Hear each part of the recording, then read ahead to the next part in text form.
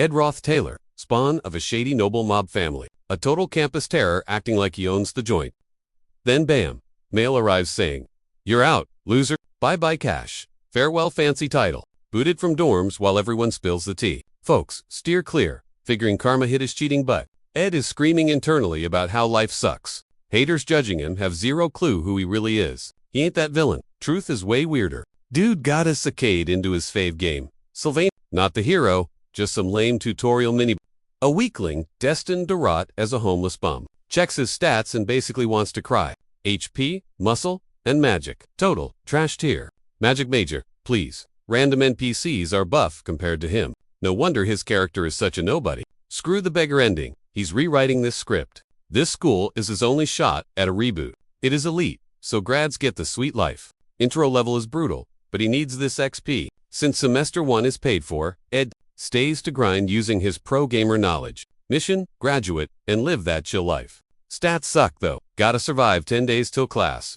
Dodging all the hate and glares, Ed dips from campus and heads into the woods. Tried magic logging. Mana tanked. Got super hangry. Recalling a weird tip from his gramps. He boils bark. Tastes like straight puke. Note to self. Bill Whitwood, don't eat it. He grinds on a hut. Logs. Frame. Boom. Hours later, his shabby crib is done. Stats up plus an achievement unlock. Sweet. He sucks at magic but rocks at crafting. Whips up a harpoon. Ding. Another trophy. Spears fish. Grills them. Finally eats real food. Finally, feels like he won't totally die. Mid-bite, he turns around. It is Princess Phoenix, the royal snitch who busted his exam cheating. She is the reason he is at rock bottom. She is salty. He is here. Why no? Expulsion. Calls him shameless and tells him to scram. Ed is sweating. She is a human lie detector. If she snitches, it is literally game over. As she rants, his dinner burns. Major but Ed knows he's gotta chill her out. Tries to distract her, then just bows and says thanks. Phineas shook. No lies detective. She knows his fam is total trash. Genocidal maniacs. But Ed, he hits different. Lucky dude got disowned already. Huge plus for school. Otherwise, game over. Ed wonders why she's solo in the woods. No squad. Right, the placement test. Gotta find those magic beads. Ed knows her vibe. She's gunning for Class A. He offers help cause she'd fail solo. Phineas Seuss thinks he's trolling. Ed's chill. If I'm lying, kick me out. His last shot, we gotta make her believe him. Ed spills the tea on the bead under Marilda's tree, dead center. She goes there, and boom, bead found. Phineas shook and confused. Ed from 3 days ago was trash. Who is this guy? Next day, tests wrap up. Students gather for the results. Prof Glast asks to see their loot. Kids with random junk get Class F fail. The teach says real beads have zero magic. Tricky Jixes and Lortell snagged 2 of them. Then Glass points out, ... the kid who grabbed the last bead, names him top of the class. Crowd goes wild. Ed crafts a rod by the river. Achievement unlocked. Game lore says the princess can smell lies cause she grew up with fakes. She's but that made life suck. She got her title by grinding, not looks. She flunks the test. Grinds for respect. Help and saves his skin, but wrecks the plot. If the script flips, ... his game cheats become useless. But that gift, it's totally a trap. Fia keeps a royal. Status low-key to dodge the drama. Wants to win fair and square. That shiny bead was basically a guaranteed ace on the test. But she couldn't take it. Zero effort means zero honor. Phineas all about that high road life. Earning her love, princess rep in the OG lore. Since Ed can't exactly lie to Phineas, he plays 40 chess to manipulate the sitch. Boom, just like he thought. She rejects the loot. Now she's empty-handed for the exam. Then Lucy snags the bead instead. Phineas is super salty about it. Since Ed was technically honest, she can't even roast him. But he totally wrecked her shot at a solo victory. Ed's just stoked. He didn't get kicked out, and the plot is safe. He bolts back to school for the boring opening ceremony. At the bash, Ed just stuffs his face. Finally, chilling out. A bunch of kids clock his weird new vibe. The notorious jerk, they knew. Gone. He's like a total stranger now. Ed's got laser focus now. Mission, objective. Graduate, period. In the crowd, one girl can't stop staring at our boy Ed. She's studying him, shook by his glow-up. Who is this guy? First day back at the school, teachers hyped everyone up for their new selves. But then Ed gets summoned to the big boss's office. He's panic mode, thinking, well, I'm expect. Shockingly, the principal just smiles and chats, chill like. Ed thought the princess snitched. But nah, the principal's clueless. Phew, that close call put Ed on high alert. He vows to stick to the script. No more freestyle moves, Living in the woods, Ed's survival game levels up big time. He gets pro at crafting sick arrows and starts brainstorming magic buffs for M. One night, after bagging dinner, Ed heads to camp. En route, he spots a chick under the mealda tree. It's the starer from the ceremony. Janica. She's the sophomore spirit, Gina said's classmate. She spots Ed and bounces over. Super hyped. She intros herself, saying the magic tree spilled tea about him. Tree's seen him lurking but thinks he's chill. That relaxes Ed instantly. He jokes that even a savage wolf can be a softie. Janica blinks, then cracks up at that. She holds out a hand, asking if he wants to pet her spirit bet. Ed, however, is so not into bonding with her. He politely passes claims he can't see it, and says, just here for snacks. Then he dips. He's actually dodging her because she's a major plot character. He knows Janica's main cast material, and befriending her might glitch the story, ruining his future sight advantage. As Ed dips, Janica hits up her bestie Milda, the giant wolf guarding the forest. She leans on the fluff ball, getting cozy, and starts spilling tea. She thinks Ed is actually kinda cool, just like Milda predicted. She tries being super sweet, but he just grunts, one-word replies. Whatever, she knows they'll totally bump into each other again. Next morning, Ed busts his butt to avoid being tardy for school. His base is miles away, a total trek, but hey, free stat boosts. Ed's flying solo on everything, doing all his own chores, scrubbing laundry, and micromanaging his food stash like a pro. He needs that scholarship. Janica creeps from afar, super curious. Ed finally catches her and snaps, asking why she's stalking him. He's like, do you have any clue who I actually am? Ed Roth Taylor, the school's biggest baddie and total nightmare. Ed tries to ghost her, even though she's being super chill. She says she ignores gossip and won't judge till she knows him. But Ed keeps his guard up, totally suspicious of her vibe. She looks innocent, but he knows she's the Act 1 final boss. Best to stay away and not trigger any major plot points. Stressed by life, Ed takes a gamble and asks her for a solid. She gets all hyped, thinking it's something super important. But when he hits her up for cash, her mood instantly tanks. Money is her weak spot, which Ed remembers from the game lore. She's broke and grinds hard for grades to keep her scholarship. Without that funding, she'd be totally kicked out of school. Looking sad, she says sorry and dips, leaving Ed feeling guilty. 3 days later, while hunting, Ed replays their awk chat. He regrets the money bag but knows he has zero choice but to dodge main characters so he doesn't wreck the original plot. Back at his tent, he finds another game VIP crashing inside. Lucy Marcel, the rare genius and OP mage, snoozing away. Lucy wakes up and starts whining. Immediately, that Ed's way too loud and ruining her quality nap time. Ed asks why she's there. She lazily points behind him. She casually mentions a spirit wants him to save Janica someday. Even with her pointing out the spirit, Ed sees nothing there. He is totally frustrated. Just got Janica off his back, and now he's stuck dealing with Lucy. Tiny, floating Lucy acts like a stray cat, napping wherever she fits. To make things suck more, she's stealing his stuff and skipping class to sleep. Ed blames himself and needs to fix this before the plot breaks. While setting up traps, he sees Lucy swipe the beef bait and snack on it. This ticks him off even more, because whatever he yaps, she totally ghosts him. Ed gets it. She keeps showing up. No stopping her. Game effect. Lucy's unbeatable. No cheats work. Ed digs into his nerd brain for a hidden game trick. Time for the Hail Mary. He goes, saw Aphis maids hunting you. Lucy freezes. Kuak destroyed instantly. She stammers a lonely bout. Urgent stuff, and poof, vanishes fast. Ed sighs, thanking his nerd guides. She's OP, but terrified of doormaids. Funny weakness. Turns out, she dips cause they chase her non-stop. Lucy's gone, Ed wins sweet. 2 days won't wreck the plot. Glad I yeeted her fast. He clutched it. Saved the plot. Feeling pretty smug. Story rolls on. Big quest incoming. Joint combat training. Mach 101 with foam swords. Safe stuff. Cast intro time. Everyone meets now. There's Taylor, our fail hero of Sylvania. Ed cares zero. About the fights? Spoilers. Taylor wins. Wait, Janica's back? Hyper, as ever. Ed tries to ghost her, but she sticks like glue. She's totally a puppy, unlike Catgirl Lucy. So wandering, Janica helps, shows the list. He ignores it, bored, till she says his name's. Their panic. OG plot, says Ed's expelled. Whoops, yoinks the list to find his rival. Main event starts now. Hero Taylor versus OP Cat Mage, Lucy. List down, eyes on the brawl. He still digs Taylor after hours of gaming with him. Even if Ed's just an NPC, he's Team Taylor. Lucy's up. Iconic game moment. Taylor grips Sorg, shocks her. Lucy busts mid. Lightning DQs Taylor wins a pick. Ed's nostalgic, ready to watch. Bell ring. It's go time, people. Taylor charges in, hype levels maxed, trying to punch Lucy's lights out. Classic move. Zap, one bolt, and bros glued to the wall. Ed's watching, like, wait for the comeback, canon event style. Even as a total noob, Taylor never quits. Sword out, full send, let's go. Catches her slipping, just like the script. Then the plot goes totally off rails. Instead of the usual zap, she blocks him cold. Then boom wind, magic blasts him, yeting him across the room. Code, Lucy wins. Ed's jaw hits the floor. Hero was supposed to win. This is all wrong. Tiny change. No. This wrecks the whole plot. Ed's freaking out. Crowds hype for Lucy.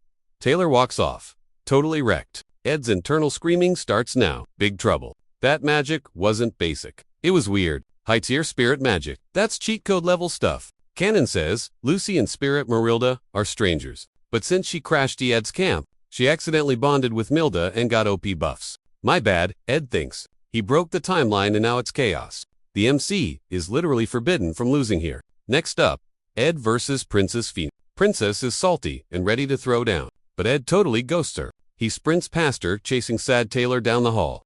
Taylor lost because of Ed. Canon Ed should have been kicked out ages ago, but he's still here, messing up the flow. And now the plot is officially cooked. Ed catches Taylor. Don't quit, bro. 1L doesn't define you. Stay in school. The plot needs its heroes, mojo intact. No hero equals game over. Ed goes full motivational speaker. Mostly cause Ed wants to survive. If Taylor dips, Ed's stuck in hard mode. Taylor's gotta toughen up so Ed doesn't die. About FENIA ... But Emperor Kel first spotted her vibes. People think it's holy powers. No. She'll ground that skill out amidst palace drama. Survival mode turned into a superpower. That is why Fania thinks her vibe check is flawless. Royal life showed her the gnarly side of things. Peeping into the void made her tough and super sharp. So, she stares dudes down to catch their true vibe. Before the fight starts, Ed begs for mercy, and Fania tells him to play nice too. The crowd is totally talking trash about Ed. In the OG plot, Ed was majorly known for bullying Taylor, then acting like a fan. Fake much. He tortured Taylor, then pretended to be his hype man.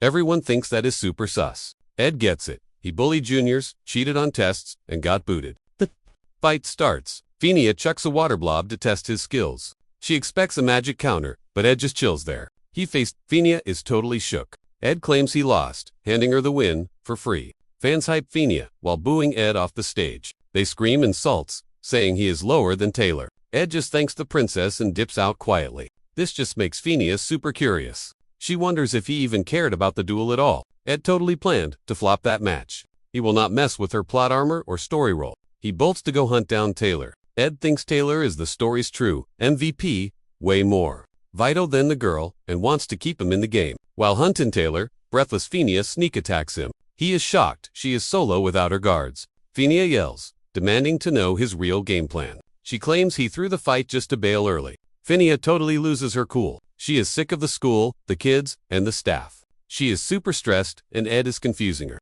She screams, "Who are you?" and gets more sus. Seeing her freak out, Ed steps up, grabs her shoulders, and tells her to chill and breathe.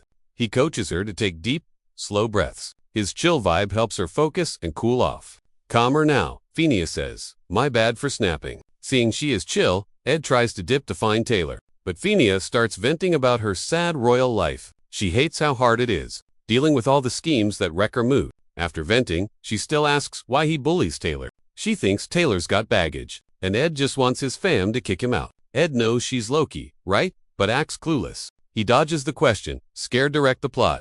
Fania gets salty again. She asks why he bullied Taylor, then flipped to stan him. Ed keeps ghosting her, questions with totally random answers. She's fuming but has no receipts, so she bails. Still sus. By the door, Ed spins back to Fania. He says she needs to chill on politics and nap. School ain't the palace, fam. Stop stressing. Fania's shook by the tip. She's wildin' that he actually gets her vibe. She's curious, cause nobody's read her like that. Ed dips, hoping it hit home, and rushes to find Taylor. He spots Taylor solo, clutching a busted sword, looking wrecked. Ed steps up, but gets blocked. It's Isla, the game's main girl. She warns Ed to back off and stop bugging Taylor. Isla waws him off. Taylor's done with your mess. She yells that he's caused enough drama. Then, total plot twist. Taylor, looking beat, stands up anyway. He faces Ed Barris, asking why he hasn't dropped out. Ed's hyped by Taylor's grit to keep fighting. After maining him a billion, Times Ed knows Taylor never quits. He peeps Isla's via day one bestie, always hyping him up. Taylor grills him on his real goals, but Ed just props his sword skills. He gives mad respect, for real, straight, from grinding the game with Taylor till the end. Ed turns to Jet, saying he's just checking in. No sus schemes here. Taylor's still doubtful, but Ed's chilling. Not 'cause the plot's weird, but 'cause his hero's solid. As Ed bounces, they glare, annoyed he's acting so cool. Just as Ed exits, a huge boom rocks, the hall magic gone wild. Ed instantly clocks this scene. It's the epic duel. Lortell versus Janica. Oh, G's story had the squad watching inside, but now Taylor and Isla are stuck outside. Ed figures it's chill since the brawl is still on and folks might be peeking in. Huge deal, 'cause the winners, the Act 1 boss, it gets wild. Lortell blasts ice to stop Janica's fire spirit, but the fire wrecks the ice, melting it and smacking Boom, Janica takes the win. Crowd goes nuts for the second-year champ, but Janica spots medics carting Lord. She's freaking out 'cause she fired a ban spell by mistake. Lucky break, nobody seemed to clock. Slip up, but she's shook over hurting her rival. Twist, Lucy beats Taylor, and the whole quest ends with Janica as top dog, saving senior rep. Ed sees this and knows things are gonna get crazy for her, which is great if it keeps her away. Ed decides to totally dodge the main cast, 'cause they're just a massive headache. 2 weeks fly by after the combat training, and Ed's just grinding solo. His stats skyrocketed. He doesn't need the main crew to survive now. He got way buff and tougher, boosting his skills. While scrubbing up in the river, Ed spots Janica creep. He yells at the peeper. Later, they vibe by the campfire. Janica digs his camp, calls it a secret adventure base. She needs real talk and asks for his honest take. Ed's like, why ask me and not your squad? She says after he dipped. She won that Lortell fight, but mid-fight she accidentally fired a ban spell and hurt her. Now she feels trash and thinks she went too hard. Her friends would just gas her up, so no help there. She wants a real answer. Should she say sorry? Ed tells her to follow her gut and apologize. If that feels like the move, being Miss Popular won't undo the mess she made. Folks might back her up, but that doesn't fix what went down. Janica's stoked Ed kept it 100 with her. She sees he's totally diff from the guy he was. She's bubbly, but she doesn't miss a beat. Like when he asked for cash, he wasn't desperate. He was actually signaling her to stay away. Janica thinks he's interesting and kinda likes him. She wishes folks were more like him. He's oddly chill. Next day at the academy, Ed is totally cooked. Lortell's stalking him, yelling his name while he tries to ghost her. He knows the T on why she's bugging. The game Sylvania's failed sword is legendary tier. Barely anyone unlocks the true ending. Noobs rage quit early, 'cause they make dumb choices, or let the homies die. One slip-up leads to tragedy, town hero dies, or cracks up. Straight up, game over. Early game Lortell is a sleeper agent, a hidden MVP role. Unlike Fenia, the popular idol, Lortell gets treated like the villain at first. You don't see her real power or vibe until late game. To keep the plot from crashing, Ed decides to dodge her traps. He ain't playing her game, gonna watch his step on every move. Since she keeps tailing him, begging him to stop, she finally blocks him with a fake angel smile. She asks nicely for 2 hours of chat. Ed's annoyed. Yo, how long you gonna follow me? She giggles. Didn't think you'd air me this long. Acts chill, but she's grinding her teeth. Lortell's a nepo baby tycoon. Ketchum's kid, not basic at all. She's deep in the beef with Princess Fenia for school dominance. Ed, the once zero part of her drama, not falling for the trap. He speedwalks to shake her. She doesn't quit. Keeps yapping sweet, nothing's to grab his ear. Even SZA got your back, on whatever you need. Ed rolls his eyes. Don't cap if you don't mean it. But girl won't bail. She blocks him again. Max charm. Claims she respects him, even if rumors say he's a jerk. To sweeten the deal, she flashes 3 gold coins like a month's rent for normal. Kids calling it a down payment to get his eyes on her. The pitch she wants Ed to be buddies with Janica. Smirking like a fox, she slides the cash in his pocket. More allies. Always good. Ed eyes her down. Curious now. So the golden girl buys her squad too. He's impressed. She knows the score. Ed sees she's already playing 40 chess for the school. A freshie gathering minions. Bold. Ed digs the hustle. He offers a handshake, respecting the ambition. Mid-shake, he drops some wisdom. Born rich. 1 second of being broke breaks your soul. But for the desperate, even a little cash makes them sell their pride, fam, or themselves.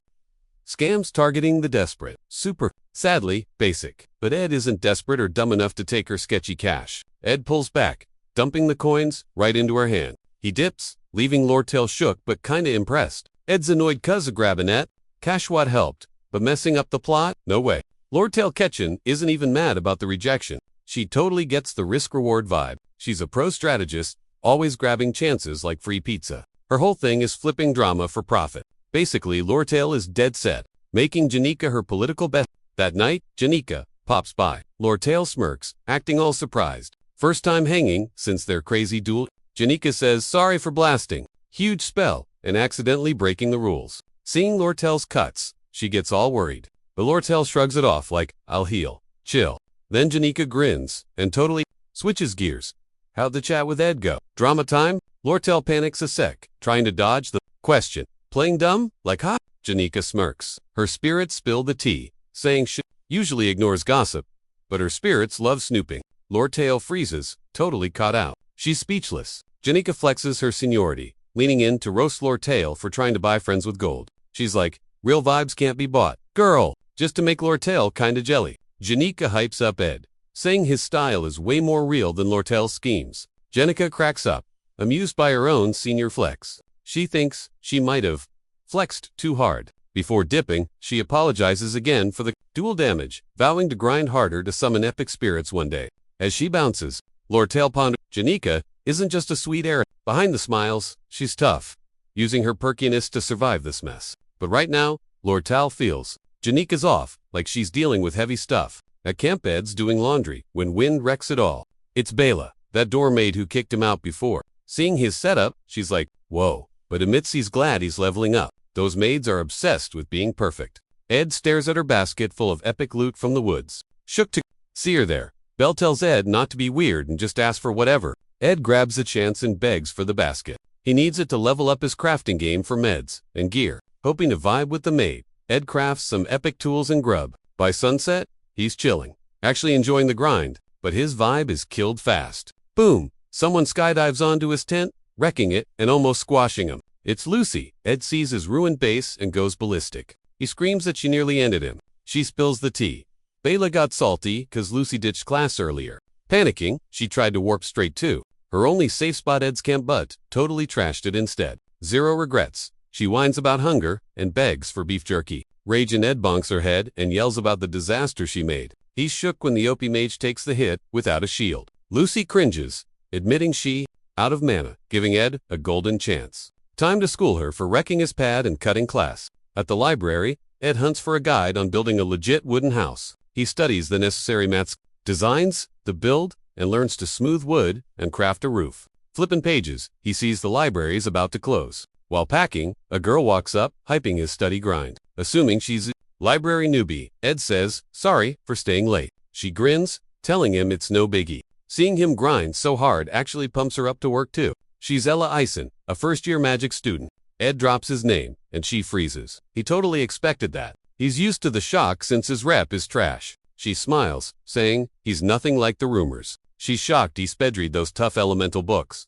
She can't believe he's the infamous Ed everyone hates. Before dipping, Ella says she's rooting for him, then heads to her dorm. Ed actually feels kinda hyped now. Boom! A huge quake rocks the library. Books rain down. Total chaos everywhere. This is the start of episode 1's final boss level. On campus, kids rush to Taylor's camp. Seeing the mess, Aya remembers a line from an old spirit book. It talks of summoning Glazin, the top-tier dark spirit. Finia listens. Only a spirit pro can summon him like them. Janica just went full final boss mode. Dark spirit totally hijacked her brain. Finia peeps the bad vibes and knows our camp barriers are toast in like 5 minutes. Taylor screams, Student Center, move your butts. Now, he's like, if Gloskin spawns for real, we're all gonna die. Speed run to safety. People, guard Captain Guy tries to chill, saying, relax, teach, and the magic pros are on it. But Alvara, that loud alchemy professor, ain't having it. She yells, do something now. Dark spirit is can't wait for Principal Opal. He's a Alvara asks, who's dumb enough to fight this thing? Clebius, Mr. Comba Dude, goes, nope, not me. Dude is literally shaking in his boots. He spills mid-tier ghosts are guarding Janica, plus Tarkin, and Philosopher. 2 elite bosses. Going in is suicide. I vote 0 stars. Alvara's confused. Like, how did a noob student summon Glaskin, the big bad? Issa, the goth spirit nerd, says Stark spirits hate sorcerers. They're to swall for even pros to handle. Janica got wrecked and possessed. Easy math. Now the ghosts are driving her body to summon the big G. Who's controlling them? Total mystery. Weird flex. Everyone argues until Jix yells, "Tick-tock, guys, Princess Phinia, you make the call." Everyone stares at Phinia waiting for the plan. Phinia remembers Ed's deep talk about burden and chills. Then, she drops the only top-tier players and guards. No scrubs. Gear up in 1 hour. We're raiding the building, saving Janica, and canceling Glaskins. Download. Phinia hypes the squad, saying, "Get tough. If we fail, blame me." Suddenly, some kid runs up, totally freaking out. He gasps. Teaching area crew can't help. They're busy guarding the potions at Audrey Hall. Phinia frowns. Great.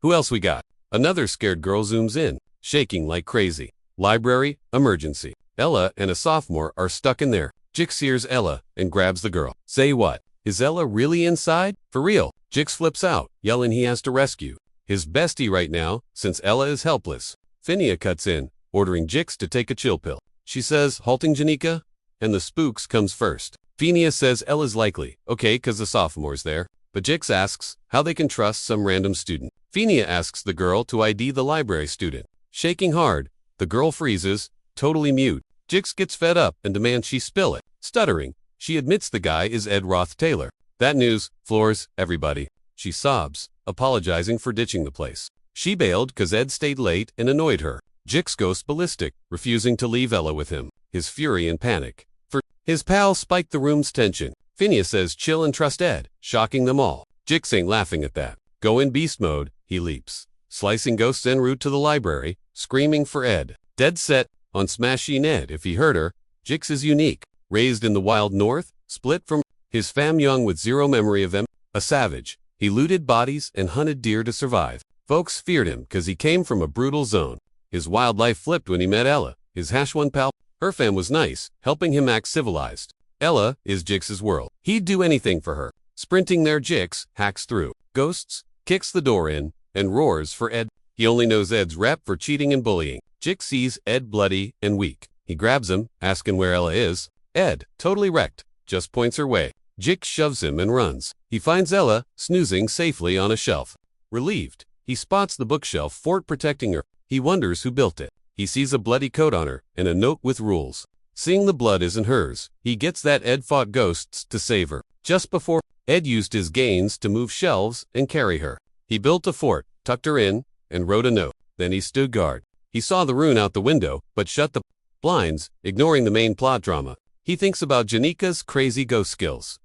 He's shook. How'd she go full emo mode with the spirits? He can't do that. When dark spirits Mavella, Ed throws hands instantly. After wrecking the mid-tier ghosts, he sees his stats bumped up. Whoa, unlocked spirit hacks. Now he's curious about his potential. Jix grabs Ella, asking Ed, "Dude, what went down in the library?" Ed shrugs.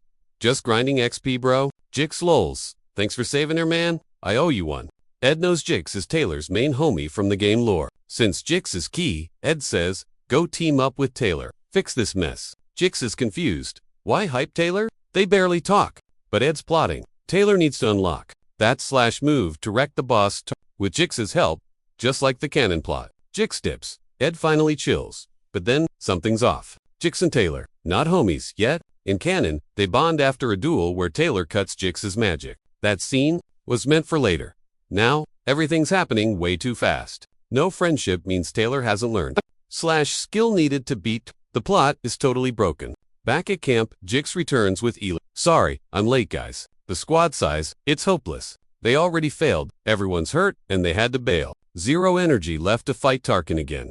Ed pops up, shocking everyone. He scans the scene. The boss summon is nearly done. If they don't move, it's game over. Meddling breaks the plot, but he gotta save the world. He bosses up, splits the squad, and leads one team. Ed's officially crashing the main plot to stop this mess. Seeing Ed, everyone just stares in total shock. Klebius laughs like it's a joke, but Jix snaps, listen to him. Ed breaks it down. Distract the fire boss, then beat the dark spirit controlling Tarkin's rockin'. A crazy tough shell. They couldn't scratch it last time. Ed says, 2 teams, one bets Tarkin, one grabs Lortell says, nope, claiming they're too underleveled for a boss that strong. We only survived last time because of dumb luck. Ed admits it's risky, but says, no other choice. Guys, beat Janica, and Tarkin gets nerfed, so they decide who plays bait. Taylor volunteers, but Ed stops him. No, you're on the attack team. Ed puts himself, Lortell, and Klebius on bait duty. Total panic mode. While the squad argues with Ed, Princess Phinia pipes up. She thinks Ed is sus, but digs the plan. Time to split up.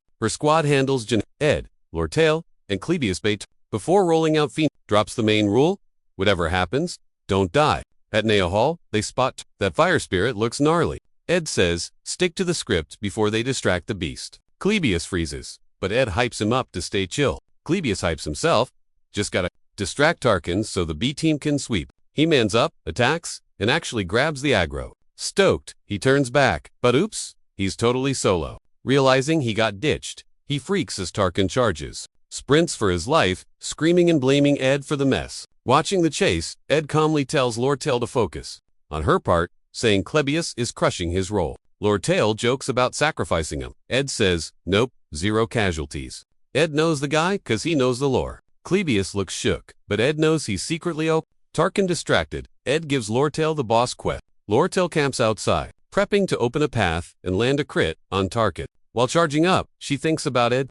Bad rep, but kinda cool. Rumors are trash. She blasts a massive hole, opening a route to Janica. Her insane move shocks Princess Phinia and the squad. Ed clocked her skills earlier. Perfect time to flex, and he trusts her, and she digs the confidence boost. Path open, Lortell turns to scrap with Tarkin. Clebius runs back, crying sorry and begging for help. Ed sees Tarkin's shell tanking every hit. They need serious damage to crack it. Knowing the plot, Ed grabs a bag and climbs the roof. Lortell up with ice to block the fire attack. Up top, Ed finds Lucy snoozing. She's off scripts, but whatever. She's in now. He tosses beef jerky into her mouth to wake her. She wakes, and he eats her at Tarkin, yelling duck. Lucy screams at Ed, being toxic, then unleashes her ult to wreck the shell. Spirits weak, Ed sees the opening. He rushes in to land the final blow. People have always hyped Janica as the symbol of hope. Famine teachers stay hyping her up, setting that bar way too high. For Janica, just a massive drag. She's been lugging since day one. Thinking about it makes those memories crack like dropped glass. Boom! Hall wall! Goes by. Rescue squad busts in, but Janica just hits him with a creepy grin. Dark Spirit Velisphere is totally driving the bus now. Outside, Ed's trying not to lose his cool. Final boss fight ends by dawn. He checks if Lucy is toasted from earlier. Lortell says Lucy is lurking somewhere close by, rolling around after cracking Tarkin's shell. She's chucking ice spears, but Tarkin is tanking everything. Ed knows he's got to go for the throat to end this mess. Lucy's gassed, and Clebius is running scared from Fireboy. Useless. Ed knows the drill. Gotta handle this solo. Tells Lortell, my life's on you, Keeb, that beast frozen. She calls him crazy. Ed grins. Call it an investment to kill it. That piques her interest. Investments are her jam. She smirks. Way cooler than that stiff royal princess. Hype mode on, Lortell lays down ice traps.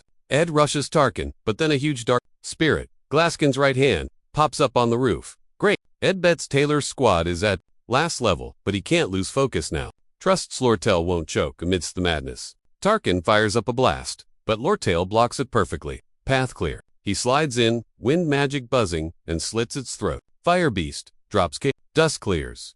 Ed checks his stats. Smirking time. Magic leveled up big time. Even unlocked a contract slot. Shocker. He looks over and sees Taylor hacking. Glaskin's goon, 2 pieces like it's nothing. Ed's impressed. Dude is totally owning that main character energy. Tarkin's toast, and Janica is free from Philosopher's clutches. They actually won. Break time? Nightmare over. Lortell laughs. Met tons of risk takers, but most were chickens. She thinks it's funny that after do or die brawl, Ed is still grinning slyly. She shakes his hand and slips him 3 gold coins. Before he can react, Taylor shows up. Dude's hair went white from the insane power he used on the boss. He's glaring at Ed looking salty. Ed admits Taylor looks sick in sword mode. Perfect hero vibes. Ed's got beef with Tay, but honestly, this place is legit fire. Shockingly, Tay bows slow. You saved the school, bro. I owe you big time. He actually means it, too. Club, shaking and sobbing, screams. Don't trust Ed. He's totally sus. Everyone shuts him down fast. Club just grumbles in the back. Then Princess P steps up, all graceful like. She gives Ed props for saving their bacon. She invites Ed to join the council squad. For being a hero, but Ed says the whole crew did the work. Elvira trolls him, but Jix is like, yo, show some respect. Ed just grins watching the chaos. Seeing the main cast vibe together gives him the feels. Ed's been ghosting the MCS to keep the plot safe, but watching them bond, total win. Everyone's leveling up. Tay gets buff from every fight. Esau's getting tough right beside him. Fenia's bossing up as queen. Everyone's grinding for the W. Ed dips from the group to check on Janica at the hall. Feels like the plot glitched a bit, but he's got to stay an NPC guide so the real stars can shine. He finds a beat-up, Janica hiding in a chest in the wrecked hall. Before Ed asked why she raged, Lore spilled the tea. She said Janica's room is plastered, with fan letters and gifts piled high from randoms outside, plus fam expecting her to be the GOAT. Lore thinks the pressure made Janica a total stress case, trying to reply to everyone perfectly. Dark Spirit Valisfer used those bad vibes to make her go aggro. Ed's like, why the boss fight so early? He realizes T was supposed to beat Lucy for clout. Losing messed it up. The crowd stand Janica for winning. Now she's stressed to stay perfect. Ed notes Lucy and Janica both have spirit packs, but Lucy chills in the woods, bonding naturally. Janica likes that. Ed blames himself for ruining the canon event. Jay tells Ed she feels ghosted in the chaos. It stings. She admits, after wrecking such a big scene, she thought PPL would look. They didn't. Ed cheers her up, gets a giggle out of her. She's shocked he found her. Wanted to hide because she's about to ugly cry? Ed starts tearing up. He remembers Milda the wolf saying, save Janica. He gets it now. This is the moment to save her from doom. Ed finally vibes with what the wolf said. Everyone's stressing Janica, but Ed chills. She digs that. The stress makes her botch the high-rank spirit pact. She speedruns the summon and gets possessed. R.I.P. Faculty building. She grinds magic nightly to please her crew. She looks totally perfect, but inside, she is absolutely losing it. Her epic fail hits Ed right in the feels. He tells her she crushed it and comforts her. Outside is loud with praise. Inside is dead quiet. Ed's sweet words make Janica burst into tears. Suddenly, Janica's spirit squad shows up. Ed sees them all. He's rewatched this scene tons, but never saw ghosts. Now it feels like the real Act 1 finale. Ed hits level 10. Now he sees spirits wanting to bond. The top-tier wolf digs him, so they team up. 10 days post-trial for Janica. She owns up, ready to take the L. But her squad and teachers totally have her back. Her other homies, plus the MCs, argue she's innocent. Not her bad. That dark spirit wrecked her. It wasn't on purpose. Even Lortell pays for the building repairs. She just asks for cheaper school supplies, fees. At first, the punishment meant losing all her top-tier perks and getting booted. But thanks to her crew, the committee cancels the expulsion and gives her a pass with just some probation time. Friends are hyped she stays, but she looks stressed. They throw a tea party to cheer her up. No drama talk. When Janica pals invite her, she randomly asks, love versus like. This totally shocks Annie's and Clara. Confused, they ask why. She's asking. Janica keeps dreaming about a certain friend. Dream garden. Princess vibes. Holding a flower crown. Then her friend, looking dreamy on a horse, shows up. They chill. Same dream every time. She grins talking about it. This freaks out Annie's. Clara, did they find her secret crush? Panicking, she'll say something dumb. Upset her, Annie's makes up an excuse and bolts. Awkward. Now it's just sweaty Clara soloing. Janica's emotional role. She knows one wrong move sends Janica spiraling. A slip-up means the whole school hears the tea on Janica's crush, making life totally awk for everyone. Clara fakes a zen smile. Don't overthink it, girl. She tells her to keep it real with her feels, noting that vibes are tricky and messy to decode. Janica thought, that was super deep and really pondered it. Clara adds, keep it on the down low or our rep is toast. Janica nods, totally getting the drift. You're a lifesaver, Clara. Janica beams. Then she bounces, mumbling about checking in at office hall. Clara waves, then faceplants on the desk. Rumor crises officially dodged. For now, Ed thinks about his insane penny pinching. Princess signed off on the build. On site, he spies he figures since the intro's done, chatting won't break the plot. But she dives behind a tree. Ed freezes, confused. Janica remembers Clara's be-real talk, but panics hard. She yells a lame excuse about office hall and bolts, confessing literally impossible for her. Ed just stands there, totally baffled, but shrugs it off. Gotta build that crib. Day 1. Ed scopes the perfect digging spot. Day 2. He gathers logs, hacking trees like a pro. When grades drop, Ed realizes he absolutely crushed the curve. But school gets weird. Janica ghosts him on site. Ed's lost. Plus, Clara and Annie's give him death glares, hissing at him to back off because he flusters her. After days of grinding, Ed starts framing the hut. He busting Lucy for jerky theft, Bela's help, and Janica drama. He hits snags with the frame, but Jix backs him up. Slowly, he tweaks the walls and gear. Day 4. Achievement unlocked. Finally, the homeless life is over. As Ed chills in his new pad, Janica appears, lurking behind a tree, scoping out his DIY masterpiece. Final touches, done floors, walls, fire pit lit. Plus, with storage, Ed's vibing with his own genius. Peace wreck Lucy's snoozing on his roof again. Boom, Janica pops up, all smiles and hey there. Ed jumps. How'd you find my secret base? Maid said your hut's a masterpiece. She spills, had to see the hype for herself. She's low-key obsessed with the craftsmanship. Hype girling him loud while wandering around. Did Spirit snitch? Ed asks.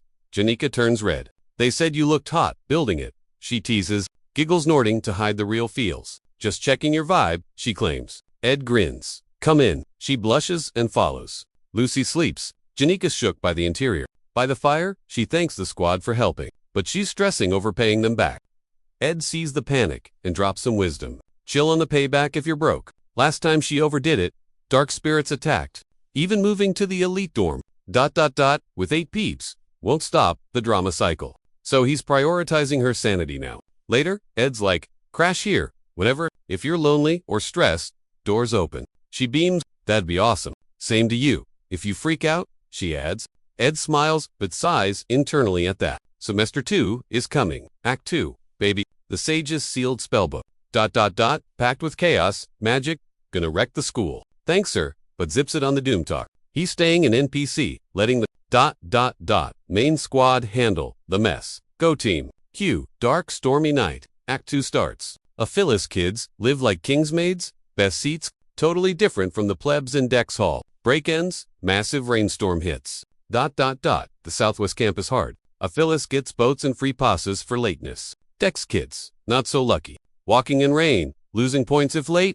Dex students are salty about the end. Time to riot and demand equality. They're super salty about the VIP treatment the rich kids get while they eat dirt. Loki, Lortell, and a total troll named Wayne are stirring the pot. Wayne's got a silver tongue gaslighting people to make the drama explosive. While students want justice, Wayne just wants to grief the elite dorm's rep. So, they basically hype the whole vibe until it's straight up riot mode.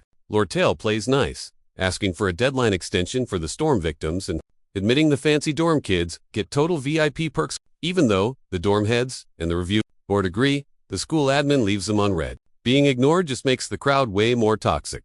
Fed up, the mob goes on strike, threatening to torch and trash the elite dorms, bougie furniture and pricey art, just to stress out the school So, he milks the chaos to tank the school's street cred, while Lortell, the merchant boss, uses the drama to secure the bag already messy from that glazing thing. While they yap, the elite merchants see a chance to snag a massive dub by hacking the Sage's sealed book, basically, the school's heart.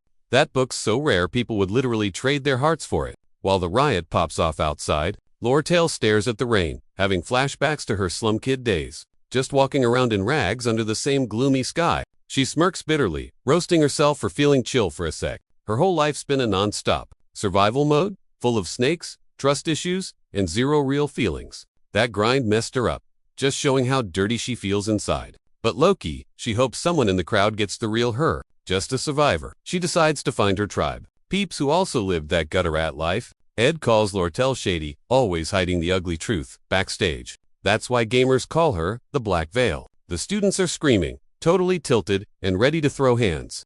Originally, this storm takeover plot is all about the MC Taylor, stopping the mobs tricked into fighting Lord. Taylor's squad has to clap some camping on every floor from 1 to 5, helping the riot. First boss up is Tot, aka the Bait. Tot's a hater, calling Taylor a loser before getting wrecked by the squad.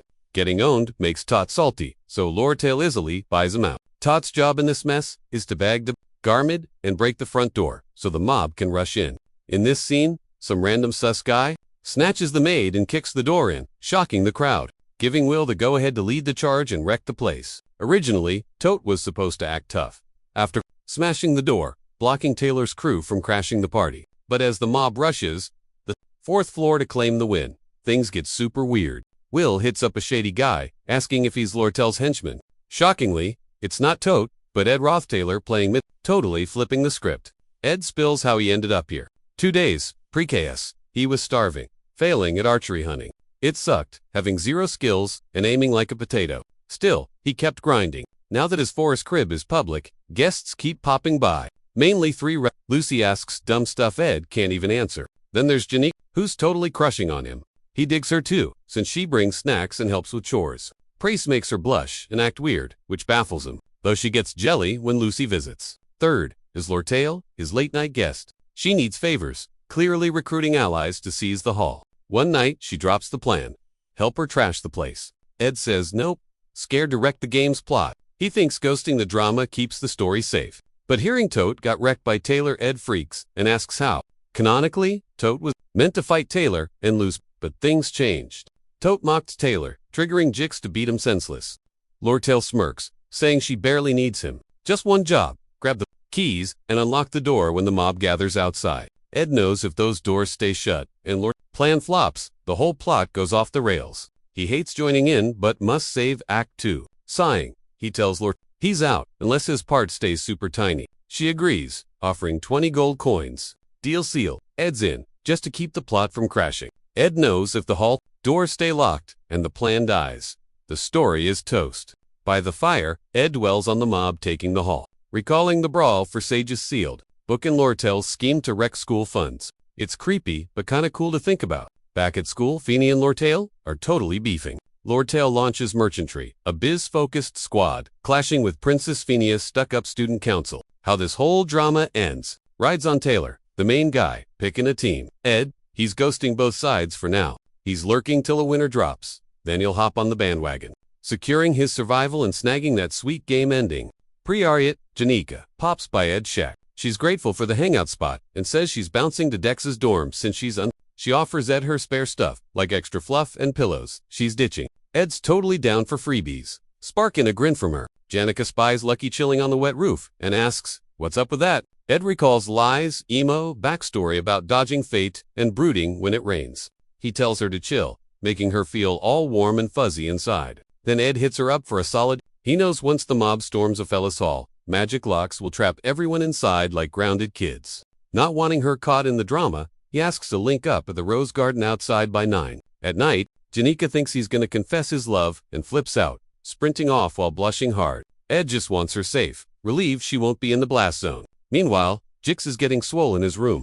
He spots a creeper sneaking to the hall's back door. It's Ed, guided by a maid, who says the staff is busy stressing over how to stop the mob. She hands over the loot he ordered and dips. Outside, Willen hypes the crowd to smash the door down. Before they can, Ed swings it open. Willen clocks him as Lortell's hired help. Seeing a tied-up maid and hearing his sob story about getting kicked out, Willen feels bad for doubting Ed and gives him props. Ed shrugs it off, telling Willen to hustle upstairs and move the plot along. Ed knows Willen is going to take the fall for this mess, but he's not sweating it, it's just game logic. Ed scans the room and sees the maid break free to snitch. He lets her go, knowing Alice, the head maid, is Team Lortell and can't stop the riot anyway. Just as Ed the madness unfold, Black Veil Lortell shows up to start the next act. Lortell tells Ed the teachers are gonna squash this fast, so she needs to speedrun her scheme. Ed, bored by the details, tells her to break a leg. Heading up, she pauses to ask a creepy question. Has he ever offed anyone? Ed, not playing her mind games, says, nope. Lortell smirks, admitting she hasn't either, but she's wrecked lives and stabbed backs to survive. She says that's how she snagged the Golden Daughter title. She knows she's trash, but keeps fishing for pity from guys like Ed who might get it. Instead of totally shutting her down, Ed warns her to own her mess. Smirking slyly, Lortell bounces upstairs to finish the job. Ed chills on the floor, waiting for the magic shields to power down. He knows the plot's Buddha go totally off the rails. Wayne's gonna slurp the defense mana and morph into the stage 4 boss. His scene is wrapped, so Ed can finally chill and wait for Taylor, the big hero, to roll up. It's hero versus boss time. Ed ain't messing with the script or stealing focus. His gig, just play the part of a mini baddie, get smacked around, and keep things flowing. Gotta take one for the team so the game doesn't glitch. Over at the Rose Garden, Janica's waiting, totally jittery. She spies a fancy gold ride nearby. Who's parked here this late? Weird. Spots a note from Ed on the bench. So sorry, running late. Be there, ASAP. All red. She figures he's planning a surprise and vows to wait forever if needed. Her brain is essentially one big Ed montage. Past 3 days, obsessed. 0 sleep. Just thinking about him constantly. She's torn though, cause Marita, the spirit wolf, spilled tea about other chicks at Ed's place. Makes her feel guilty and crushed. But she's got it bad for him, so she's sticking it out no matter what. Sitting there, she suddenly panics about her look. Is the flower pin cute? Or would the Cosmos one slay harder? Spiraling, she decides to zip back to her dorm, swap the pin, and zoom right back. Meanwhile, Taylor and his squad pull up outside Office Hall. Muddy Prince lead inside. Ooh! The protesters totally crash the gate. Elvira flips out thinking her stuff's trashed and charges in, worried she might blast everything. Taylor and Aya chase her to prevent a total disaster. Elvira kicks the door wide, and boom, Ed Roth just chilling in the way. Taylor's confused, dude, what gives? Peeping the chaos, the squad realizes Ed's blocking the stairs to the 4th floor like a total villain. Ed nods. Yep, you guys aren't getting past me. Salty Elvira steps up, bragging about her skills, claiming she can wreck him. Ed's chill though. Sit down. Rookie. Squad gears up to brawl while Ed braces to stall M out. Taylor jumps in first, rushing Ed with mad skills. Ed chucks rubble with magic to mess up his flow, then slices the chandelier loose with wind magic. Timber! It smashes the wall and decks Talon, flooring him. Inside Clebius, shaking like a leaf, terrified of the racket outside. All the yelling and smashing has him panicking that he's next. Back in the hall, Taylor and Aya dodged the wind blasts, while Elvira keeps pressing. Ed's zoning is on point, keeping them at bay. Alviv steps up, but whoosh, a sharp wind blade slices the air. Yikes! Her bag drops, dumping all her precious spells on the floor. Oops! She reaches for M, but Ed blasts a firewall around her loot. Rude, so much for getting that gear back. Totally blocked. Ed's fast and scary, smart, fighting like he was born for this. Alviv's fuming. Thanks for the heads up, chicks. She gripes. Okay, maybe they totally underestimated this guy. Big time. His magic is OP. While he holds them off, it hits her. Ed figured out the Academy's biggest weakness. Kids here rely on gadgets, not skill. Zero fight game. She thinks about her own ego trip, ignoring protective bling because it was inconvenient. Smart. He played her, dropped the light, blocked her gear. Genius. The top first year. Alchemy Whiz is totally useless right now. Furious. She screams Ed's name. You sneaky little. Not quitting. She chucks a bead, and poof, Spirit Bunny. She buffs it with fireproof juice. Now, it's a rage monster. Go get M. Fluffy. Time to take back the lead. Meanwhile, Illa and Taylor are stuck behind the fire. Isla shoots water to kill the heat, but wind blasts smack anyone who steps up. Taylor shields Isla from the wind. Come on, focus. He knows she's a theory nerd, and okay, basic spells, but Ed's aim is too good. They're stuck. Alviv yells Taylor, can you drop him if you get close? She doesn't wait. Attack. She commands her. Bunny, using it to distract Ed so Taylor can move. The buffed bunny charges Ed. It's actually kinda scary. Taylor sprints, trying to close the distance fast, while Ed fights the fluff, dives for her bag, dodging fire, and spells like a pro. Got him? She grabs her stuff, grinning like a maniac. Even in this mess, she's ready to flip the script on this fight. Ed flings a wind blade at her while swatting the bunny. Alviv spots it. Eyes shut. Release. Boom. Ed's magic just stops working. His spells turn to sludge. Total magic lockdown. No bunny, no magic. Ed knows he's cooked. He turns and bolts. Oh, no, you don't. Taylor chases him up the stairs. At the top, Ed dumps a bucket of fire oil. Trap cart. The oil catches fire instantly. Taylor freezes. Panic mode. The whole hall might burn down. Taylor is totally over the drama. He slashes the fire with magic, clearing a path to end this. Then he charges Ed like a linebacker. But Alvira spots something weird. Carpet's gone. Windows open. Suddenly, her brain goes, ding. Ed fireproofed the room so nobody would actually roast. Before she can yell, wait, he's chill. Taylor is already in his face. Taylor gets close. So Ed raises his bow. He shoots.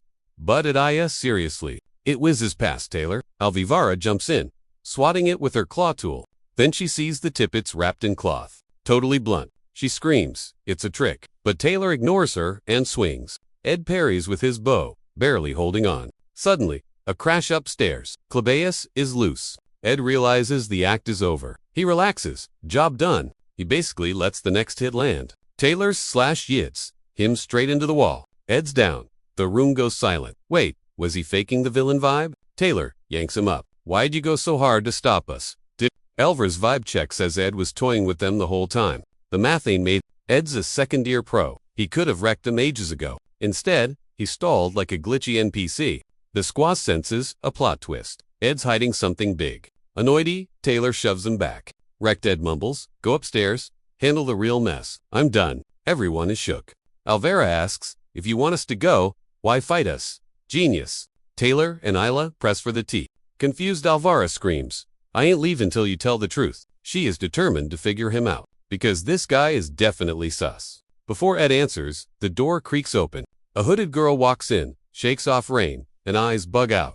Taylor's crew standing over a bloody Ed, not a good look. It's Janica. She was waiting at the rose garden, thinking he'd show up. Seeing him broken like this, Heartbreak City. Horrified, she shrieks, "What did you do to him?" Her voice freezes the room instantly. To Janica, Ed's her special person. Even with all the messy drama, his simple vibe and how he treated her made her catch major feelings. He makes her believe he can fix anything. Seeing Ed looking totally wrecked and in a chaotic mess, she knows he's the real MVP. He baited her out to keep her safe. Total hero move. Since she was already grounded for the Glasscan mess, guilt trip hits hard. She's gotta have his back now. He never asks for backup though, but it's time to return the favor. Janica ditches the hairpin. No time to look cute. She locks in, powering up for the big showdown. She switches to full boss mode, asking what's the deal. She sounds legit, scary, ready to own this mess. Taylor, confused but glad she's okay, spills the tea on the mob taking over. Plus, Ed's blocking the way upstairs.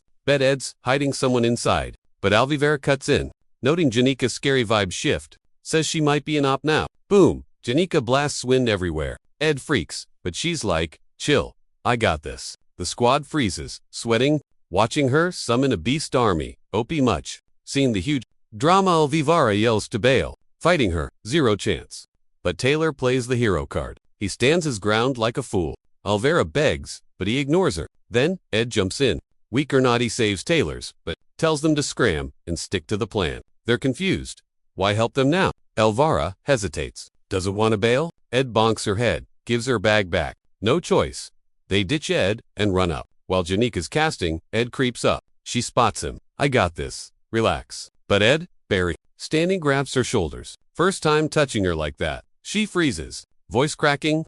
Ed's like, stop, I'm gonna blow away. Seeing him look like a total wreck, Janica totally melted. She killed the magic vibes ASAP, sending her spirit squad home. Taylor's crew, lurking on the stairs, were shook that Ed calmed Janica down so fast, Ed spun around, yelling, bounce, clock's ticking, guys. Then, bam, battery empty. He faced. Later on, Ed and Janica were just vibing together. Janica patched him up, looking super stressed out. She roasted Taylor's squad for wrecking Ed like that. Ed cracked a joke about getting payback later to chill her out. That just made Janica panic harder, and she begged him to stay safe. Ed grinned, saying thanks. He was hyped. He actually pulled it off, even if the plan went a bit sideways.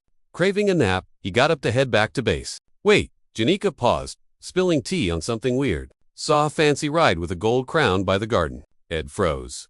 He knew that bling instantly. That's the Golden King's ride. Lortell's scary dad. Ed recalled the game lore, where that king dude shows up way later just to lose to Lortell in Act 2. Why is he here now? Ed panicked. This wasn't in the script. Meanwhile, up on floor 5, Lortell stared out, icy cold.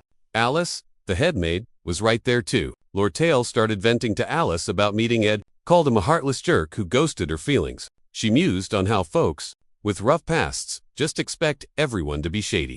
Alice, grinding away at Office Hall since 15, just stayed quiet. She started from zero and bossed her way to the top. Knowing Alice had clout, Lortell dropped major cash to buy her squad loyalty, handing over a box of gold coins. Even if Alice kept zip, Lortell figured she found a twin soul chasing that bag. She was convinced Alice was a survivor who totally got the hustle like she did. Lortell's mind drifted back to her messy past in the slums, where surviving meant stabbing backs daily. Despite the drama, Lortell owned her vibe as a secret baddie, playing for D-chess to win. Her plan, give some crazy defense magic.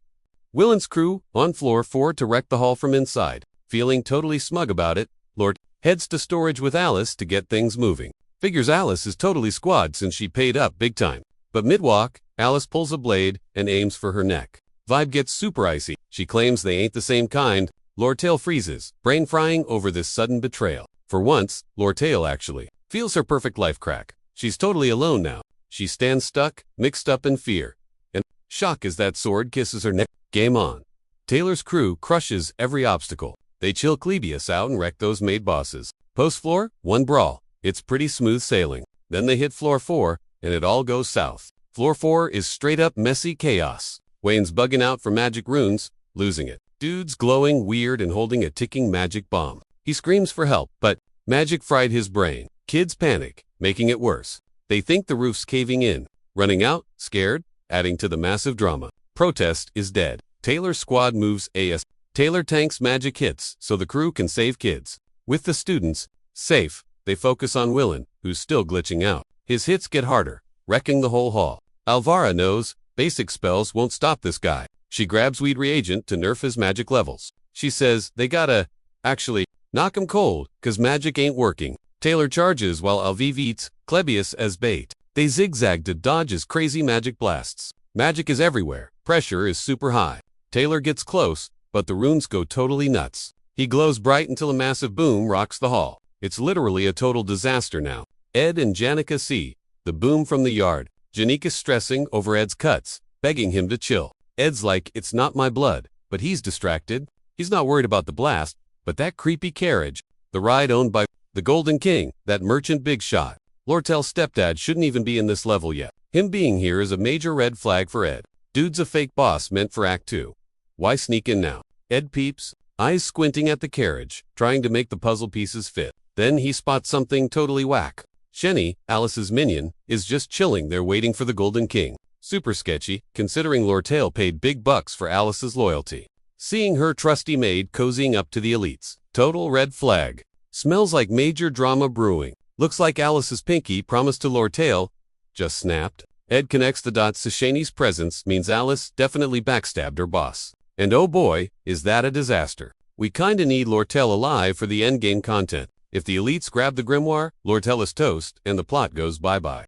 Ed realizes he gotta move. Like yesterday, he'll cover for Lortell, blocking the king to keep the canon timeline safe. Rewind a bit. Had made Alice slid into the Merchant King's DMS with a letter. In it, she basically spills all the tea about him killing Lortell's biodad while playing adopted daddy. She leaks Lortell's entire revenge plot to turn the business tycoons against him for a hostile takeover. Plus, she rats out the scheme to snag the sage's sealed grimoire, which was supposed to blindside the king and boot him from the throne. Alice wraps it up by demanding way more cash than Lortell ever paid, swearing C-flip teams, and causing total plot twist that hands the win to the king. Cut to now.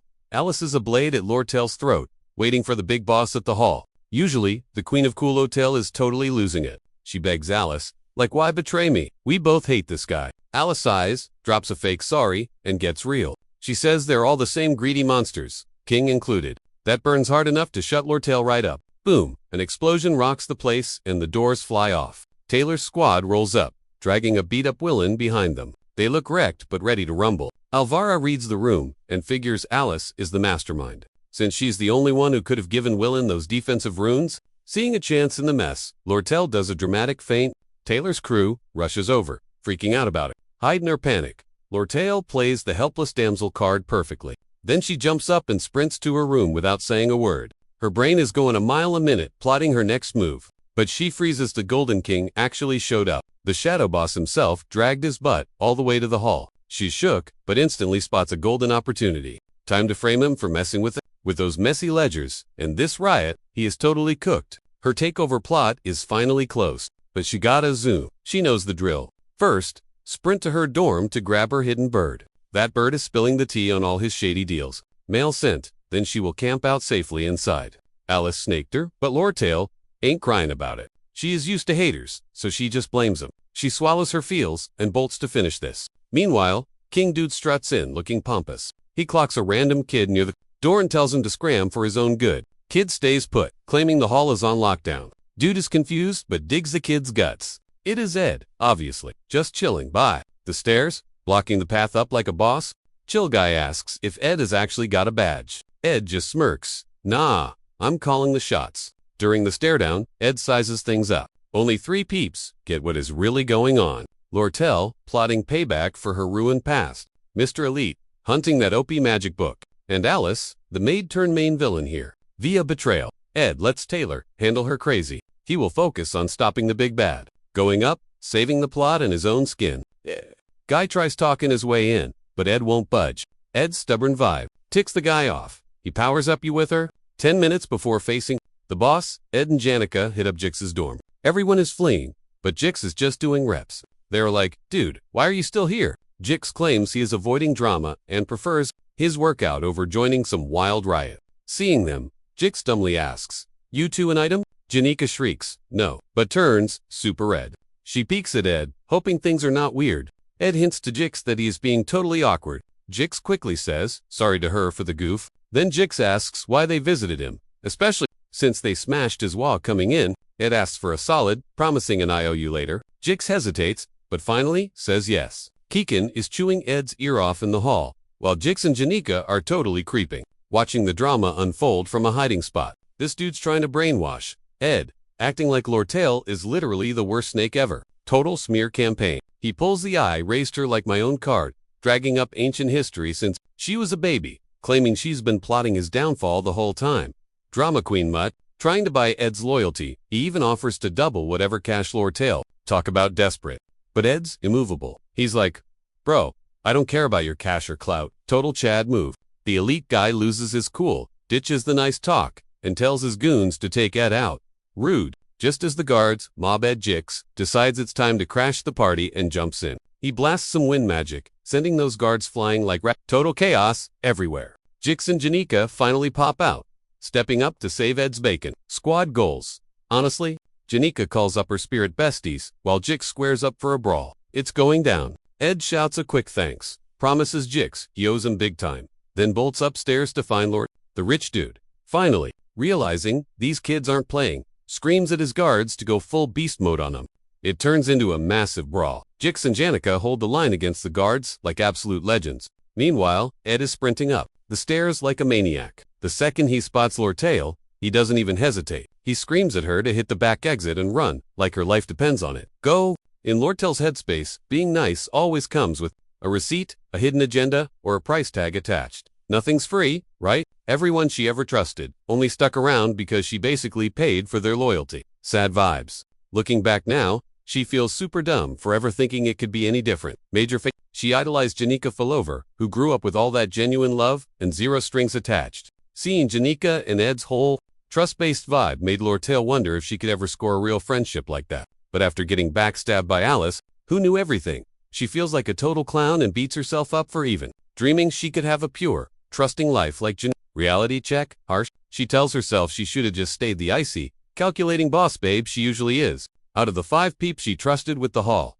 Alice totally snaked her for the elite guy. Those twin maids, Shenny and Kelly, joined the traitor club, and even Willen was acting super sketchy. Only Ed was left, but Lortell figures he's gonna bail on her eventually too. Trust issues overload. I mean, why wouldn't he? Midroned asks if Alice actually crossed her. Lortell just freezes in her tracks. Total stoppage. Voice trembling, she apologizes, admitting she can't promise him the 20 gold coins anymore. Everything's gone sideways, and she's totally lost the wheel. It's a mess, but Ed's like, whatever. He straight up tells her he's not in this for the payout. Zero hesitation.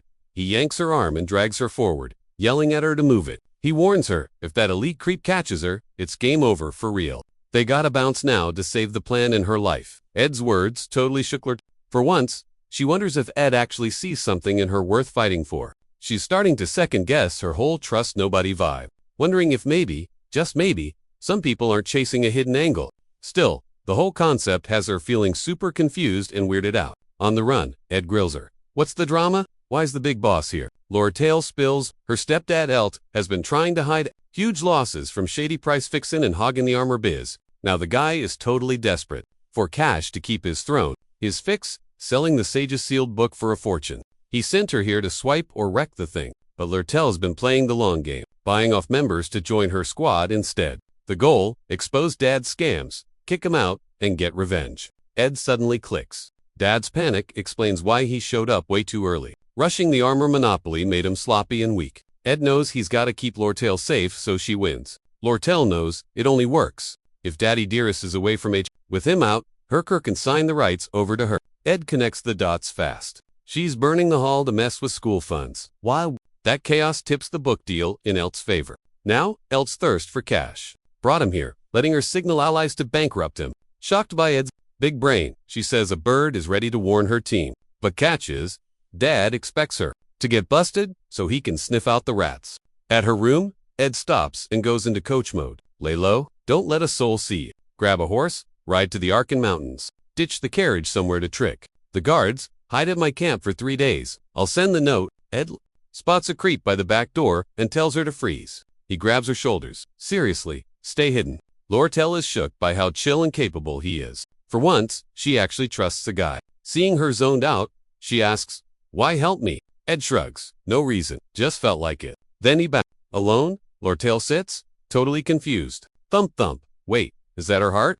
First time someone helped for free. Zero strings attached. She's feeling all warm and fuzzy inside. Meanwhile, Shenny the maid is guarding the back. Ed steps up. While Taylor fights Alice nearby, things get real. Alice goes full beast mode, grabbing every rune to unleash some serious magical beat. She's a pro, but Alice is totally outclassed by Taylor's raw power.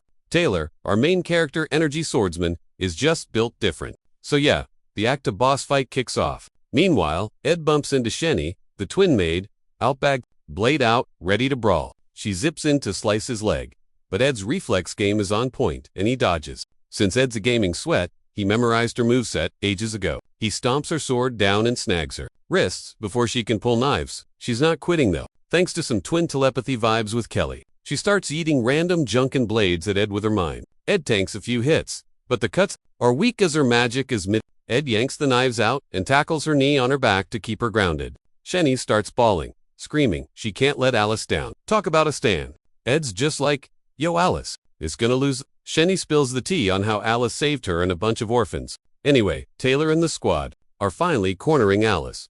Taylor drops a massive nuke of an attack, shaking the whole floor. Shenny sees the boom, screams, and totally blacks out from the stress. Ed ignores the sob story. He's just here to survive the level. He drags her into the hall, props her up, and dips fast. He knows this filler content won't change the ending, so he bails to save himself. Moving on, Ed hits up Lortell's room. Fancy wood, neat books, super bougie setup. It totally matches her vibe. He's impressed. No time to chill. He scribbles a note, straps it to a pigeon, and launches that bird to H. Big brain move. Elite Keikon needs at least 3 days to get back, so they're safe. Later on, under the pouring rain, a beat-up Ed limps home to crash and heal up. He totally blocked Elite with the homie's help and made sure Lortell had a getaway path. He played it smart, forcing Elite to chase Lortell's Ubert carriage. Everything's coming up. Ed, plot armor intact, back at his crib, expecting Lortell to be chilling, but things get creepy fast. Lortell's coming at him with a knife and a super psycho. Ed starts freaking out. Is she the final boss taking everyone out? Is he next? He freezes up, unable to move, mind racing. But then she rips her outfit and starts bandaging him up. Plot twist. Ed stops freaking out. Now, just totally confused. Lortell gets all soft, leading him to the hut, where a fire's blazing. Let's get cozy, she suggests, blushing a bit. They cuddle by the fire. Ed finally dries off. Lortell brings up her driver, who swore to create a distraction. He'd bait the guards, even if it meant game over for him. Ed's stumped. How'd she unlock that level of loyalty? Then he remembers it's better to keep his mouth shut. Lortell thanks him, noting she owes him a massive solid. Now, seeing him zone out, she roasts him for being boring. Ed just politely asks her to cough up the 20 gold coins they agreed on later. Silence hits until Lortell asks if he and Janica are a thing. She sounds curious. Ed hypes Janica up as super sweet. Lortell stays quiet, her face getting soft but kinda sad. She praises Janica too, but sounds super bummed out. Catching the vibe, Ed asks, what's up? She sighs deeply. Smiling a bit, she admits she's not totally selfless like Janica. Meanwhile, back in the hall, Jix and Janica are fighting hard to stall Kelkon's squad. Twist and Elite, here's Lortell already slipped away. He ditches the fight instantly to chase her down. Jix is getting absolutely wrecked. He's toast. But nervous Janica suddenly powers up her aura. A huge tornado spawns, eating guards everywhere. Her spirits go full beast mode. Jix freaks out, yelling at her to chill before she destroys it all. Janica pauses, turning with a super creepy smile. Eyes glowing weirdly, she claims she's totally not mad. Next day at the hut, Ed's scrubbing his trashed uniform, ditching class after that wild night to sort stuff out. Jix drops by with spare clothes and some crazy news. He spills the tea on the aftermath. Wayne took the rap for trashing a Filzu hall. Captured maid Alice isn't saying a peep. Lortell's hiding at Ed's. No word from Elite Sexton. Ed relaxes as Jix talks. Plan worked. Just waiting for bird mail, stretching his aching body. Ed feels wrecked from last night but stays on the grind. Then Ed spots something cool. Stats went up. He hit intermediate craftsman rank. That means sweet new crafting skills unlocked. Stoked. He picks up spirit formula and fusion mixine magic and tech. Now he can sign contracts with summon ghosts, craft op gear, and magic loot. Feeling pumped, Ed plots how to use his new hacks for the boss fights. Later, Janica rolls up to see Ed, grinning. Here, Ed's working out when she pulls up and sits. Confused, Ed's like, why aren't you in class? Janica says she's fried and needed to touch grass in the woods. Worried, Ed asks if she got hurt 'cause of him. She shakes her head, smiling. I'm Gucci, promise. Then she frowns a bit. Is Lortell okay though? Ed says she's napping inside. Janica's low-key jelly, but hides it. Inside, Lortell chills, glad that crazy hall drama is finally done. But the grind never stops. She gotta convince Alice to help snag that sealed grip. Right now, she's stressing over a reply from H. While waiting, she notices Ed brings serious cozy vibes. His pure trust makes her heart go wild.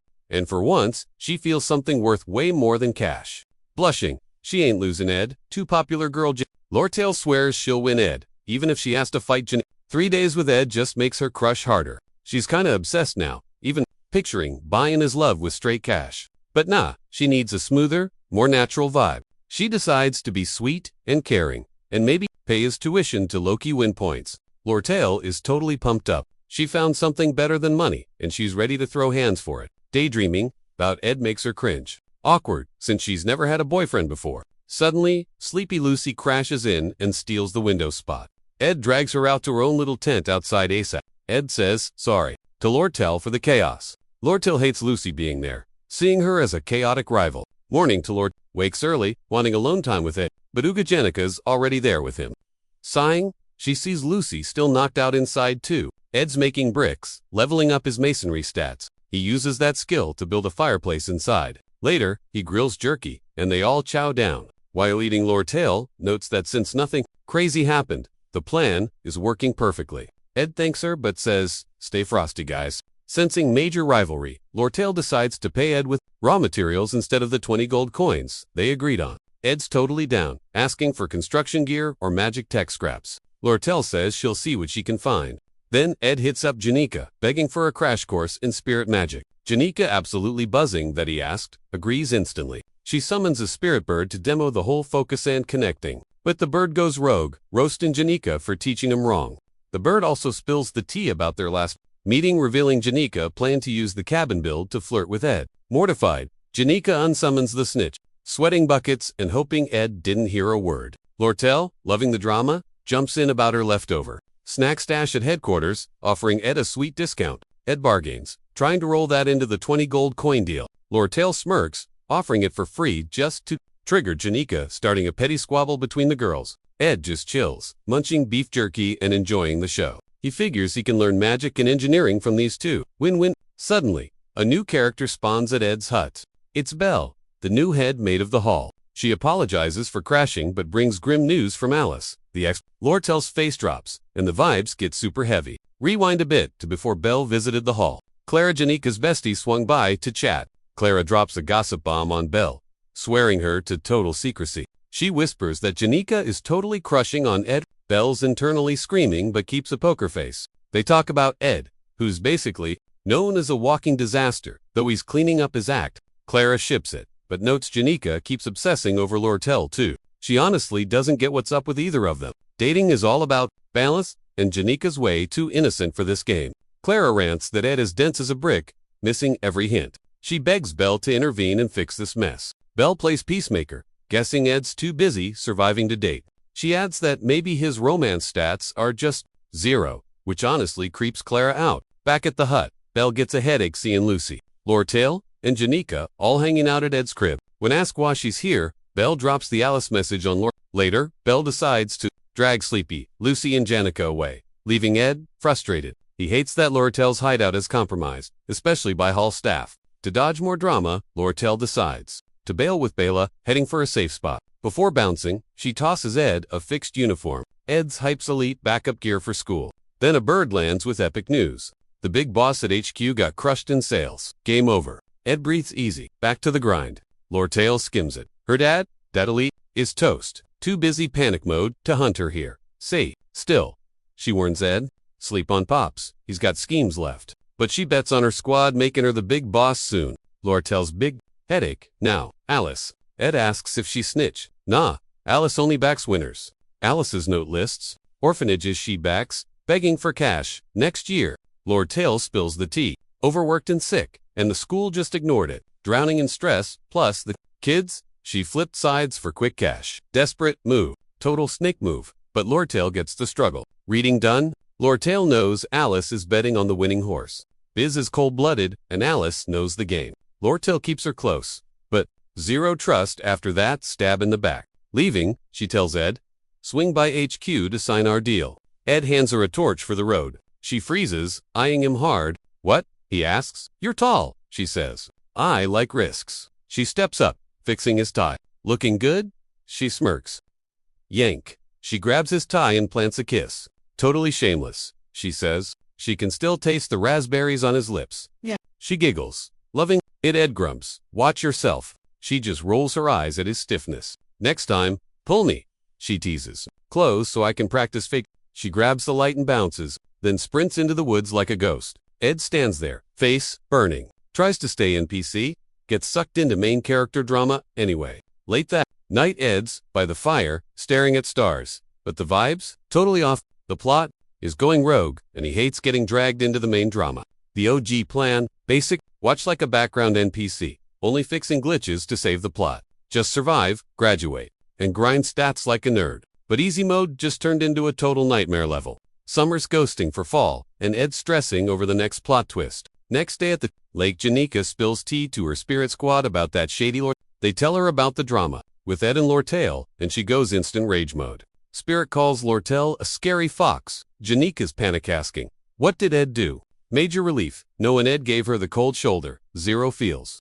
But chill vibes die fast when Tarkin warns Lortell's gonna thirst harder if Janica doesn't claim him now. After a bunch of Tarkin's super cringy ideas get him dragged away by the squad. Marita actually has a brain. Milda says, do something wild, so he's obsessed with you. Janica thinks, yeah, grabbing food is a solid start. That night, Ed cooks up a new dish and lets Lucy test it. She gags instantly, screaming that it tastes like trash. Ed, stone-faced, just taking notes on his epic fail, decides to pause the chef life until better loot drops. Despite the flaw, he still levels up his crafting stats.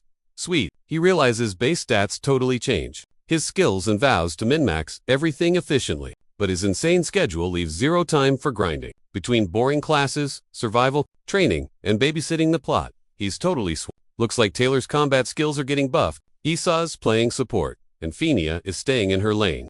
But the big Fenia versus Lortell showdown is dropping soon. He knows that other key player, Clarice, is a next-year problem.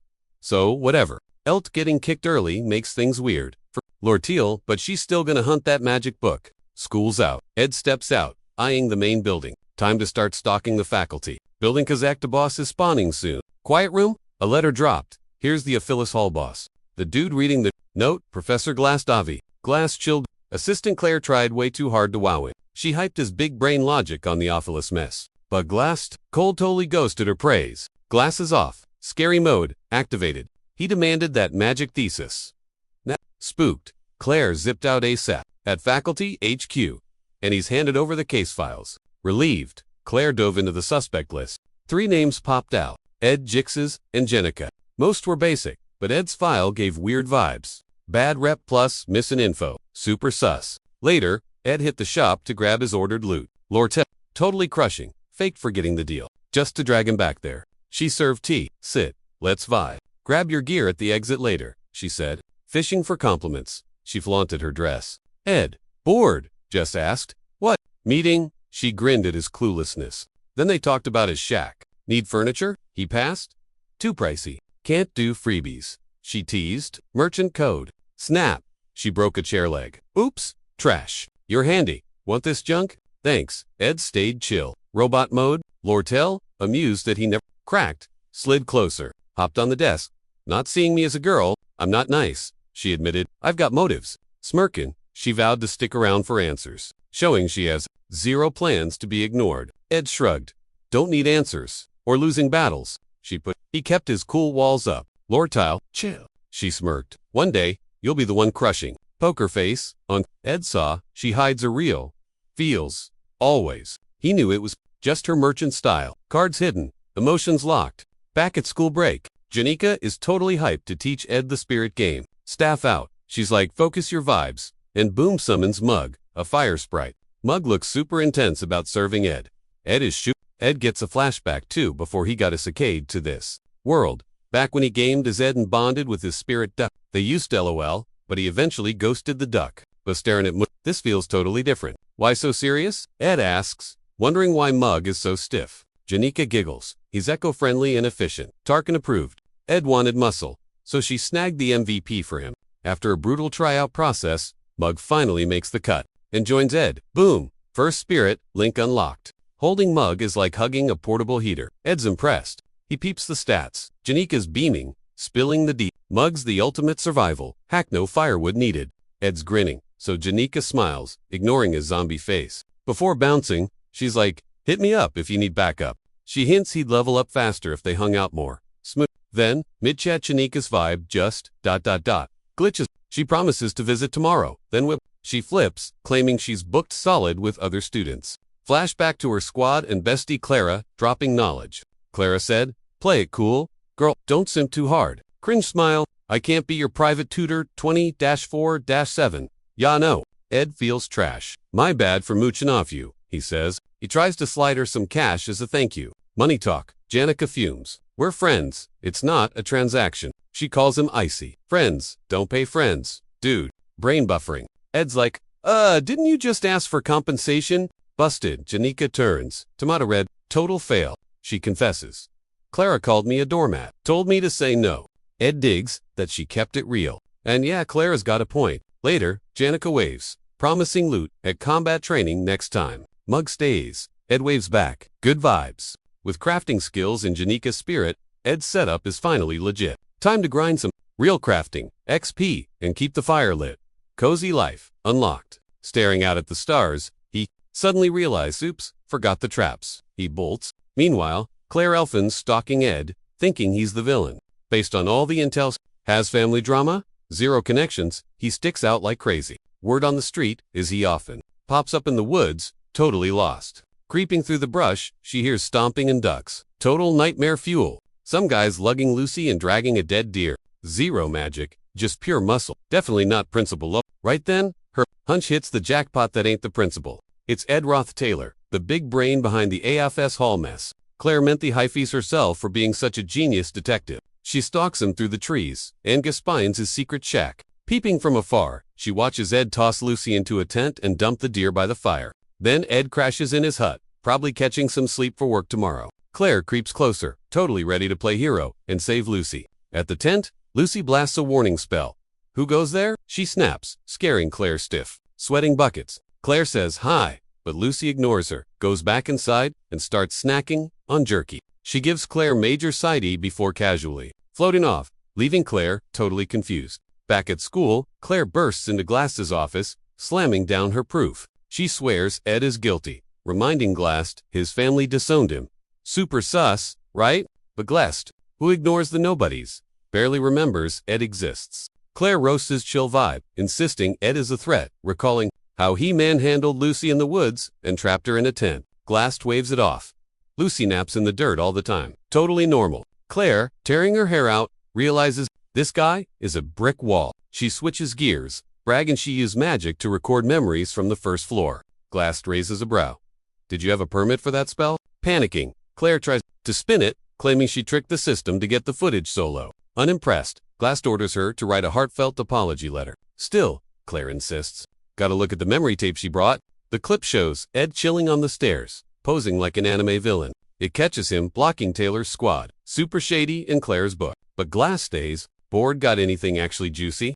Desperate, Claire brings up the forest again Ed, lugging a passed-out Lucy like a kidnapper. Glass stares blankly, then reminds her to submit that apology letter. Groaning loudly, Claire drags herself out. Alone now, Glass actually checks the memory orb. Watching Ed block the squad, he actually gets interested. Hard to believe a total normie. Like Ed could stall Sword St. Taylor and Alvera the alchemy prodigy. Brain replay. Watching Ed's sick combat moves on loop. Glost's face finally cracks. Maybe Ed isn't just some basic NPC.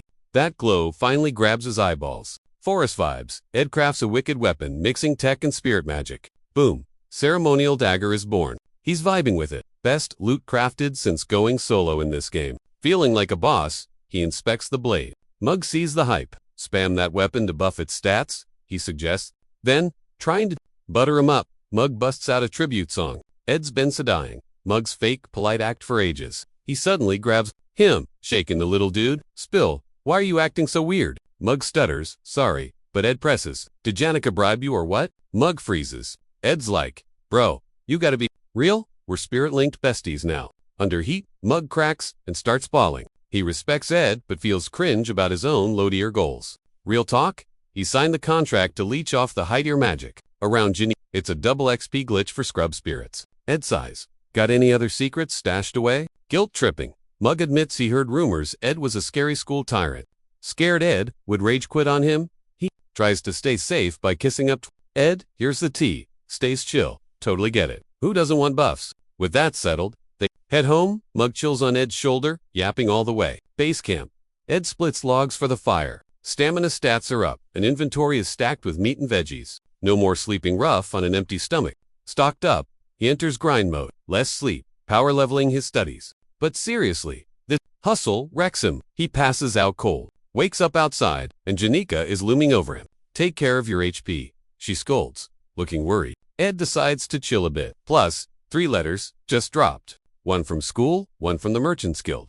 But that third one, total attention grabber. He knows this mail dictates the whole game's plot twist. Originally, Act 2's main event was a bidding war over the Sage's sealed grimoire. School versus Merchants drama. But the script flipped since the elites crashed. The OG buyer linked to the Roth-Taylor family. Now it's a messy 3-way battle royale. Crepin Roth-Taylor, the big boss, just entered the chat. He needs that book to unlock his eternal life cheat code. Crepin is meant to be an act for boss, so seeing him chillin' in Act 2, total nightmare mode. 0 players exist. Who could wreck him at this low level? Ed knows Karoth is bad news and wants to block him to keep the plot from going off the rails. If Daddy Taylor manages to snag that sealed book, it's game over for Ed. No cheat codes can fix that mess. His messy meddling would glitch the whole run, leaving Ed totally doomed. Letter 3 spills the tea on Crepin's shady moves with that magic book, but honestly, writer's a total ghost, making this whole thing way creepy. Break time. Princess Phinia is vibing with tea in the garden. Captain Claire rolls up, saying he dropped off Ed's mail like a good soldier. She gives him props for the help. To Phinia, pawning the school's legendary book for cash is super cringe. Even Principal Ol begged her, telling the royal heir the school's broke and needs a bailout. But Phinia's stressing more about the Taylor fam crashing the auction. Claire thinks maybe Ed leaked the info to his dad, hoping to get on. Dude thinks Ed would sim hard just to get his status back.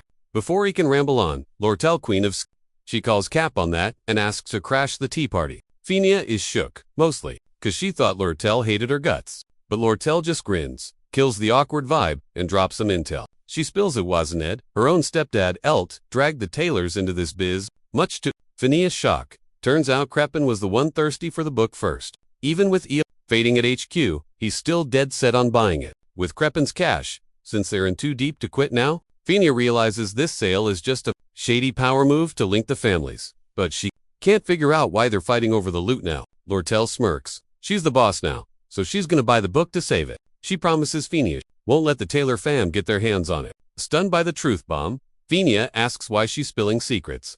Lortell keeps smiling. We're on the same team here, best. If Phinia helps her bag the book, Lortell levels up in the guild, and Phinia blocks the bad guys. Total win-win.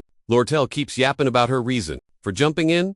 She wants to keep Ed safe from drama. She reminds Phinia that Ed got kicked out by his fam, so suspecting him is totally unfair. Phinia's got her radar up, scanning the vibe, analyzing Lortell's slick talk and calculated pauses. Something smells off. Since when does the Ice Queen panic over people? Time for a vibe check. Phinia casually drops Ed's name, mentions he's actually super handy for dirty work. Hints she might drag him in for a little royal interrogation. And if he resists, she squeezes him dry without blinking. Lortell freezes, her teacup rattling like an earthquake hit. She sets it down in slow-mo, trying to breathe, then busts a gut laughing. So the princess plays dirty too. Captain Claire looks like he just swallowed a lemon. He flips out. You can't talk to Her Highness like that. But Phinia silences him with a hand wave. Chill. Lortell stands up, poised. Relax. We're on the same team. Then drops one final truth bomb before dipping. Sleep on Ed Roth-Taylor, and you'll cry about it later. Lortell bounces, leaving Phinia's brain in a knot. What's real? Is Ed actually the mastermind here? Or is it the girl who treats royalty like high schoolers? The one with the ego, the size of the campus? Phinia stares at the door. Can I even win against her? First time ever. The princess is totally clueless. Later, Lortell spots Ed with Janica and sees green. Janica catches the glare and hits her with a smug high. Lortell only prepped tea for Ed. Janica gets tap water.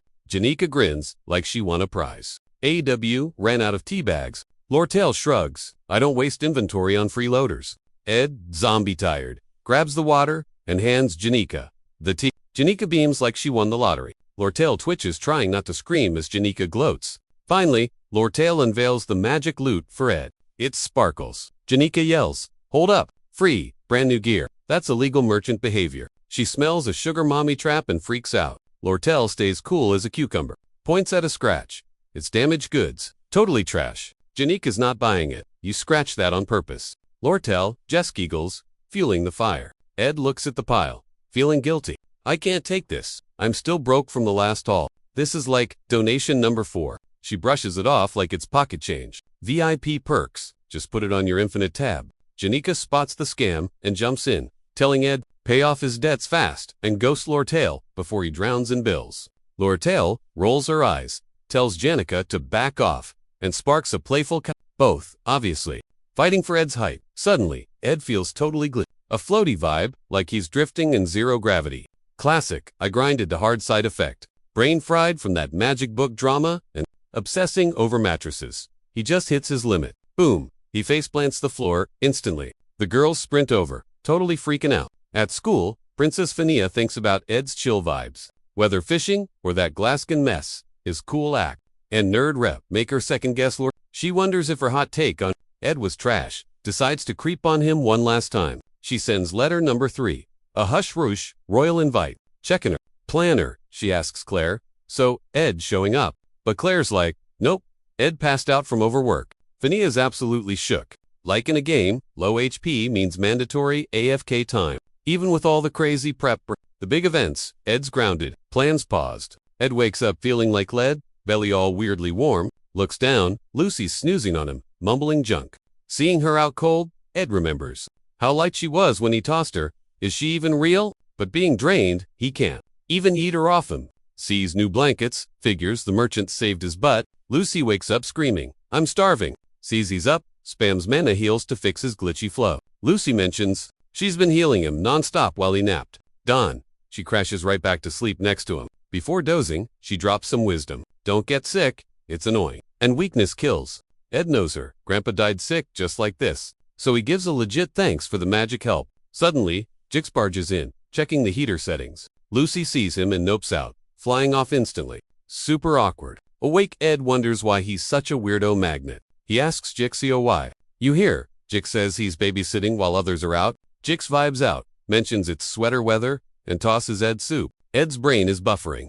Any tea on the academy? Jix spills the deets on the school. Quest, saying Taylor and Clayboy totally crushed it. And the sewer monster drama. Handled plot armor is intact. Ed's relieved, nothing major. Flopped in the canon event is still Gucci. But the boss fight the struggle for the sage's bookies looming. Ed asks how long he's been AF. Jix says, 10 days. Ed panics the main event started. To stress him out more, Jix adds that Lortell had to bounce for a biz deal since he was out. Ed jumps up. Help me text her ASAP.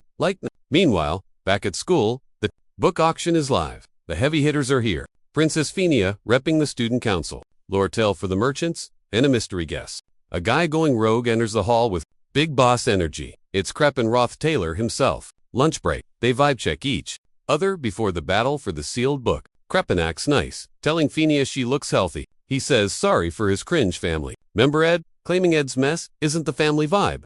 Fania replies politely, saying no worries, but she's side-ing him. Crepin looks chill and wise, his crew bowing down. But with her, skill, she sees he's a total villain. Crepin turns to Lortell. You, the merchant girl. Lortell bows. I'm Lord. Big honor, sir. While chatting, Crepin tests her brain and motives with tricky words. Lortell plays 4D chess, only saying what helps her. She claims she just wants cash.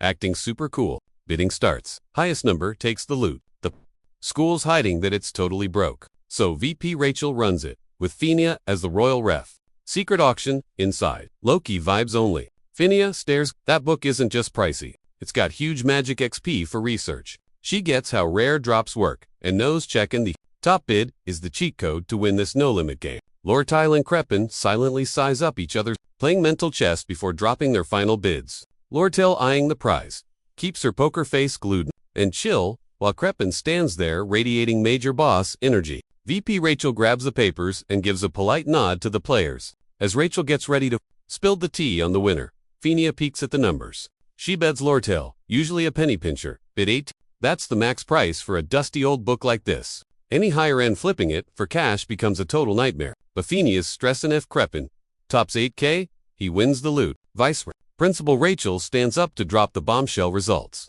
When she reads Crepin's card, he offered 8,500. Classic. Phinia's not shook. Dude isn't here to play Merchant Simulator. But when Rachel reads Lortell's bid, the whole room gasps. She dropped 9,400. Totally crushed it and snagged the book. Crepin looks salty as heck, realizing he just took a massive L. He storms out without a word, totally failing the vibe check. Meanwhile, Lortell strolls off to pay up, leaving Phinia completely baffled. Phinia can't compute why the girl who claims she only loves cash would blow a fortune on a magic diary. Princess flashes back to their tea chat about teaming up. Suddenly, it clicks. Lortell's real game plan was blocking Crepin from getting his hands on it. Phineas still sus though. Lortell, playing hero. Yeah, right? Someone must be pulling the strings to make her stop Crepin. Her suspicion meter is spiking, wondering who the real mastermind is back there. Then she remembers Lortell mentioning Ed's family drama. Boom. Epiphany. Ed was soloing the dark side of his family. This whole time, grinding until he literally crashed. Guilt trip major. Phinia panique she basically ruined his life. Regret hits hard as she realizes she messed up big time. But honestly, for Ed, screw up was kinda a low-key blessing. Forest Life buffed his stats and turned him into a survival beast. Back at her fancy merchant dorms, Lortell is ogling the sealed book she just sniped. She runs the mat selling. It means losing 900 gold coins. But deep down, she knows cash wasn't the point. She did it for Ed. No questions asked. Dead set on making him hers. She sees the book as leverage. Now she can ask him for whatever. Lying in bed, she smirks. Ed owing her. Worth every coin. She grins like a maniac, totally delulu that she finally bagged Ed and made him hers. Back at base, Ed is vibing now that Lortell snagged the grim. Jix cracks up. Dude, you missed Lordy's face when Ella dropped the news. Ed figures she probably charmed her way to that W. She spams that move, but will it stick this time? A win's a win, but Ed's still tripping. Bet Crepin Roth had cheat codes for that auction. It ain't over. Crepin's too stubborn to quit. Now, Janica bursts into the hut, gasping. You alive? She's stressing. Sorry if my drama caused weird gossip. Ed chuckles. Chill, Jeeks already spilled the tea. Janica turns red, glaring at Jix for spilling how she runs around campus sobbing, starting major breakup gossip. Fuming, she sicks her spirit bare on him. Get him. Jix gets hauled off, looking sad while she waves. Ed's spirit mug pops out of her hair, sobbing hard. My bad, didn't know you ground till you dropped. He begs, punish me. I'm the absolute worst. Mug wants a hug but fears mana drain, so he squeezes her. Ed sees the drama and goes, easy buddy. Jix returns, messy, he's right. You were out cold for 10 whole days. Ed freezes. Wait, what? Crap his food stash. The meat and veg must be but the squad steps up to help. Ed smiles, grateful. He recalls building his hut, sleeping solo in the woods. Now, with his crew, he knows he's not flying solo. Janica eyes Ed. He looks totally fried. She thinks back to her chat with Spirit Besi, chilling under a magic tree, dishing on Ed. Milda says, move now before sneaky Lortell steals him with a scam. Gudu Milda says, dress like a cozy farm wife, he'll love it. Janica puts on a raggedy, fit, doubtful. Milda hypes her it slays. Then she coaches her on how to bag Ed next time. But Janica stalls, playing way too shy. Annoyed Milda gets close. So, what's the endgame here? Janica mumbles, Milda howls, Ooga, stop being so basic. Make a move or lose him for good, she warns. Ed's leveling up daily, and he won't stay this needy forever. Strike now. Pressured by Milda's rant, Janica hatches a plot. She whispers it. Milda nods. Okay, that's solid. Post you, Ed crashes. Even with help, he's totally toast and needs sleep. Dude just needed to recharge his battery. He hits the mattress, but bam, door opens. Enter Janica. She drops the romantic vibes and whispers that he looks wrecked. She ain't leaving, so Ed's thinking, is she plotting something? Janica gives him the puppy dog eyes and strolls right in. Ed asks, what's up? She just smirks and scoots closer to the bed. Then she sits down, totally trying to charm him. Softly, she tells him to stop faking it. Burnout hits everyone. Hard. She hits him with facts. She knows his schedule is killer and he's tanking more than anyone. Janica admits Ed was the MVP who helped her, most by just chilling nearby while everyone else was being extra. She needs him to own his struggle so they can vibe peacefully together. Realizing she's legit, Ed hits the pillow and confesses, Okay, I'm dying. Saying it cures him instantly. He passes out like a light. Come sunrise, he wakes to find Janica snoozing right there. Best part? He's at 100% energy. Janica magic. Next morning, surprise, Lortell pops up to visit him. They head to the river to hang out. She's glad he's better but plays the I'm sick to card for sympathy. Ed figures she's just being dramatic at first. But seeing her limp and wince, okay, maybe she's actually unwell. With a grunt, she finally plops down next to him. Worried, Ed asks, why trek here if you're busy and dying? But Lortell, who only came to see her crush, ignores that. I got big news. She says she's rebranding her biz and wants him as her right-hand man. Co-executive role, managing the loot, products, everything. Lortell tries. To sell it, you'd visit daily. We'd be cubicle buddies. Plus, insane perks like shares of her own private stash. In her head, she's basically planning their wedding. As she keeps rambling on, totally lost in Fantasyland, Ed cuts in. Isn't this kinda overkill just for me? She sighs, hoods up like a rogue, and gives him the death stare. You know, literally nothing.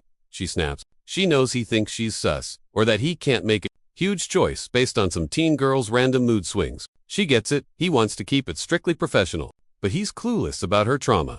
After drowning in gold and backstabbing, she learned one thing. She just needs one dude she can actually trust. A ride or die who sticks around even if she goes totally broke. She tells Ed Reguluses have squads, but she's seen too much shade. Big shots tanking, cash going, poof, in a blink. And her total nightmare is crashing with zero backup to trust. So, getting super deep, Lortell begs Ed to stick like glue. Whatever goes down, Ed's shook, but she busts a gut saying she totally punked him. Salty Ed snaps at her for playing such toxic mind games. Lortell, still giggling, grins, and owns it that she loves messing with feels just to make dudes wobble. Chilling there, Lortell sighs and drops truth. She wasn't faking, but Ed's like, nah, gotta finish school at Sylvania first. No bailin' early heel. Think about her job gig after he walks the stage. Lortell grins, hops up and says she's cool waiting for his diploma. Then, smirking, she flashes that wizard book paper. You owe me, she teases, saving that ace to snag him later. Waving the paper, she chirps, see ya, and bounces off. Ed saws, as she dips, feeling any goop he owes her for that magic book, and now he's trapped. Meanwhile, walking back, she's sweating that gutsy play, when to declaim him like a boss.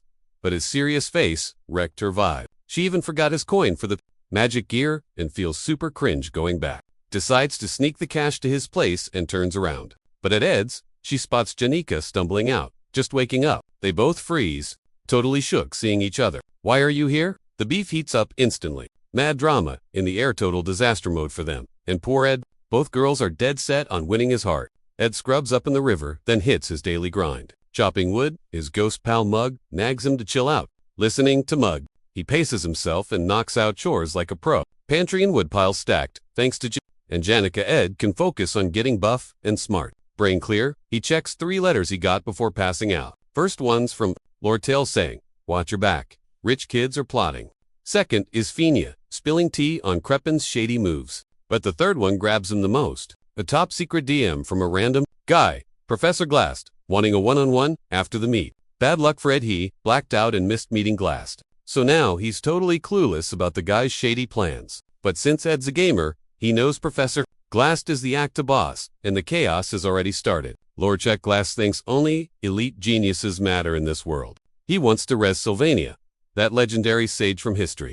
To do it, he's hacking reality with some weird specialized magic. But Glast needs the sage's sealed book to finish his setup. The school went broke and sold it, so Glast just swiped it back. Then he kidnaps Taylor's friend, Aya, cause her magic specs are rare. He plans to upload Sylvania's ghost into her too. Launch a new era, totally psycho and dangerous. Obviously, usually, Taylor grinds through levels, beats Glast, and saves Aya. Glast falls off a tower and drops some deep final words. But Ed forgot him. What Ed does? No. The Actaboss raid starts when Isla gets taken. He knows he's got to prep his gear ASAP. Cut to Isla waking up trapped inside a gross dungeon guarded by a creepy sewer demon. She's freaking out, realizing how messed up this is. The quiet is creepy. Her heart's racing, and she's losing it. But Tanya realizes she isn't solo down there. Some voice echoes, roasting her for getting caught. She tears up and snaps back, calling him a jerk for blaming her now, screaming that she hates being stuck in this dump. To her shock, her dungeon buddy is actually Ed Roth Taylor. Ed wasn't supposed to get nabbed in the active finale. To explain the glitch, Let's rewind 3 days. Ed was crafting gear but realized his stats were too low for the boss. He needs epic mats and better blueprints. Then it hits him. He remembers a cheat code from the final fight, a hidden lab in stage 3 that's absolutely stacked with rare blueprints. While Taylor is busy fighting the mid-boss there, Ed just wants to raid the lab. It's dangerous to go solo, so he recruits Janica. Back at school, Glass drops an update. Adele from Class B and Issa from Class C are moving to Class A. Apparently, the school needs to push more talented kids. Jix's does the math. Class A now has 5 people. That's a huge roster change for Glass. Even if Aya isn't the tankiest, her magic stats are totally broken. Jix's gets sus and asks if this is just about skill. Glass shuts him down. Don't sleep on their grind. He says the fastest way to wreck someone is giving them fake hype without proper support. Jix has definitely got schooled on that one. Prof Glass is totally a guy who digs pure skill and won't shut up about it. It's 'cause of his kid, Mwari. He hyped her up, even though her magic was kinda mid. She tried to flex too hard and hunted beasts way too early. Total rip. Glass was absolutely wrecked. After she ghosted life, he went weird. He got super picky about skills and geeked out on ghost magic at school. But the wild thing is, he ain't doing it to buff spells. He wants to res Sylvania, the OG magic boss. Class ends. He calls Lortell, then totally flakes on talking. So he just tells her we'll chat one-on-one tomorrow. But she knows the tea. He's salty about that book she bought. She knows a roast is coming, since he needs that book for his nerd stuff. Lortell's chilled though. The big handoff is soon, so his yappin' won't matter. Class ends, and Ed starts prepping for the big book ritual and the active boss fight. Ed's master plan. 2 Shadow Taylor clearing phase. 1. To phase 5 to save Aya, looting scraps like a pro. Checking his wish list, he eyes the phase 3 loot. Needs Glock's eye and that hourglass. He needs him bad, 'cause the mats are super rare and endgame craftable. Only snagging them makes the next part. He'll watch Taylor slay to phase 5, then dip to camp. To get Janica on board, he lies about losing stuff in the sewer. Though she'd hate the gloom, she's totally down. Ed feels sus 'cause she's so worried.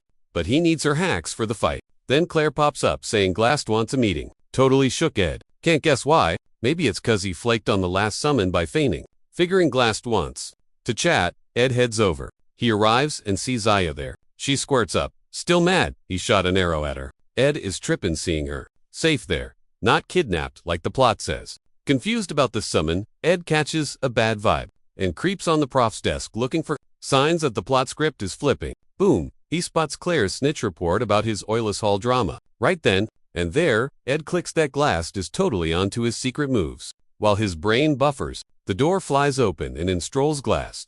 Ed rips out his blade. Issa freaks and bolts to the teach for safety. But joke's on her, Glass is the real baddie. Dude just dropped his mask as the active boss. 0, chill Glass locks Issa in a time freeze spell. Ed chucks his knife and yells for Mug to go, boom. But the pro teacher just casually swats it, praising Ed's reflexes and snooping skills. Even though he's a fan, Glass claims Ed is clueless about the real plan. Ed ducks, asking why he's targeted, vows to zip his lips if Glass just wants the girl. But Glass isn't leaving loose ends. Seeing Ed's moves, he decides the kid's gotta go. Knowing that, even if he bails now, Glass will hunt him and wreck the plot.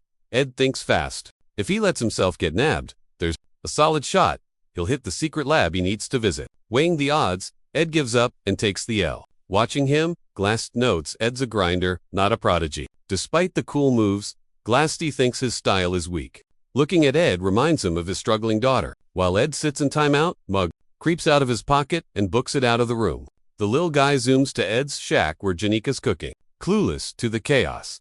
An elder pens his memoir but trips down south, finding magic secrets. He writes for Sylvania, his GOAT master, who died way too young. In his soul, she stays perfect, and he spent his life trying to hack nature's laws just to see her face again. But he gets that, gone is gone. So he dumps his brain into a student to carry the torch. Dying, he puts the hat on the kid and hands over his work. The book ends dedicating his loot to his student, Lucy. In the original game lore, that old dude, Glocked, chills out and embraces the end more than anyone. Lucy, the student, just has to let him bounce. Losing Gramps is a total heartbreaker for her. Ed wonders if she'll bounce back or stay crushed forever. Her only comfort food, beef jerky, from Ed's place. She gives the snack bag a shake, empty. Time to raid the stash downstairs. But yikes, Janica's down there, glowing purple with rage while a Mog talks. Meanwhile at Trix's hall, The big book ceremony kicks off in the main room. VIPs watch as Lortell steps up to grab the prize. From Principal Opal in front of the whole crowd. Seeing Opal reminds her of creepy Crepin Taylor. Rewind to the auction. Crepin begged Lortell to hand over the book. She asked for 12,000 gold. He said yes instantly. Then, he dropped a bomb. Her dad sent mercs to Sylvania. Total drama. Even though Crepin is super gross, the intel is gold, so they're cool for now. Book in hand, Lortell thinks. Cash out with Crepin, or use it to woo Ed. She smirks, petting the book. Decisions, ... Bam. Professor Glass attacks. He pops a barrier so nobody can touch the loot, then summons the massive spirits, scaring Opal and Lortell away. Glass grabs the book and dips. Nothing stopping the plot. Act 2 finale is officially a go. In Glass's lab, Ed's jailed with Aya. She's raging, yelling that she totally hates him. Then Coom, Glass science buddy, shows up. He tells him to chill. Be glad they aren't lab rats, and shut up. Or, the monster guard might wake up. Ed's cool as a cucumber though. Coom digs the vibe, tells him to sit tight. Ed just leans back, waiting for Taylor to save the day. Plans steal the magic recipes and sneak home. While waiting, he tries chatting up Aya, but she snaps back every time. Still salty about that arrow incident. Ed's like, relax, if I wanted to hurt you, I would have. She's shocked but calls him a liar anyway. Ed finally says, hush, wait for Taylor. Ed finally apologizes, claiming his own drama made him act out. Isis shook, Ed actually apologizing. She's speechless. Mug pops up, crying and asking if his bestie is okay. Ed's stoked to see him. Squeezing Mug tight. Jail buddy. Isla is totally confused seeing a ghost pal say Mug should go get back up. Mug's hype, asks Janica, and Lucy is coming to Ed, here's Lucy, and instantly flips out. He's mad, knowing she brings total chaos. Annoyed, he smacks Mug, yeeting him across the room. Coom checks the noise. Ed, let us out, or you're toast. Coom laughs at the sass, ignores him, and goes back to work. But Mug sneaks back with keys. He swiped off Coom. Ed unlocks the door fast, grabbing a chance to bolt. Tells Zala to stay, cause her leg is bad. After some drama, she finally says, fine. No time to lose. Ed runs to stop Lucy's incoming mess. Ed knows that even the most hardcore gamers avoid Lucy cause she breaks the plot. With his whole future in the balance, Ed speeds to block Lucy from the lab. At Office Hall, bait-up Taylor begs Jay to help save I. Lost track of Professor Glass after the drama at Trix's Hall, so Taylor grabs Jix to chase him down the sewer. Meanwhile, Ed bailed on the lab, backtracks the path differently this time. He thinks playing the end backwards is pretty funny, but honestly, he's relieved. Going back means monsters are still trapped. Score. But if Lucy meets Professor Glass, game over. Total disaster. Gotta stop that. So Ed rushes to finish, before it gets crazy. Reaches the library, where Arai, the Banshee boss, chills. Knows Raina's moves by heart. So Ed dodges her, leaving the fight for Taylor. Taylor needs the XP from Raina and Coom for later levels. Ed tiptoes through the library, swiping just the essential magic gear and recipes. While hiding from Raina, Mug signals, go now. They sneak past, but suddenly the ground shakes hard. The random quake makes enough noise to allure, she spots them instantly. She locks on. Ed and Mug scream, realizing they're cooked. 30 minutes before the quake, Ol finally wrecked Glass, giant, saving the squad. Lortell is totally shook, can't even deal. Glost just snagged the book under their noses. Opens like, chill, I'll fix this mess. But he's low-key sus about Glass's plans. While the squad is confused, Opal lists the big three, magic known as forever life, zombies, time hacks, total taboo, nature's rules, gone, wrecked. Lortell recalls his ghost daughter obsession, and Click sees Dev trying to raise the dead.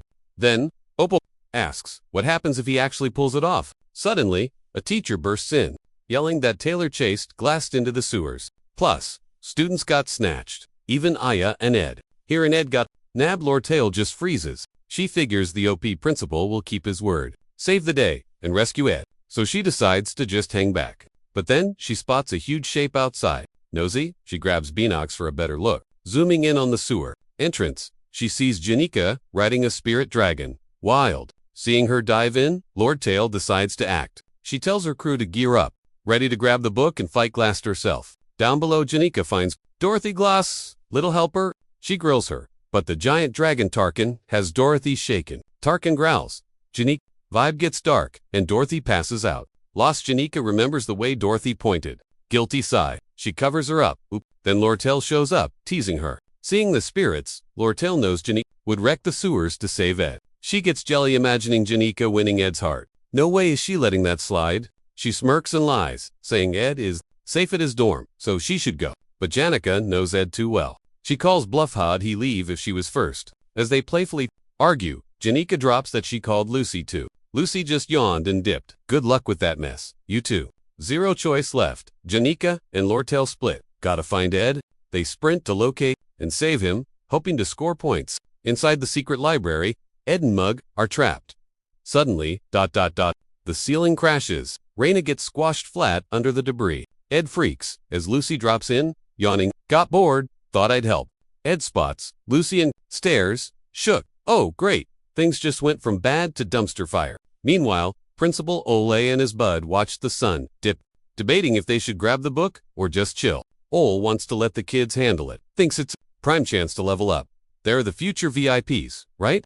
But his pal asks, do they really gotta grind that hard? He admits this is the Academy's peak era, but maybe they should step in and relax a bit. He name drops aces like Taylor and Jix's total unicorns. Lots of kids stepped up recently, shining bright like diamonds. He and Opal expect big things. Ole gets hyped hearing that. Something huge is brewing. Next level drama is coming, pushing everyone past their max. Suddenly, Lucy faceplants right into the hidden basement, squishing Raina under a pile of rocks. Lucy sits there yawning, totally chill. Ed is shook. While Ed facepalms, Lucy casually asks, got any beef jerky left? Ed's salty and says nope. Lucy pouts and hunts for a nap spot. Ed grabs her shoulder fast.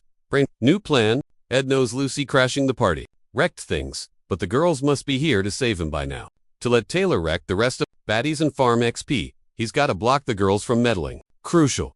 Stop Lucy from soloing the boss. Instant bad ending. Think fast. Ed talks Lucy into sticking around. Remembers Janica's old advice? Hiding with a buddy equals safety. He spins that logic. Stick close, I'll buy jerky later. With Lucy teamed up, Ed plans to loot the magic gear, find the girls, and bounce. Let Taylor deal with the drama. As they dip, Lucy fires off a spell, roasting every bat in the way. Ed's jaw drops. She's ridiculously OP. He tries to chill her out, leave some mobs for Taylor to grind. Janica and Lortell hunt for Ed, doing their own thing. Unlike Spirit Girl, Janica Lortell has a built-in GPS for this. As she navigates damp tunnels, she catches real feels for Ed, not just chasing the bag. For the first time, she's helping with zero strings attached. Finally, she hits a magic-sealed secret wall. She stops to snoop. Then Bem wall goes bye-bye. Ed pops out, piggybacking Lucy and juggling.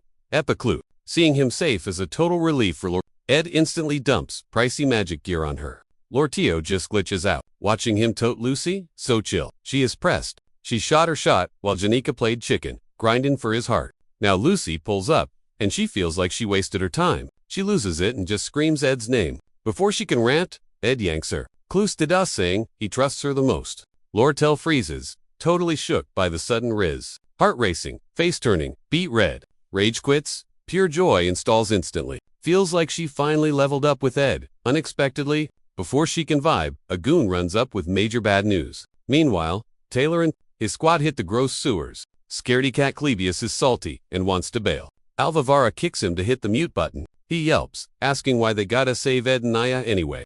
Taylor chills Mail is cool, so suck it up. Trekking deeper, Adele, the dramatic, wannabe psychic, throws a finger up. She grins, warning of danger incoming. Her vibes are always right, so Taylor trusts her lead. She points, and boom, huge explosion. Tarkin, the fire spirit, pops up, toting Miss Claire. Janica grills Claire on where the professor is at. Spooked Claire trips and passes out classic Dorothy move. Janica spots Taylor's crew and smiles, but the squad goes aggro, ready to throw hands.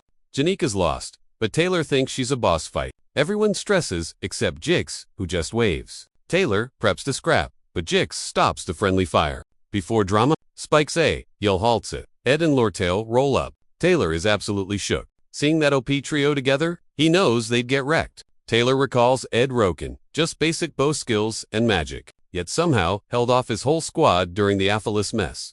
Now Ed's leveled up crazy hard, looking totally jacked. Taylor knows they're toast, but surprise, Ed taps his shoulder. Ed's cool as a cucumber, telling him to go save IA and beat Glast. You own the main plot, Ed says. I'll handle the elite creep Suddenly, one of Lortell's goons sprints over, panicking. Elite catches on Archon with Hearing that, Ed instantly clocks it. That act to mid-boss wasn't fully deleted. Thanks to that goof, he's back. targeting the staff Lortell left exposed. With no boss around, the elite picked them off like flies. But Ed's got a cheat code.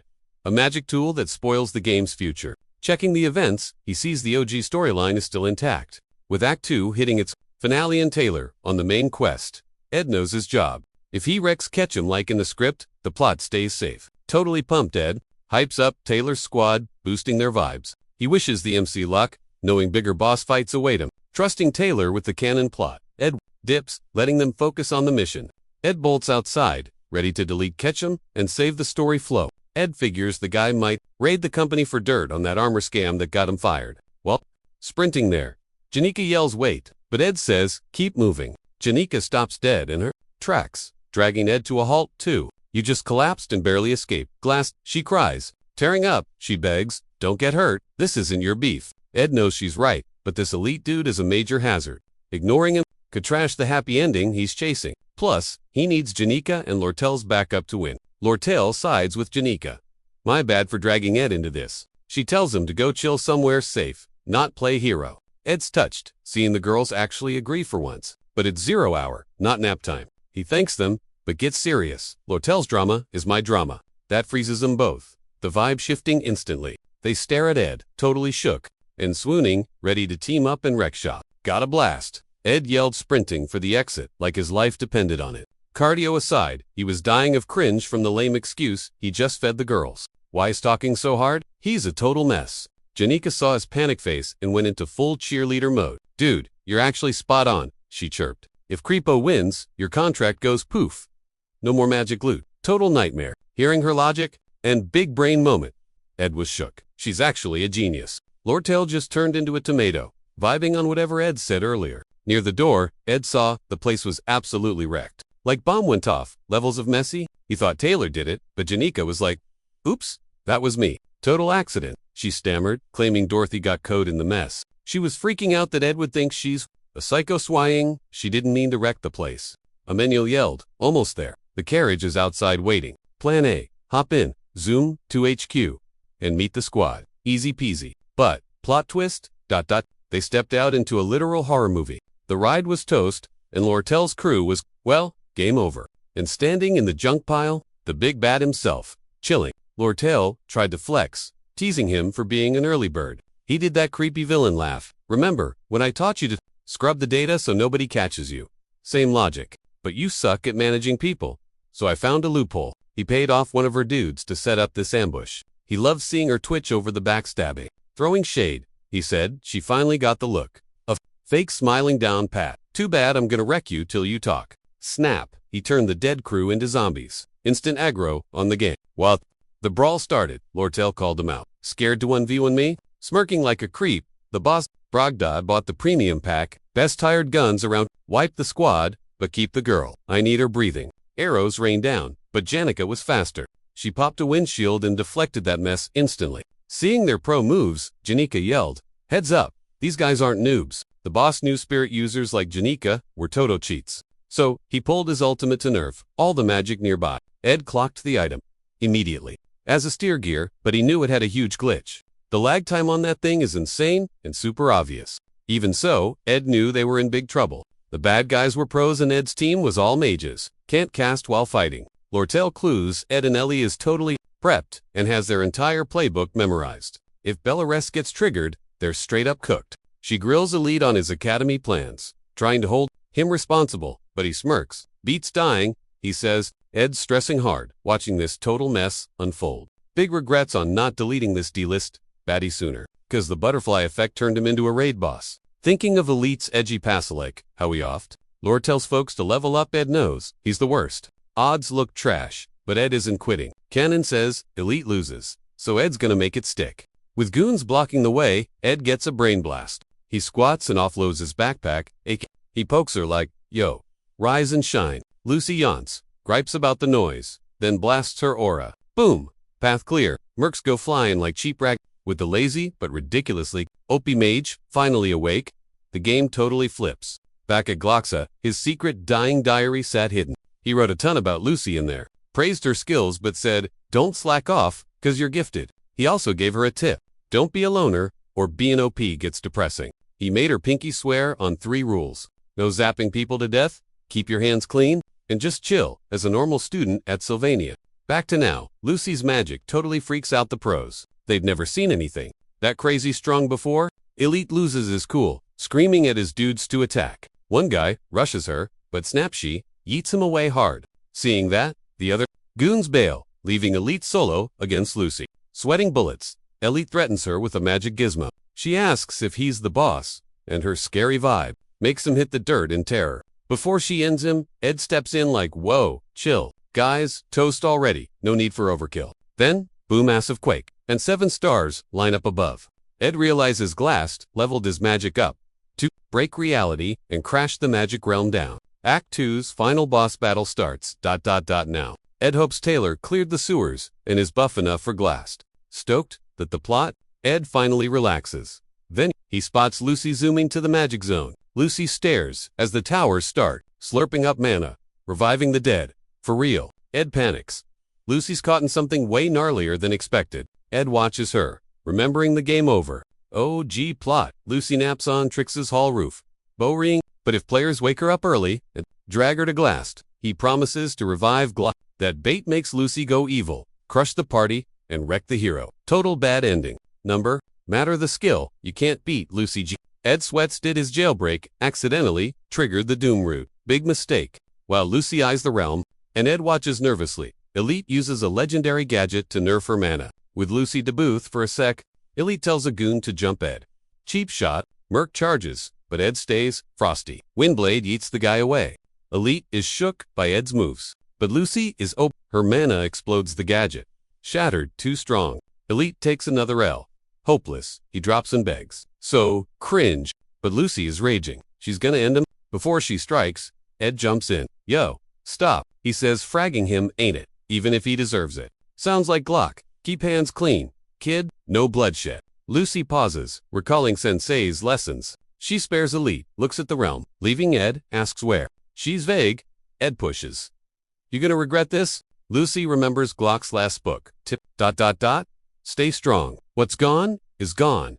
Deal. He lived and wrote for her. Move on, he said. Totally chill. She tells Ed no regrets and jets off. See ya. Fight's done. Janica ensures the Mercs boat away safely. Meanwhile, Lortell grabs Elite to drag him to the cops. Jail time, buddy. Chaos over. Ed climbs Trix's hall. Long hike. Legs feel like jelly, but he keeps going to find Lucy. Top floor. Lucy staring at the magic. Ed sits next to her. Silence. He thinks about Glock. Dude built a school and funded Ed, even though he lived cheap. He gave all his cash to the school. Legend. Glock Hall. His memorial. Janica smashed it earlier. Ed gets why Lucy is sad. This whole school's her teacher's ghost. He's everywhere. For her, it screams Glock's sacrifice. Total memory lane. After chilling, she asks, got any beef jerky left? Classic. Ed chuckles, shaking his head like, nah, I'm totally out. Then, totally curious, he asks what she's doing up on the roof. Lucy zones out for a sec before answering, sounding super distant. Says she's just vibing, thinking about the old days and watching the view. Stars are popping off above, and Lucy starts spilling her backstory. She talks about how she used to be a total crybaby back then, over all the drama, but eventually, the feels just kind of faded away. Not 'cause the hurt vanished, but just 'cause it's been forever. Her old man kicked the bucket a super long time ago. Even if she magic him back, he'd just bail again anyway. She figures he was already totally ready to check out. Bring him back, he'd prob just rage quit life and lecture her. She looks up, voice getting low, saying that reviving a legend, like Glock, a dude who spent 24/7 studying forbidden spells, would basically be trashing his rep. Calls herself selfish. Only wanted it for her, not him. Ed's actually listening, letting it all soak in. He's gotta double check though, is she actually good? Giving up on Glock seems sudden, like just a random mood swing. If she flips the script again, things could go boom. Just wants to make sure she's 100% chill with it. But Shaku, no salty comeback, no begging for jerk. Instead, she just rests her head on his shoulder, chilling. Ed freezes, realizing she's finally dealt with the grief. Finding another crazy mage like Glast is gonna be next to impossible, but she gets it now. Dead means dead. She's owned that reality and is healing up, focusing on the life she's got. They just vibe in silence, watching the stars glow up. And for a sec, everything actually feels peaceful. Finale time. Taylor Squad finally catches Professor Glass. A massive magic golem is standing right in their faces. Allah's passed out in its heart, about to get sacrificed. The big boss battle kicks off. Jix and the crew blast the monster to open a path for Taylor. Taylor charges, but Glast blocks him. Cue flashback mode. Just reading old books and making lesson plans all day. Dude barely even noticed the seasons changing outside. Folks like Dorothy and Miss Claire would drop by, looking for tea, but Glast was too glued to his work. But one memory stuck. His daughter Mweri dying. That hurt made him desperate. Taylor pushes while Jix distracts. Glast hits them with a time freeze spell, locking them up. Right before freezing, Jix screams at Taylor to dodge. Taylor barely misses it and bounces back, never quitting. Glast kicks off his zombie Mori master plan. Taylor slices that rock monster like butter. Boom! The golem busts. Undoing Glast's whole mess. Glast rages, but Jix puts him on ice, literally. Taylor spots the gap and goes for the epic finisher, saving Aya and wrecking the bot. Total fail. Glast dives off, missing his kid big time. Warps to the woods for a lonely game over. Leaning on a tree, leaking HP. He's totally toast. Eyes shutting. He spots a dude standing there. It's Ed? Bro just wants to grill him on something. Chaos over. Lortell shows up after handling Dad. Baddie's gone. She hits the sewers to find Ed. Ed's there, Lucy glued to his sleeve like gum. Lortell spies the clinginess and gets super salty. Before the drama, Dorothy and Claire pop out. Seeing Janica with Tarkin, they freak out loud. Janica strolls up to the squad, checking if Ed is still in one piece. Her spirit pals told her about weird vibes nearby. Tarkin sniffed out funky magic from the tower. Weird magic. They figure it's definitely Glast. Ed's kinda lazy, but decides to snoop anyway. Elite taught him, don't leave trash uncollected. Knowing how much, total chaos. His drama brings, Ed decides to end it. ASAP. They find Glast, looking like a wreck, leaning on a tree, bleeding everywhere. Yikes. The girls are shook. Dude, what are you doing? Glast smirks. Just moon gazing, you know? Ed's not laughing, you knew you'd flop, right? Glast just laughs. Yeah, but losing 2 kids? Embarrassing. He admits, Ed's actually kind of cracked at magic. Too bad he noticed the talent way too late. Ed grabs the chance to ask the big question. He's dying to know. Why kidnap me? Bro, Glast spills. Your skills were just too shiny. Wanted to recruit Ed for his evil plots, but then he passed out and messed it all up. Locked him up to chat, but Ed had already dipped. Glast admits he's paying. The price dying? A fair trade. Still, Mrs. Muir, and their 17 years, guess they weren't so lonely after all? Glast was totally zoning out over his daughter, so Ed decided to speak up. He brings up Professor Claire, who actually stands him even though he's super toxic. To her, Glast wasn't just some teach. He was basically the biggest brainiac she ever met. Then there's Dorothy, who thought he was absolute goals as a mentor. Ed tries to tell him, sure, you went rogue and endangered students, but you still made a real impact on people. Brooding alone and saying he'll die solo, that's just dissing his own legacy. Because for a lot of people, Professor Glast is gonna stick in their hearts forever. As a boss, a genius, or a pal. Ed's speech hits home. Glast gives a tiny grin and takes off his specs. Using his last bit of HP, he hands Ed a key to his secret book stash. Inside, it's packed with legendary crafting recipes and years of big brain data. Ed's shook. He's like, whoa, why give me the good stuff? Glast smirks, telling Ed to just take the win and be happy. Then he cracks a joke.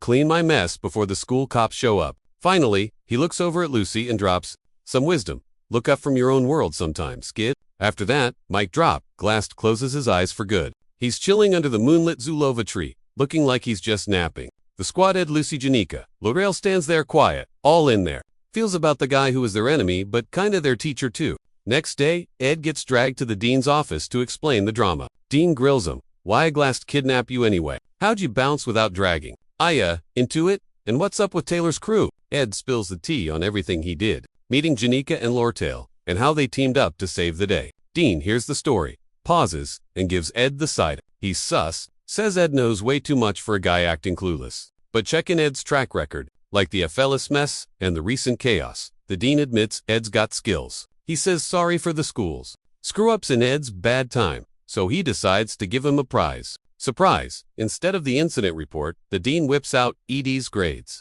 Chat over, Ed gets kicked out of the office.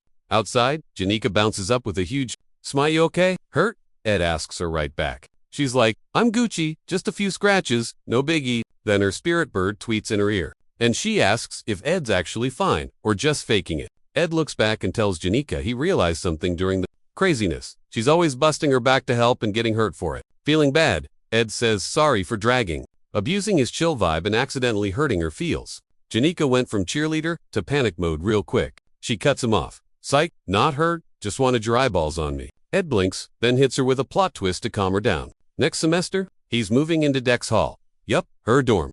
Dean finally upgraded him from hobo to resident. No more camping. Hearing that news, Janica beams like a lighthouse, hype congratulating him for real. Later at the hut, Ed's vibing between finally and awe. Man, the woods were cozy, but living like an actual human. Big change. Just as he nears his crash pad, ready to snooze, chaos strikes. Lucy literally drops out of the sky, splatting behind him. Ed spins around thinking, what's her deal this time? Meanwhile, Lucy's dreaming. She's back in the Romeland Mountains, not school. Weird time for a throwback dream, but she heads home to check on her dad anyway. Inside the Cobweb City house, Pops is just chilling in his rocker. But when he spins around, his mug is twisted, screaming, why didn't you save me, kid? Total nightmare fuel. She jolts awake, sweating bullets. Up and at M, the maid swoops in to prep her for class. Lucy ghosts her, spamming high-level warp magic to reach the woods. Ace. She teleports straight onto Ed Rothtailor's roof, watching him trek back after his principal chat. A grin breaks out. She feels chill for no logical reason.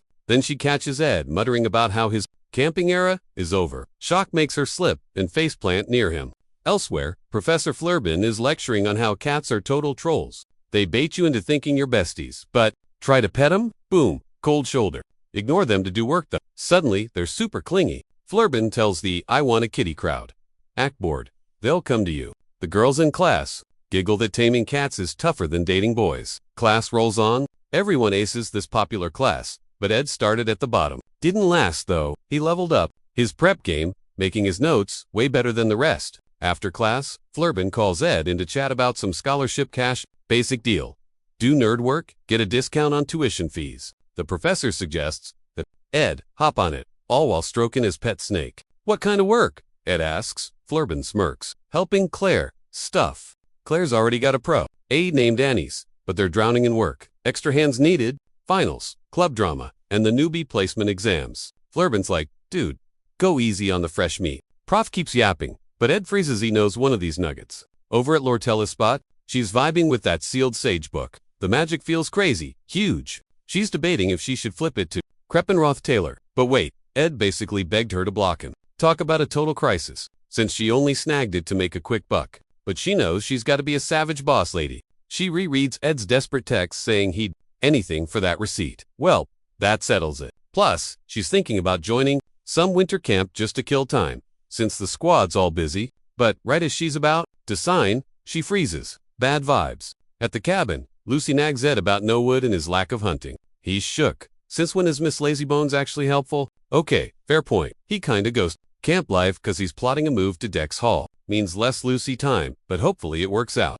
Janica pops up after a canceled class to chill at their spot. She plops down and shoves Lucy aside. Camp's closing for winter, so I gotta visit now. She goes on about how she loves hanging there and hates that it's ending. Also, hit me up if you move to Dex. I can totally hook you up. She just keeps yapping about lunch dates and giving him the grand tour. Midrant Ed whips out that key the late Professor Glass left him and decides it's time to crack that secret library vault open. While he's zoning out, Janica hands him a Dex Hall app. Don't sleep on this or you'll miss out. Ed's like thanks, and she's like, let's fill it out now. Suddenly, Lucy wedges in between them, looking super salty. She silences Janica and begs Ed, don't move to Dex. And boom, the girls' war officially begins. Later, while Janica helps boost mana stats, Lucy's death stare has her thinking, what did I do? But Ed's magic just keeps spiking until he's ready to try the mid-level stuff. Lucy's basically glued to him and throwing major shade at but honestly, she looks more scared than salty. Ed finally gets that mid-tier magic is way tougher than total fail. He's flunking the basics, even after grinding all day. Lucy pops up out of nowhere, asking, so, what's the plan when I dip? He's gotta run errands and check the fire. Dorm life at Dex would be way chill. Suddenly, she drops to her knees and goes, let's team up. Next, they hack a roof entry into the library. Ed rappels down like a spy. Sliding in, he asks why. She tailed him to this weird spot. Silence. Then she snaps, I could have just magic-head you down, dummy. He shakes his head. Gotta learn to stick the landing himself? Can't haul all that loot in one trip? Anyway, finally, they spot the secret safe. Ed jams the key and click, it blasts open with light. Inside, something totally epic. Ed climbs out. Lortell's delivery is due any second now. That shiny thing was a legendary drop. Glassed golden phoenix ring. Glitch time to steal his future self's magic power. Basically, Ed can tap into god-tier mana right now. Cheat codes. But borrow too much? He's benched. Total cooldown mode. He figures it's smart not to spam it. 4 kicks. Only for do-or-die boss battles. Or snag a spirit contract like Janica, the queen of spirits.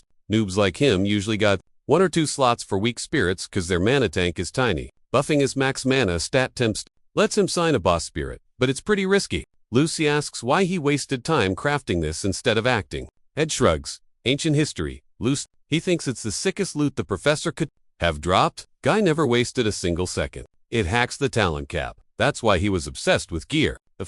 Big secret. It was a birthday present for his daughter. Outside, Lucy gets deep about only missing stuff once it's deleted. Then she confesses. She stalked him just to ask one question. Super serious now, she asks. You move into Dex? Kenny ... Nah. Ed shook. Lucy never gets vulnerable like that. He caves. Look, Dex Hall means actual comfort, okay? Camping in freezing winter is totally nuts. Anyway, Lucy pouts. True. She expects rain, but gets random snow. Weird weather glitch. Ed grins. Hey, I'm low on firewood. Give me a hand. He smirks as she practically tackles him. She gets it. For real. He nods. She's hyped. He's mastered camp life. That's a wrap on Act 2. Act 3 is officially here. And the drama is gonna get huge. Princess Phineas, gunning for student prez, clashing hard with Lord. Plus, fresh baddies and heroes are enrolling, with Lucy Merrill herself as the big bad boss. It'll be tough, but Ed pushes his stress down hoping they'll stay chill and healthy. Never saw Lucy, this emo, in the game. So fingers crossed. Winter hits like a truck. So Ed's stuck shoveling snow all day. Chops would fast. Gotta race to a scholarship gig. Ed meets Principal OL to teach. Dorm perks, but scores free tuition. Sweet freedom. But home isn't restful cause of Lucy. Can't kick her out. Not cause of the cold. She's magic proof but guilt trips are real. He heads out to train and ping Marilda, the forest spirit. Meanwhile, Janica gets baited to a bakery by Clara with fancy snacks. Since that's the only way to drag her out with Annie's there. Clara drops a bomb. Janica is dangerously obsessed with Ed. Janica is shook at. Clara knows, but she's cool with it now, since Ed seems okay. She grills Janica how fast does your heart race around him? Janica caves. She just feels cozy with him. Clara, that's the ticket to the friend zone or boring girlfriend, bad ending. Claire's mad because Janica's simping instead of making Ed chase her. Stalking him is a trash tier strategy for romance. Even the spirits agree. Thumbs up. Clara chills and tells Janica to trigger Ed's protective instincts, not act goofy. Annie's watches Clara spill tea. She learned from romance gossip. Clara basically fixed Ed's rep just cause Janica digs him. People trust Ed now but Annie's not buying it. Later, Annie's heads back and sees Professor Claire getting roasted by the librarian. Claire looks pathetic. How's she even a professor? But ironically, all the stiff profs hype up Claire's skills. Annie's goes to drop her report, and some dude helps carry it. She realizes she's YK out of Claire, who has insane, book smart but totally useless IRL, yet somehow she nailed every big task. She hits him with a THX, but no, and struts right inside. As a sophomore mage, she's the only reason her messy prof's lab isn't a dump. She tosses the report on the desk, plus some spicy dirt she dug up on Ed, via borderline stalking. Totally get expelled if caught. Beside Janica and Clara, nobody knows her. Real. Vibe socializing. Just swapping fake masks to her. With 20 minutes till the professor gets back from a snack run, she dissects every deed on Ed Roth Taylor. He's Roth Taylor royalty, the biggest deal. In the Kell Empire, only son, 2 sisters. She digs deeper into his family drama and birth info. Annie's was broke upon entry, forced to grind as a TA for scholarship cash. Her survival instinct is insane, and she literally worships Lord. Reviewing his history, she bets a toxic home made him super bossy. She figures he hates work and wants a hype girl to boost his ego. Probs wants eye candy, typical rich kid style. Histora says he'd hate a girl with initiative, so she'll play it safe and act basic. Even if getting disowned changed him. Bets decades of being spoiled don't just vanish. Hard worker or not, he's definitely still a snob. Ed's profile set. She starts acting like his type since they're going to be co-workers. Suddenly, Professor Claire crashes in. Bakery sweets, but clumsily knocks over an SST. She freezes, expecting Annie's to blow a fuse. But Annie's asks if she's okay, totally out of character. Later in Lucy's room, Ed thanks Belle, the maid for the laundry. Belle says no biggie, but mentions she found blonde hairs on his clothes and white hairs on Lucy's stuff. She asks why he talks to her. So, stiffly, he says it's just comfy since she's the head maid. Still, she claims he's busier managing Lucy, Janica, and Lortell. Anyway, Belle promises to handle his wash. Whatever his girl drama is. Plus, Aphis Hall is fixed up now. She says 7 newbies are joining. After break, one requested a room, and Ed realizes she means Tanya, his little sis. He instantly dreads the break. Later, Jeeks hits the cabin to tell Ed. Jeeks is bouncing to his hometown for break, to hang with his BF. He asks if Ed's gonna rot at camp the whole holiday. And Ed's like, yeah, gotta grind medium magic before junior year hits. Then he tells Jeeks, don't go to crazy though, bruh. Jeeks notices Ed's mana is Mia, checks his forehead, and asks if he fried his brain training. Ed, rocking a stealth ring, just shrugs it off vaguely. Jeeks spills the tea. Jez's been asking about him and wants to drag Taylor over to apologize. But Ed asks him to tell her to chill. He ain't even mad, so no apology needed. Since Jeeks is a vault, Ed slips some cash to hire guys for Glass's basement cleanup. Jeeks rejects the dough, calls it training, and finds out Ed wants a workshop there. Next day, Annie's greets the scholarship squad for Assistant Professor Claire. Since Claire's been zombie mode on paperwork for 2 days, Annie says their gig is prepping the freshie exams and proctoring the big day. Ed suddenly remembers. Wait, Glass usually runs this. Guess it's Claire's headache. Now, Annie tosses Clebius the gear he begged for from Trix's, then dumps Claire's work on Onyx. Since she thinks Ed looks like a total player with all his fangirls, she decides to test him for Janica and Clara. She did her homework and crafted the perfect type to see if he'll bite the bait. Then she tells him, you're with me for the field survey. They trek northwest to Oran Mountain to scope out the exam site. Mid-work, Annie sighs about being tired and asks if he's beat too. He suggests a timeout. She acts all cute, praising his stamina to prove she's over her bad first impression. When he's like, she admits she's tight with Janica and was worried she was hanging with a scrub, hence the cold shoulder.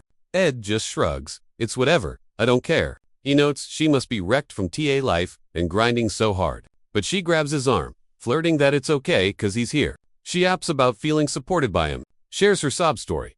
Family disowned her, so she's self-made. Ed actually digs her survival skills and hustle, so he tells her, don't stress, you've handled it like a boss. She lights up, thanks, we're practically twins. But Ed notices her cool girl vibe is glitch. Suddenly, she trips on air and falls into his arms. He catches her, watch it, but wonders how she tripped on 0 obstacles. She cranks up the drama, confusing him, so she asks him to wait a sec. Solo Annie's thinks he's oddly legit but wonders if he's faking. She played it smart, dropping the whole we're the same act to trigger his hero complex. Tried getting touchy a few times, but bro was weirdly, she's low-key thirsting over his buff bod, despite his nerd vibe. And shocked, he actually grinds. Thought he was some lazy rich kid. Besides that, she thinks he's hot. No shock, Janica's crushing hard. Wait, is this Ed's secret playboy?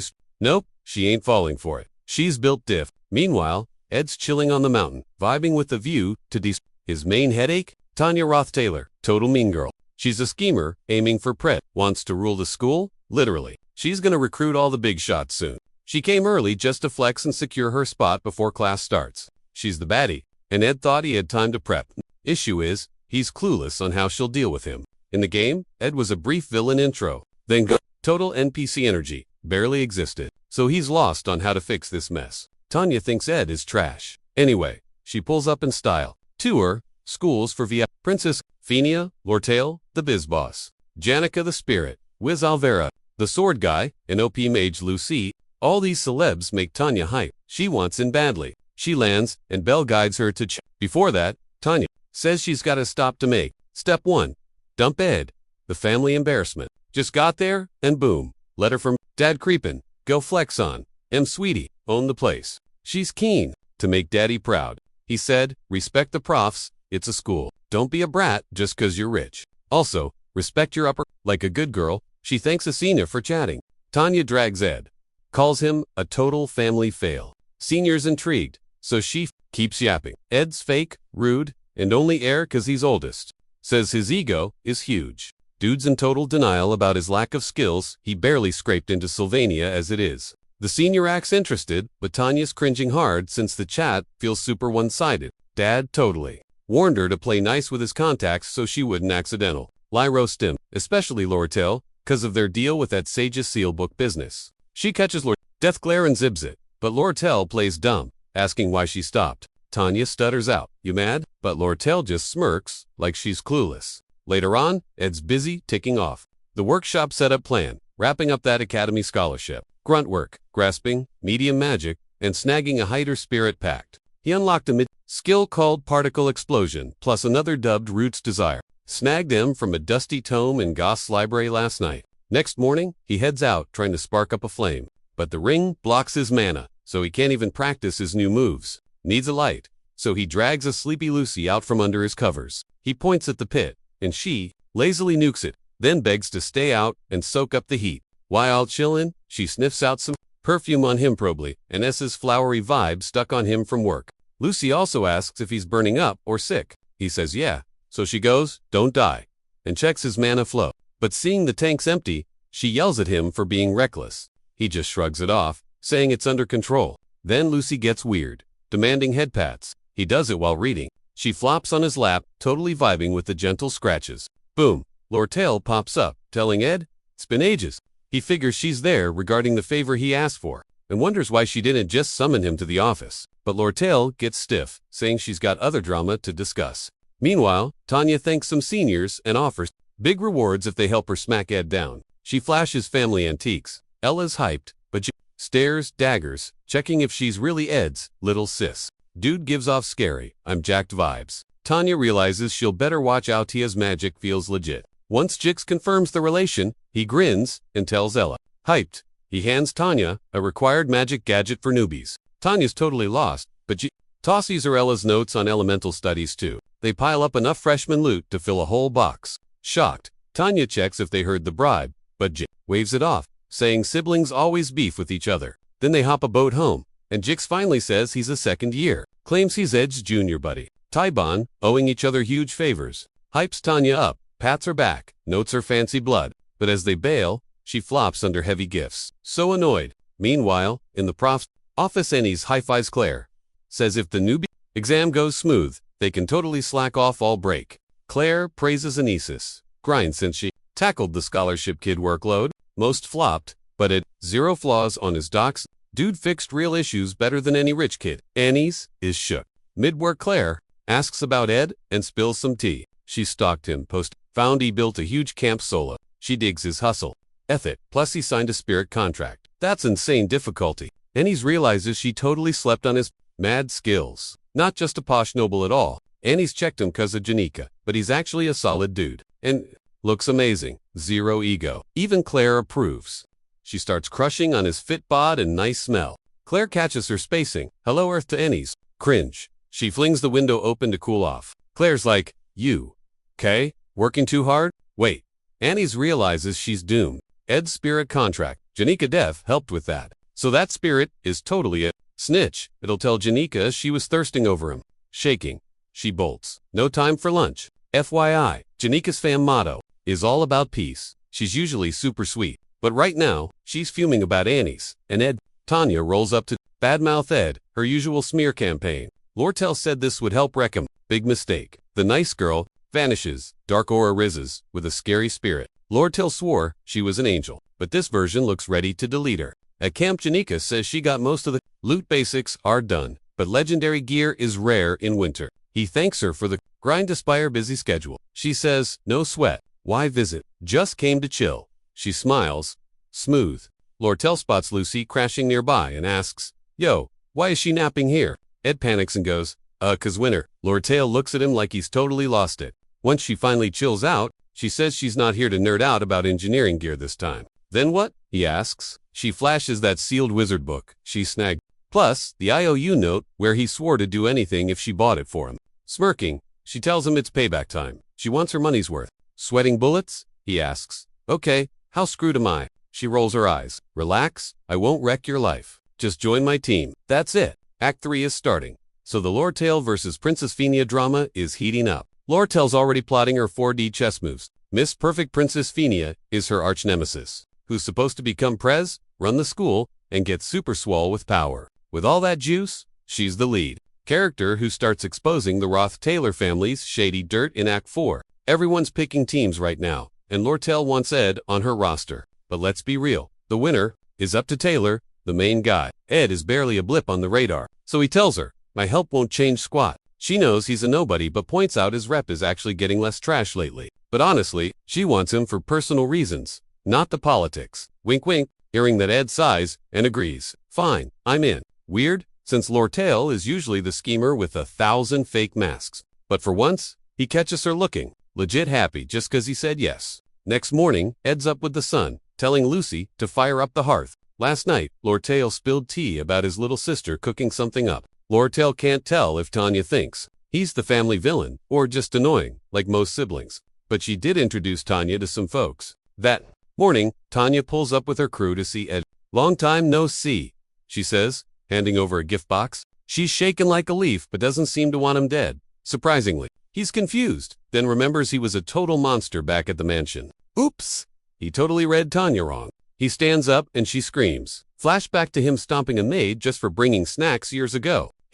Remembers her begging him to stop while he mocked her for caring about tools. Yikes.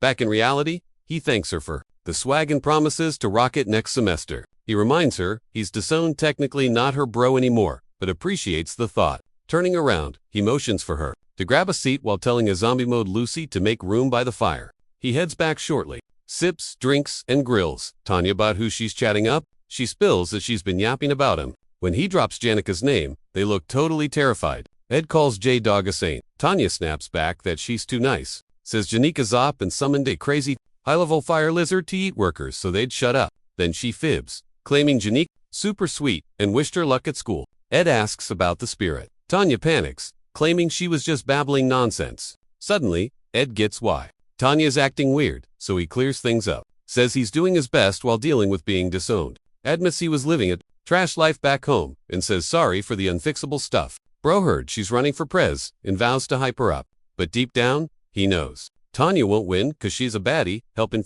Still, he's fond of her since they're She stares like she's seen a ghost. Ed has zero clue where they stand now. Back at her fancy dorm, she tells herself Ed's still garbage, just faking it. But since she almost got fried for dissing him, she knows Janica's truly loyal. Yet it's weird these elites by Ed's act. She hopes he gets busted soon. Dragging herself inside, she spots a sloppy neighbor she saw hanging at Ed's camp. The girl immediately asks if she's Ed's lil sis and offers to help out if needed. As the chick enters, Tanya spies a gold name for top students only. It's the mage prodigy, Lucy Merrill. Tanya is totally confused now. Later, Annie's meets head maid Belle in the rose garden, begging for an intro to some hot, fancy guy. But Belle knows she's not the type to date around since she's swamped and uninterested. Stumped BL suggests Ed, thinking they're kinda alike. Annie's, already feeling guilty, spills the tea. She admits she met Ed to hate on him, but realized they actually vibe. Turns out, he's pretty chill and thoughtful. Belle digs deeper, and Annie's admits she's crushing on Ed. It's good, meaning Janica picked a winner. She plans to kill these feelings ASAP by finding a rebound dude and going public. Belle asks if Janica noticed the vibe, but then snaps back, saying grabbing a random guy just to replace Ed is super rude. Annie spills the tea about bumping into Janica yesterday. Total cringe fest. Plus, Jay looked seriously gloomy. Turns out she's babysitting Ed for the test, and now she feels awful about hurting Janica. But Belle's like, chill bestie, you're overthinking it. I mean, Annie's and Clara were just trying to watch Janica's back so being Miss Perfect didn't get erect. Belle's stoked, Annie's vented to her. Finally, Annie stops beating herself up. Later on, Ed is strolling around camp and spots Janica waiting there. He was going to grab materials to upgrade his crib and make some space, but seeing her zone out, he pours some tea and goes, talk to me. She shuts down though, literally can't spit the words out. So he's like, don't stress it then. Shocked, she just watches him toss a blanket over her for the snow. She looked trapped and failing school, so he couldn't just ditch her. Finally, she drops her head on his shoulder, just cozying up in the freeze. Meanwhile, Tanya remembers the manor used to be chill, but after Arwen died, the new heir took over and flipped the script. Power went to Ed's head. He turned into a total piece of garbage, acting like he owned the planet, like that time he mocked her helplessness, tossed her a sword, and dared her to end him. When she crumpled, he just laughed. Daily torture, making it hard to even breathe. She was stuck under his scary stare, but he never hit her 'cause #family. Still, couldn't save the fam or house. Life was basically over. But luck struck when he got kicked out. Now she just gotta prove she's legit by winning the student council prez election. Class assignment day, Annie's tells Ed to back off. His moves won't work here. He just stares, totally lost. Figuring she's got a reason, Professor Claire shows up to prep the scholarship kids for the exam.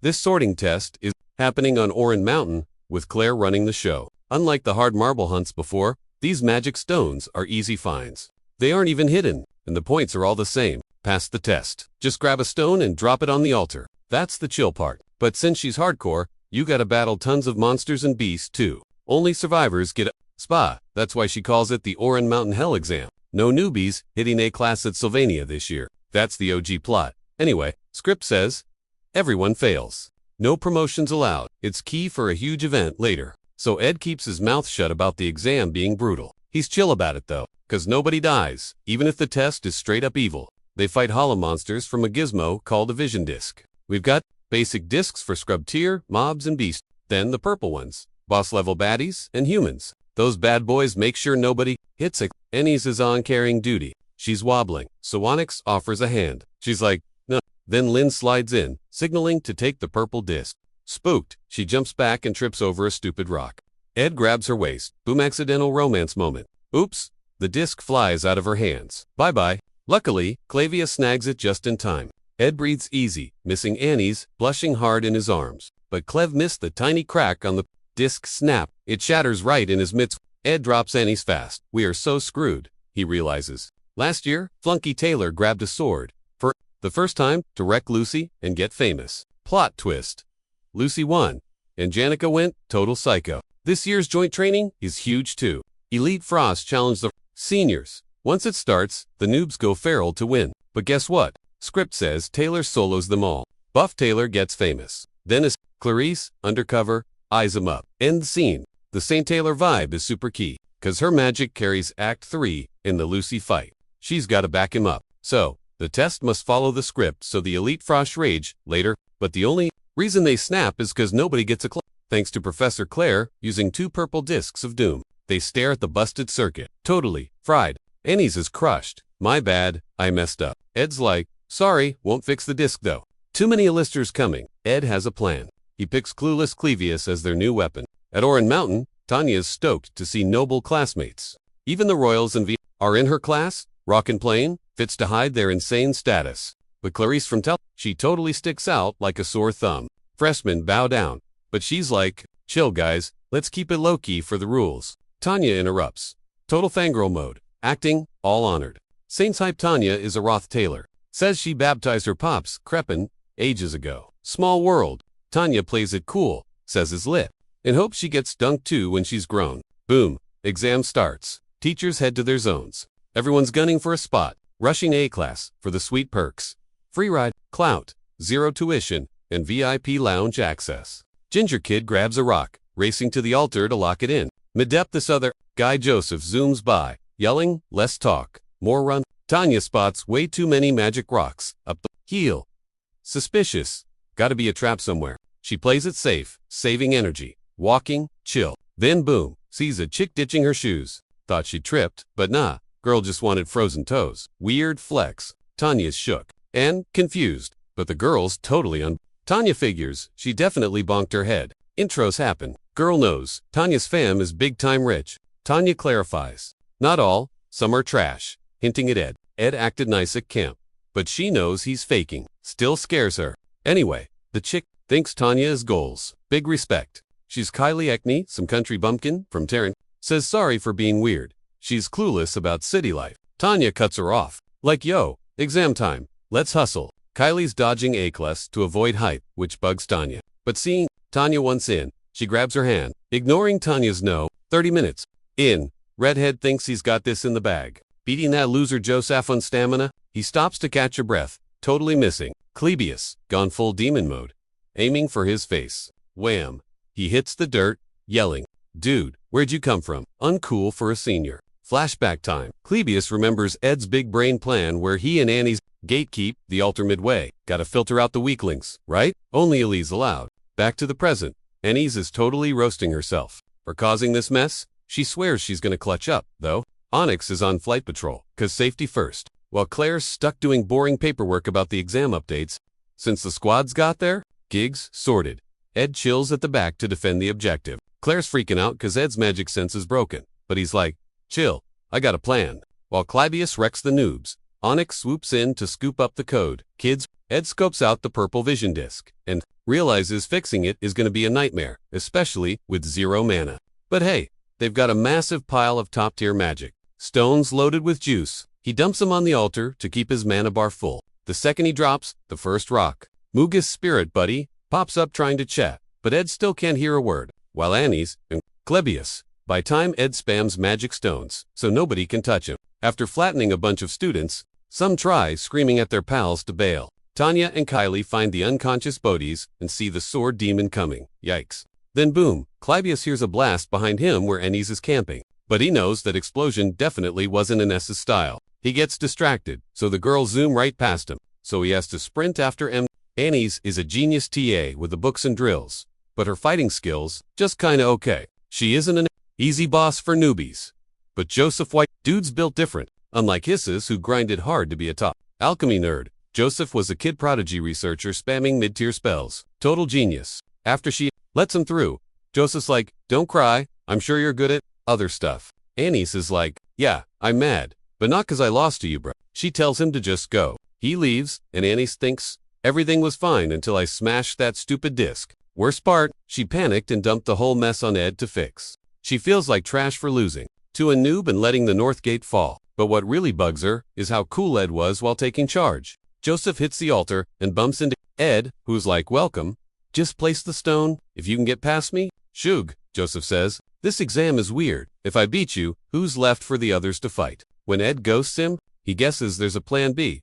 Actually, he's just stalling to scope the place out. When he peeps the purple disc, he spots the odd color. Might be Ed's leaking 0 mana, relying on items like a total new Joseph. Readies to roast him alive? Bummed by the school, he lobs a mid-tier boom spell. If Ed doesn't read the aim and dip, he's toast. But Ed jukes it fast. Kids got skills. Joseph bets on fire. Magic next. Basic stuff. Judging by the hand signs, he calls ignition. But the blaze is huge. He grinded that level up. Yet Joseph tanks it with a shield, mocking the weak effort. Mage fights are just comparing mana bars. Still bored, Joseph figures Ed is a rookie who will fold when his juice runs dry.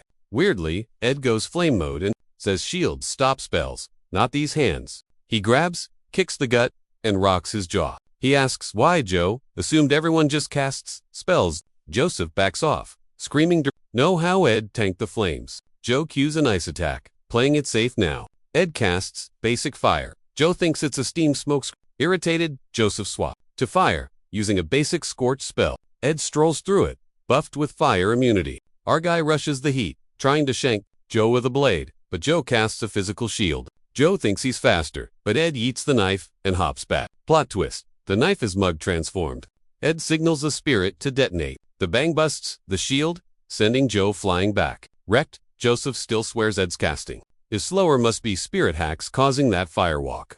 Gassed, Joseph wonders who this dude is, dropping the stone to surrender. When Ed chills, Joe rushes with a mid-ice spear, but faints into a punch, decking him. Ed's shocked that Joseph, a total magic nerd, actually hits that hard. But then, a weird vibe surrounds Ed. Milda's wind protection. It autoblasts, cheap shots, a huge gust launches into a rock, double wrecked. He finally taps out. Ed hypes his own punch. Then Joseph asks, who'd? Ed answers. Dan Onyx swoops in to grab the hurt kid. In the ride, Ella quizzes Jix on picking magic class. He's shook. She says he'd be #1 elsewhere if he picked potions or fights. She feels guilty. He quit it. But Jix's claims being top dog isn't his vibe anyway. He admits he'd crush alchemy, but definitely not in brawls, since Clebius North. Meanwhile, Kleb gets floored by some gnarly energy. Kylie panics. She broke him. Onyx heals him, yells go. With only 20 mins left, the girls find the altar and code students. Tanya spies Carrie Ed, who tells her to just quit now. Flashback time. St. Clarice had 2 wild dreams. First dream was totally faked by Archbishop Ver. The other was Adele's bop about the real world. Left the cult, rebranded herself as the romantic, parkering rooftops. She sang at Clarice's window. Dream number 2 was the outside world, whispered by her pal Adele. Adele hyped a chill life where she could just be a regular student, date, and actually hug. A real crush, instead of handling weird fan prayers. Adele dipped, joined school, traveled, visited her, but once Adele bailed, Clarice dream traveled there every night. Every dream ended with a massive, warm, bear hug. They'd adventure in color, escaping her bland life, before going to to school via nag to the St. Clarice, disguised as Kylie, to keep it a secret. She promised to chill. With a distraction, she got in. Like this, she was totally ignored. Just sitting on a bench felt super satisfying. No bowing or fans. Only Ed knew she was the saint. Back to now. Ed tells the girls to tap out. Tanya's shook.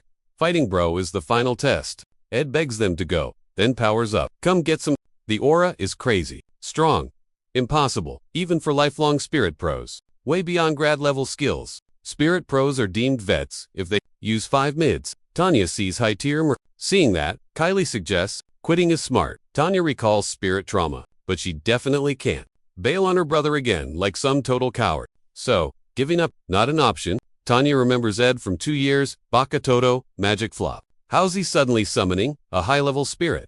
She figures it's gotta be fake. She plans to crush the real spirit, figuring it's way weaker. But getting closer, the vibes are insane. She has to face facts. This might legit be a high-level spirit. They try attacking, but get blasted back. Kylie's floor, that's Tanya's brother. Kylie, totally fangirled over. Noble guys, all slick hair, cute smiles, and fancy manners. But seeing Ed, total shock.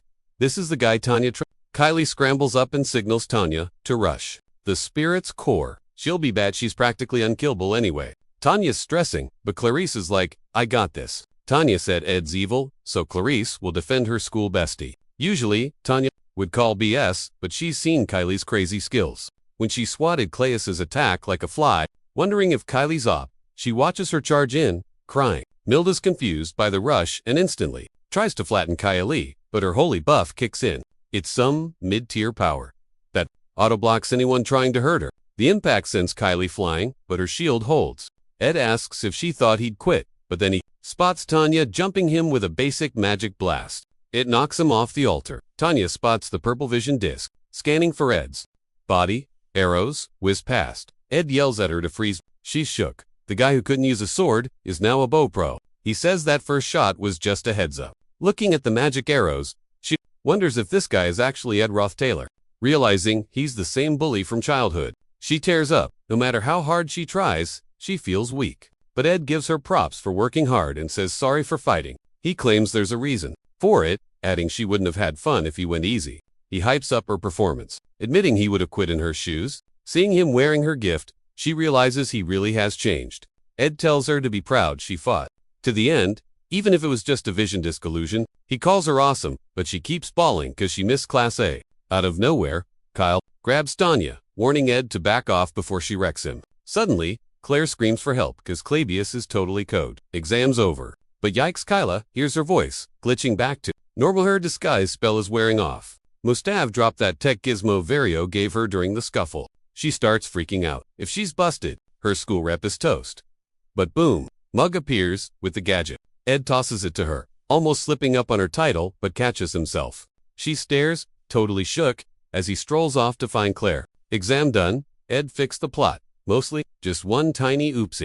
The one glitch, even though it's kinda random, St. Tess was supposed to be eyeing Taylor. But now she's glued to Ed cause he almost spilled her secret. While Ed's chilling on the floor, Matilda starts yapping about timeless beauty or whatever. Total nonsense. Ed cuts in like, bro, you're making 0 sense. She pouts, claiming humans can't vibe with the moment since we die fast. Turns out, Matilda wasn't a hallucination. She's real, but Ed keeps his lips zipped to his sis. Matilda nags him to stop and smell the roses. Ed realizes Janica was right. This chick never stops talking. Then she scolds him for being a tryhard and ignoring his health. Finally, she keeps it 100. You need a bae to fix your vibe. She asks Mug to back her up. Mug's like, yeah, just not along. Dude, Matilda catches the shade. Excuse me, pretend. The lil guy panics, apologizing so hard he offers to die. Ed's over it, eats Mug, and asks Matilda why Janica was such a downer last time they met. Worried, she teases, but won't spill the tea since it's Janica's secret. But she says chill out, because even Janica needs character development. Life ain't a fairy tale. Matilda rushes off before she drains his mana dry. Says she's a high-maintenance spirit, and he only summoned her cause of the stones, and cause someone else was helping foot the energy bill. A diva like her doesn't stick to just one owner. Ed gets it. He can't afford a high-tier spirit for long. Who paid the tax? Then it clicks. He climbs up, finds Lucy, and jokes, nap time again. But she's like, nah, not sleeping, just didn't want to be lonely. So she wandered to the altar, Trouble is, Ed knows her being here, triggers the Act 3 finale. Soon, paranoid Saintess is gonna start. She spots the shade in the Holy City and questions the order. So Tellus's goons hit Arkan Island to roast Clarice, and the school crew blindly follows the big boss, clueless as usual. Fast forward, everyone's pointing blades at the one girl saving their butts, Lucy, honoring her master's wish. She eats their trash talk, stays chill, then goes full beast mode. When she snaps, she'll wreck all the main cast and solo wipe half the raid party. Totally but she runs out of juice, and Taylor drops her with his ult move. Once the tea is spilled, they'll see Lucy was slaying baddies, not being one, but by then, way too late to fix the mess. Maybe it's her vibe, or she figured they wouldn't listen anyway. But Lucy keeps her mouth shut till the bitter end. IRL Ed's plotting to stop that train wreck. No way he's sacrificing her just for the plot. Flashback. Old man Glock tells baby Lucy the school can cope mostly, but a big bad is coming that they absolutely can't handle. He begs her to carry them, just for him. He spoiled the future tragedy, and losing her only fam hurt bad. Out of nowhere, she flops over and rests her head on Ed's lap. She admits she's lonely. Ed promises to text before dipping out. Next day, Clara gets back from her trip, family reunion style. She tosses Belle a souvenir she picked up. Being a mega-rich noble, Clara rushes off to catch Ennis and Janica for tea. It's been ages. She finds M, but the vibe is dead silent. Trouble in paradise. In their whole BF history, it's never been this weird. She tries to think of an icebreaker. Before she can peep, Janica finally grills Annie's about that hug she got from Ed. Meanwhile, Ed's building a wind wall, but getting 0 XP gains. So, he thinks about finding a new grind. He's prepping for storms when Belle shows up to drag Lucy away. Belle's like, new school rule dropped. Dorm kids are on lockdown during blizzards. No exit. Lucy whispers save me, but Belle says they've got guards on her. Lucy gives puppy eyes, but Ed is stone cold. Belle asks if he honestly thinks he can survive a 7-day blizzard out here. She doubts his wall works, but Ed says he's just setting this up for his loot. He actually tied the roof down tight with twine, since he's gonna nerd out on magic engineering and chillin' at the library mid-storm. He tells her he's got a crib sorted, no sweat. Ed spots Belle stressing and pushes her to spill, but she just wishes him luck and zips it. Meanwhile, seeing Janica bust Ennis for hugging Ed, Clara's shook. Cornered, Ennis totally ghosts Clara tries to fix the mess, claiming it's all a big mess. To cut the drama, Ennis owns up to flirting with Ed and says sorry. She's like, I didn't trust the guy cause he just gave off major player vibes, so she was scoping him out. Janica calls Cap, but Annie swears Ed ain't her type, says he looks like a goon and acts way too reckless. Right then, Janica shuts down the Ed slander, so Annie's apologizes for making moves without giving her a heads up. But a tearing up Janica asks Annie's why she's pulling stunts nobody asked for. She lost sleep stressing cause her bestie seemingly stabbed her back. She's also flipping out cause she can't be cheated on when she doesn't even know her status with him. But Annie swears that from her POV, she's deaf more than a friend to Ed. Hearing that, Janica argues it wasn't cool for Annie's to test Ed like that. But since she did it for her sake, she can't stay salty. She thanks Annie's for keeping it real about not crushing on Ed, and Clara chills out, scared Ennis had actually caught feels. Suddenly, Janica dips, realizing she hasn't hit up the North Woods in a hot minute. Alone with Clara, Ennis begs her to hook her up with some guy, but realizing that ain't gonna cut it, she decides to flip the script and asks Clara to date her. Confused, Clara just stares, while Ennis, since Clara's mute, Ennis plans to squash her crush by dodging Ed once their school gig wraps after break. But she's totally gutted to find out the Academy scholarship. Crew stays on as assistants when she's back, cause they were actually too good. Being assistants scores them extra cash and perks. But for Annie's, total nightmare fuel. Checking his stats, Ed sees he can finally unlock mid-tier magic. He's got 4 slots mugs in one, Marilda's in another. Janica pops by camp and tells him he needs to bond with a mid-level spirit.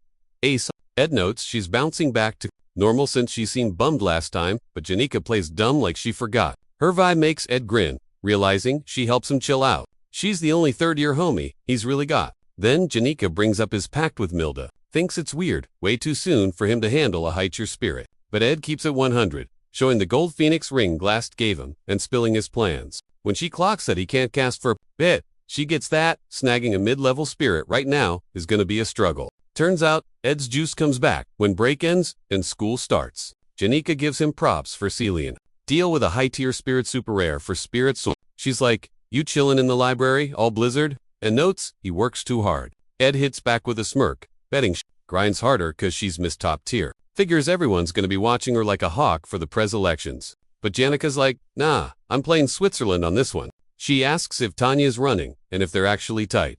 Ed shrugs, admitting it's complicated since he got kicked out. But hey, blood is blood, and he still wants to be cool with her because he actually cares. Janica figures Tanya's just being a dramatic little sis. Then, bam, tears up, grabs his hand, asking what treats Tanya likes. Weird flex. Right then, Ed clocks at Janica, messed up big time, and is trying to buy forgiveness. Janica swears she's innocent though. Ed gives her the really look. She caves fast. Worst liar ever. But Ed thinks it's barely a blip on the radar. Kylie gets the memo. Storm's coming, AM. Dorm lockdown, unless it's an emergency. As news hits, she flashbacks to Ed, that scary third year she spotted earlier. Worse, she's totally freaking out cause he almost used her fancy title.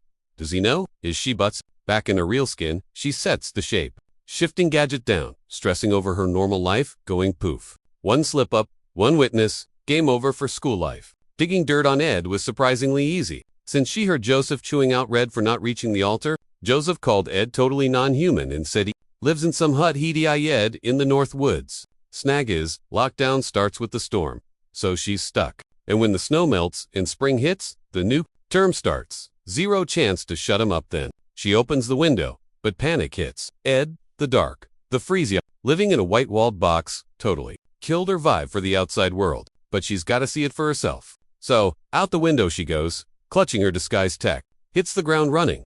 Freedom isn't free. She's off to check if Ed's plotting.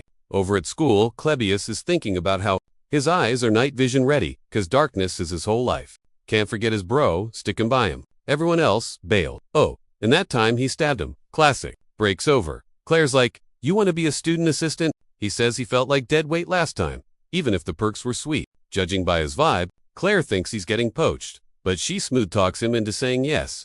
Ed's pretty sure he's maxed out and hit the absolute ceiling of his training potential. The break was purely for grinding spirit formulas and buffing his magic engineering stats. He's actually leveled those skills enough to call them his mains, and he plans to nerd out in the library all week to master them. Heading out, he remembers tossing Jeek some cash to magically tidy up the library disaster. But Jix went full librarian mode, sorting books by genre and title.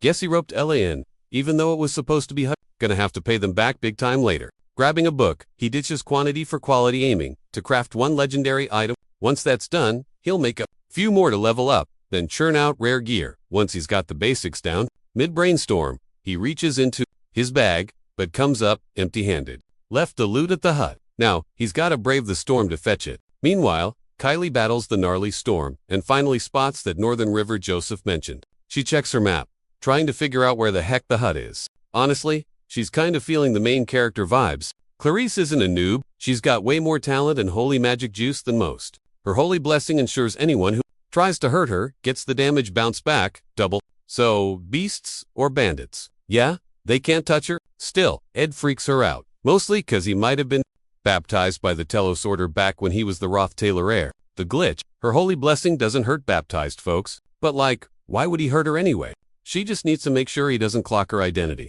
Finally at his door, she pushes. Nope, stuck. She shoves it open, knocks over a hidden pot of blood, and spills red everywhere. She just stands. They're totally confused, until she spots a tied-up boar and panics. Blood is everywhere.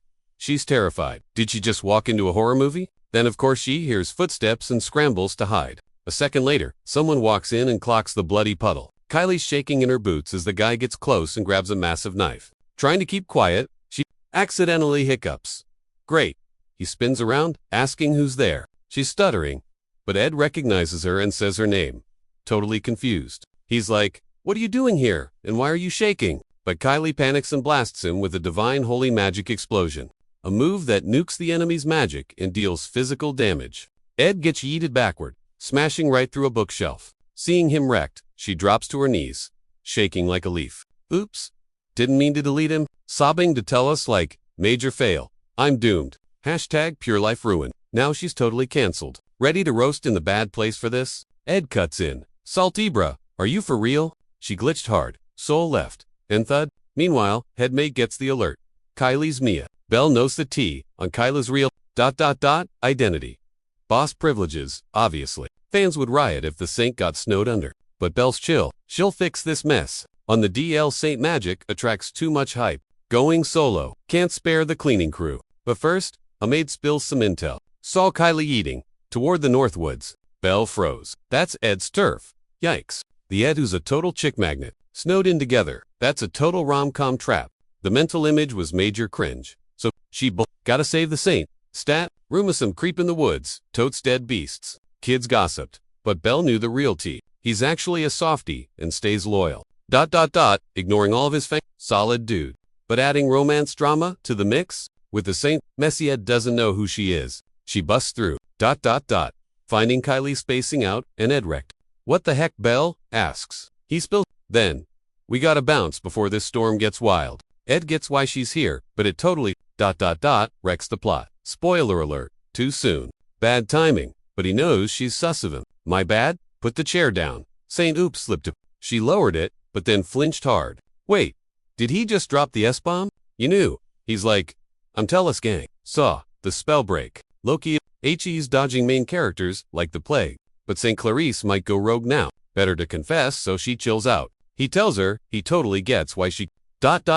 wins stealth. Needed a break from the fame? Then he asks, so, vibe check on my forest life. She pauses. Honestly, you don't look free to me. It's basically survival mode. Life's got a dark side, and Ed is stuck in the grim deal. Ed apologizes for the roast, claiming only he had the guts to be real with her. Then he basically kicks him out. Belle drags the saint back inside. She's plotting on hot soup and cozy vibes, while Ed's stuck sniffing blood in the cold. She never guessed the guy who soloed the class would be living like a total hobo. He wrecked her dream, but she still thinks he's legit. On the way out, Belle kaiches the saint, peeking back. Is she crushing on Ed too? Belle's not sure. Spring hits, and that bakery finally reopens. Lortell snags him a table. No race needed. 'Cause she's their only supplier. Talk about a power trip. She loves it. The baker? Not so much. She claims the snow messed up their shipping logistics. The shop panic bought supplies, then bailed when the storm hit. It was super shady to hoard food others needed.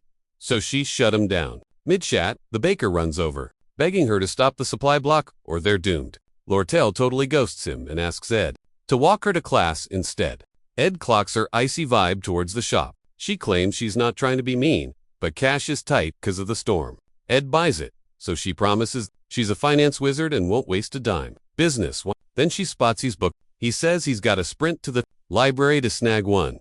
Free cardio, right? She's confused. It's cheap, why not just buy it? Then it hits her. Books actually cost a fortune for normal people. She asks for the price tag. She grabs her wallet, but Ed's like, nah, I'm good. Later, she brings up the student council vote. It is coming, but she's too busy chasing bags to run. But she wants a simp in a big chair. So she dares Ed to run, promising to back him. Ed passes. She asks if his sis is running. Kissing up to Princess Fini. No thanks. But Tanya's odds are trash. Even with the nerds helping, the princess is way out of her league. Ed agrees. The princess taking the crown just makes sense. Tanya, though, she'd do anything for votes. No matter how cringe, she's still gonna get crushed. Lortell suddenly hits Ed with the Team Princess. Q? He admits he's actually totally Team Tanya. Lortell beams. Everyone simps for Finia, so she was scared. He was just another basic fanboy. Head down, she whispers. You know I dig you, right? Admitting she got low-key jealous there. Getting bold, she softly places her hand on his chest. Ed goes mute, so she wonders if her moves are even working on him. Ignoring the awkwardness, she leans in. Let me check that heartbeat, she teases. Ed instantly shoves her off. Hey, Lortell pouts. Did I mess up or something? No, Ed says. But I am strictly flying solo until I grab that diploma. No dating. Lortell perks up. So, post-grad is fair game. Ed stays totally silent on that one.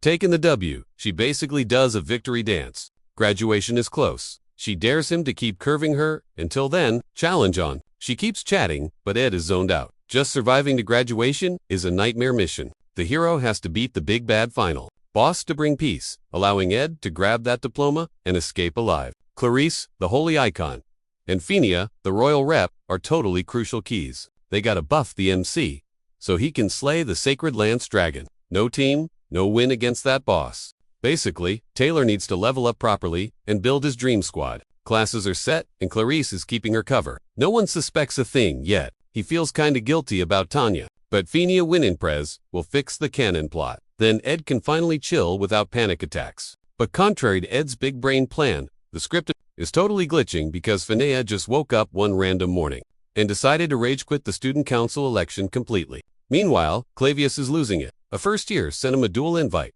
Why him? Why not literally anyone else on campus? He is the first guy on the hit list. He starts cursing his rotten luck. Out of everyone, why does this kid have to come for his head? It sucks. While drama goes down, that same bold first year finds Jeeks. He wants a piece of him too. Duel time. Jix asks why. The kid claims he wants to learn, but Jix isn't buying that lame excuse. Cut the fake act, he warns.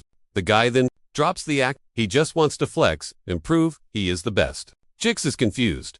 You're already the top rookie of your year. Why do you even need this fight? The kid's being the king of the first years is barely a flex. It's not enough clout. But Janica is the beast of the third years. And Drake runs the combat faculty. Then there is Ed, who is weirdly famous in the first year magic faculty. He wants to destroy them all. To keep things organized, he challenged Cleus, first top dog of the second year combat faculty. But Cleus is totally dodging him. The plan? Beat Cleus, smash Alvera, the alchemy queen, and then come for Jix.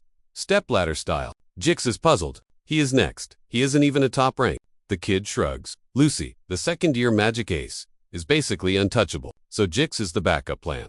Amused, Jix calls the kid full of himself. Sounds like he needs a Sylvania reality check.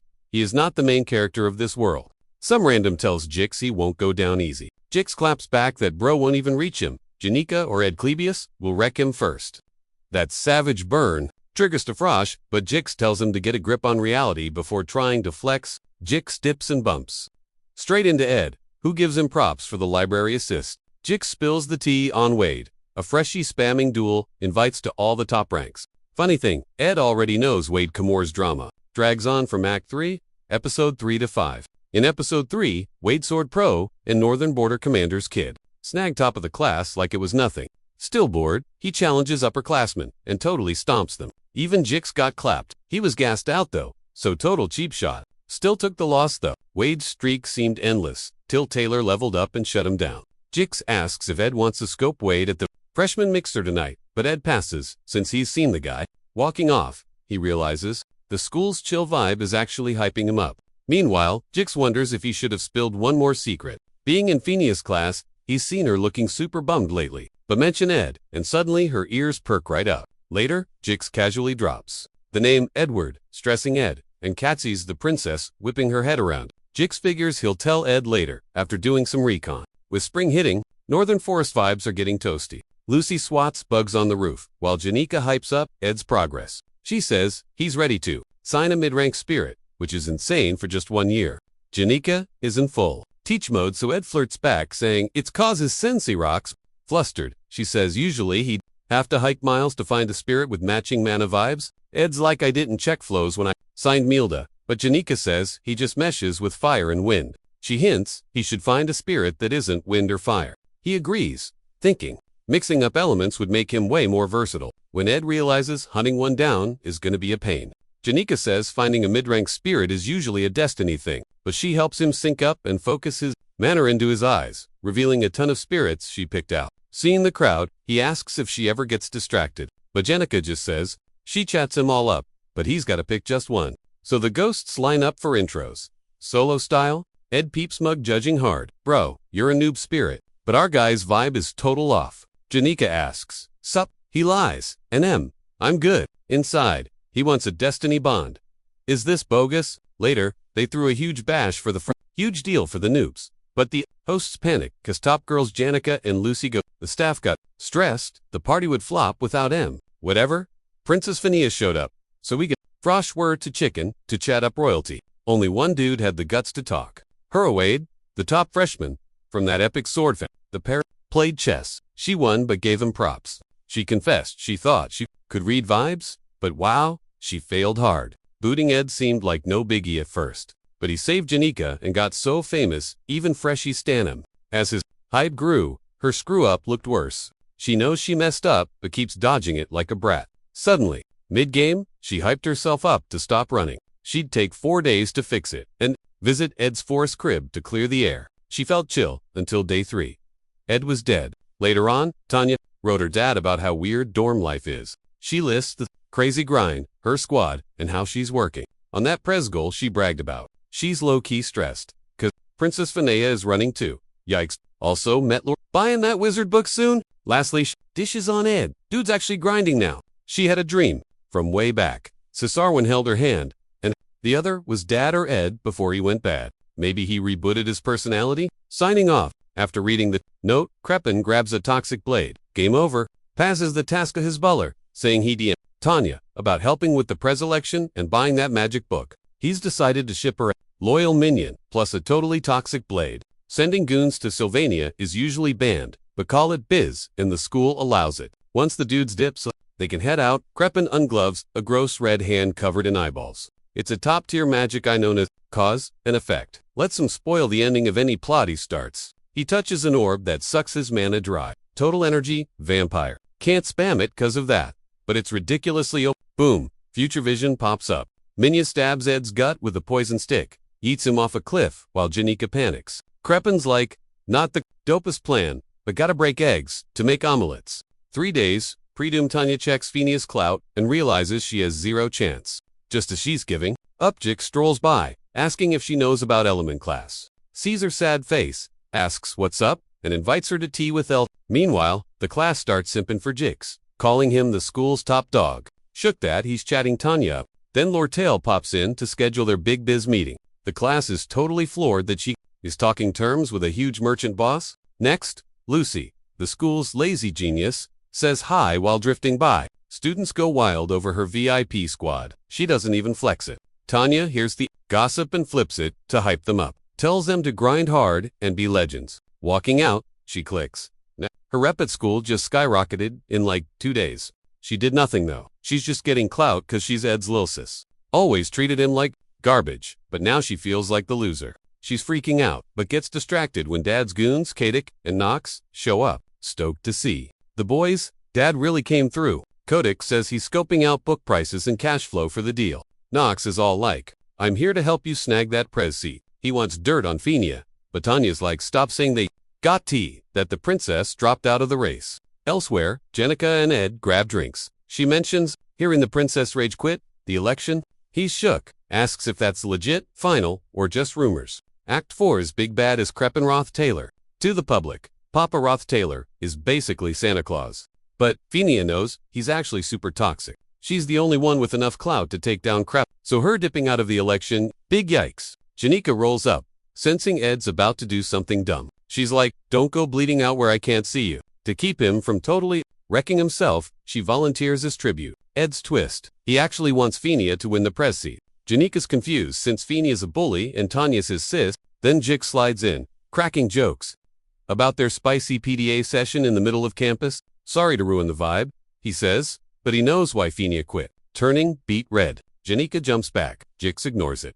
Phineas, a lonely alpha wolf. She made one bad move, lost her squad, and now she's too shook to function. Before dipping, he predicts rain for tomorrow. Pack an umbrella. Once he's gone, Ed realizes Jix has that freaky animal sixth sense. Worst case, Phineas stopped hating the Roth Taylor clan. He's trying to figure out his next play. Janica interrupts his brainstorm. Rain is great for water spirits. She suggests a cliff trip to level up a spirit. Ed grins, deciding to just roll with the punches for now. Meanwhile, Lucy's chilling on a roof. Doubting the forecast, pop goes a light bulb. She hops down to start a campfire. Later, Ed heads home, figuring the storm will make travel a nightmare. Then the sky opens up, drowning Lucy's fire. Next day, it's still pouring as Ed and Janica trek to the cliff for that spirit training. Mug, cozy in Ed's coat, is hyped for the beach trip. He thinks contracting Lyso was a total power move. While they chat, two dudes wander over. Ed locks onto them, but Katakba, yo, young master. These guys are literally act for mid, the shady minions behind the Roth Taylor drama. They're lifers, loyal to the family, and Crepin's top goons. Even though Ed should be thrilled, the vibe is definitely off. Kodak uses the title, and Ed's like, cool that you still respect me. Then Kadek drops a bomb. We were sent to whack you, but we decided to bail on that plan. They hit their knees, explaining the family staff absolutely despise him, hence the whole murder plot. But checking his new vibe, they see he's rebooted to the true heir. Nox drops a knee and swears they'll spill the tea to Crepin so Ed can become the Roth Taylor, Golden Boy again, and fix their rep globally. Ed cuts the acting. They smirk cause he totally clocked the scheme. Kadek praises the then rushes in with a toxic blade and throws wind slashes. But Ed read the guide. sidestepping the wind beats before Nux jumps in with a fire mace. Ed dodge rolls the heat and splashes him, but Kadek midfret. Nox asks about Milena, the girl Ed blinded in one eye for laughs. Turns out she's Nox's daughter, and he is absolutely raging about it. Furious, he blasts fire, but gapes when Ed tanks it with a shield. Our guy stands tall, owning it, but telling Nox revenge is a total flop. Saying vengeance just leads to a big fat zero in the end. Nux smashes the shield. Sick of the lecture from this guy. Ed backs up. Kadek yells that, even with upgrades, that mace is great moves, but one hit means game over with that bow in the way. The brawl rages as Ed barely avoids getting squashed by Nox. Ed gets sloppy, so Nox rushes in for the kill. Sensing blood, just before impact, Ed admits he's cornered, but Boomnox gets backstabbed by a dagger. It's Mug coming in clutch. Kadek shook, thinking it's magic hacks, but sees Ed baited them into attacking to set up this trap. Ed yells blast it, and Mug hits the switch, painting the scene with Nox's blood. Mid-explosion, Ed fires to mana arrows at Kodak, who is confused after. Then our MC walks through the fire like a boss, thanks to his flame immunity buff. Kodak asks, how does Trash got strong so fast, but mocks his aim. Then Kadek spams wind attacks, knocking Ed back to Nox's body. Nox tanked the blast to save his vitals. Tough guy, Mad Kadek, dives in to finish the match. But mid-air, Spirit Lysia jumps him, drowning his head in a bubble. This move makes him drop the blade, gasping for air. But Zombie Nox grabs the poison knife and jumps Ed from behind. Usually, that damage would be an instant kite, but this vet is too stubborn to nap. A factor Ed miss. Knife super close when Ed realizes his mistake. But Milda triggers his windshield, which yeets enemies back during surprise attacks. That wind blast smacks Nox, but he doesn't go flying, just gets dizzy, and kneeling, Nox begs Ed to end it. But Ed grabs his hands and says, nah bro, I should be asking you that. Ed knows Pops wants him dead, so he's basically toast anyway. He figures killing them won't fix a thing, so he'd rather check out here. He tells Nox his death will suck, but hey, at least Nox won't be a revenge slave anymore. Calls it a parting gift for his loyalty to the family. So, Nox stabs him. Brutal. Janica sprints in late, blaming her class running overtime. Moment she hits the scene, she sees Nox dumping Ed off the cliff. She runs, but whiffs the catch. Nox realizes he is so cooked, there's a witness. Suddenly, he freezes up and has zero clue what's going on. Freaky energy explodes off Janica. Vet warrior, who thought he'd seen it all, realizes he knows nothing. He's about to see summon of a top-tier spirit, way buffered than the usual high-level ones. The kind where only one exists per element, and only she can flex it. She turns, murder in her eyes, asking if he gets how bad he messed up. Giant white circle glows up, looking totally alien to most. It's the summon for the highest strength darkness. Spirit, Glaskin's right hand, the sun that literally toasts the earth, has a tail bigger than the city and scorched mountains back in the midst. This is the big boss fire spirit. Summoning just a hand could turn the northern woods to crisp toast. And Nox is stuck between being awestruck and peeing his pants. It's obvious what's coming next is straight up game over. When Janica asks again if he gets it, he starts choking on air. Suddenly, crazy heat slams him and starts sizzling his skin. Milda spawns behind him, blocks the heat, and yells at him to bolt. When she yells it again, it makes zero sense why she's helping, but she needs him to live and spill the tea. Wrecked and bleeding, Nox crawls away. Janica's ticked, asking what Milda's deal is and to move. Milda refuses, explaining she wasn't one who summoned Tearfist, telling Janica to actually use her brain. Flashback. Lortell asks Ed how his magic tech is going since she hooked him up. For real though, all Ed did all break was grind his magic engineering stats.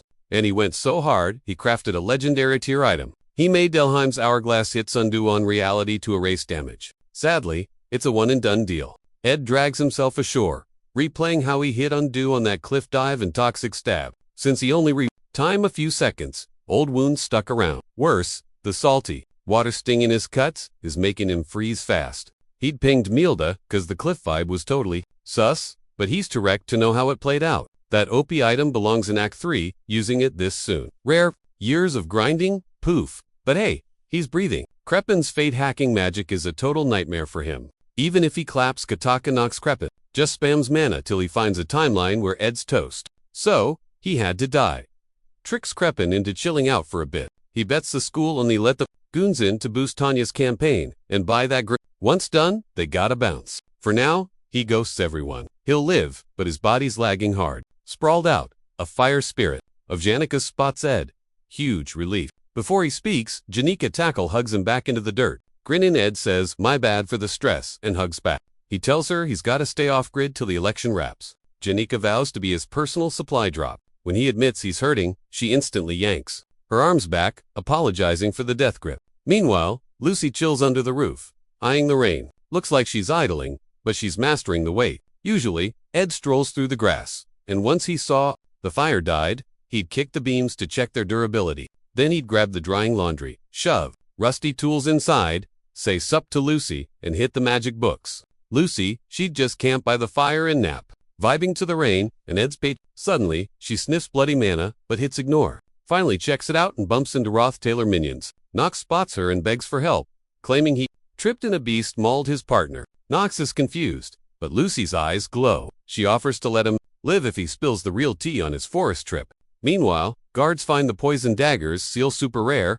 like once-in-a-lifetime loot. The head guard groans that this drama always hits during his shift. But the daggers vibe definitely used to unalive someone. After that, cliff drop and rain. Finding the body's gonna be a pain. He turns to Janica. She was literally just heading over to vibe with Ed and practice spirit magic. But she pulls up and finds him stabbed. Big yikes. He asks who did it, and she bets it was those Roth-tailored minions. The guard tries to tattle to the dean, but Lucy suddenly crashes the chat. Janica jumps in too. Chill Lucy out, swearing to spill the tea back at camp. But Lucy drops a bomb. She already bagged the murderers. She grabs Ed's bow, glows like crazy, and just yeets out of there. Janica tells the guard they gotta catch her before she wrecks it all. Back at camp, Nox is totally writhing in pain under Lucy's magic. Lucy stands over him, demanding the dirt on the Roth-Taylor family. Nox claims they were just helping Tanya and had a permission slip. But dropping Tanya's name just makes it worse. So Lucy stomps off to the dorms, totally livid, to confront Tanya. She screams for Tanya, and Belle runs out asking, "What's the drama?" Belle fires up one of her gadgets to stop Lucy, who is floating with the bad guys right there. Belle asks why she's tripping, but Lucy just smashes the gadget with a look, screaming at them to bring Tanya out now. Suddenly, a huge explosion goes off somewhere. Elsquai gives props to Alvivera, even though he crushed her. She calls him cocky for beating second years. But wait, says he still has to clap Jix to finish his total victory lap. Jix is standing right there, shook that Wade was able to beat the alchemy queen, even if one-on-one is his jam. Wade is the heir to that famous Callermore sword family. People are whispering that he might actually wreck Jix too. Before they can throw hands, an explosion shakes the place.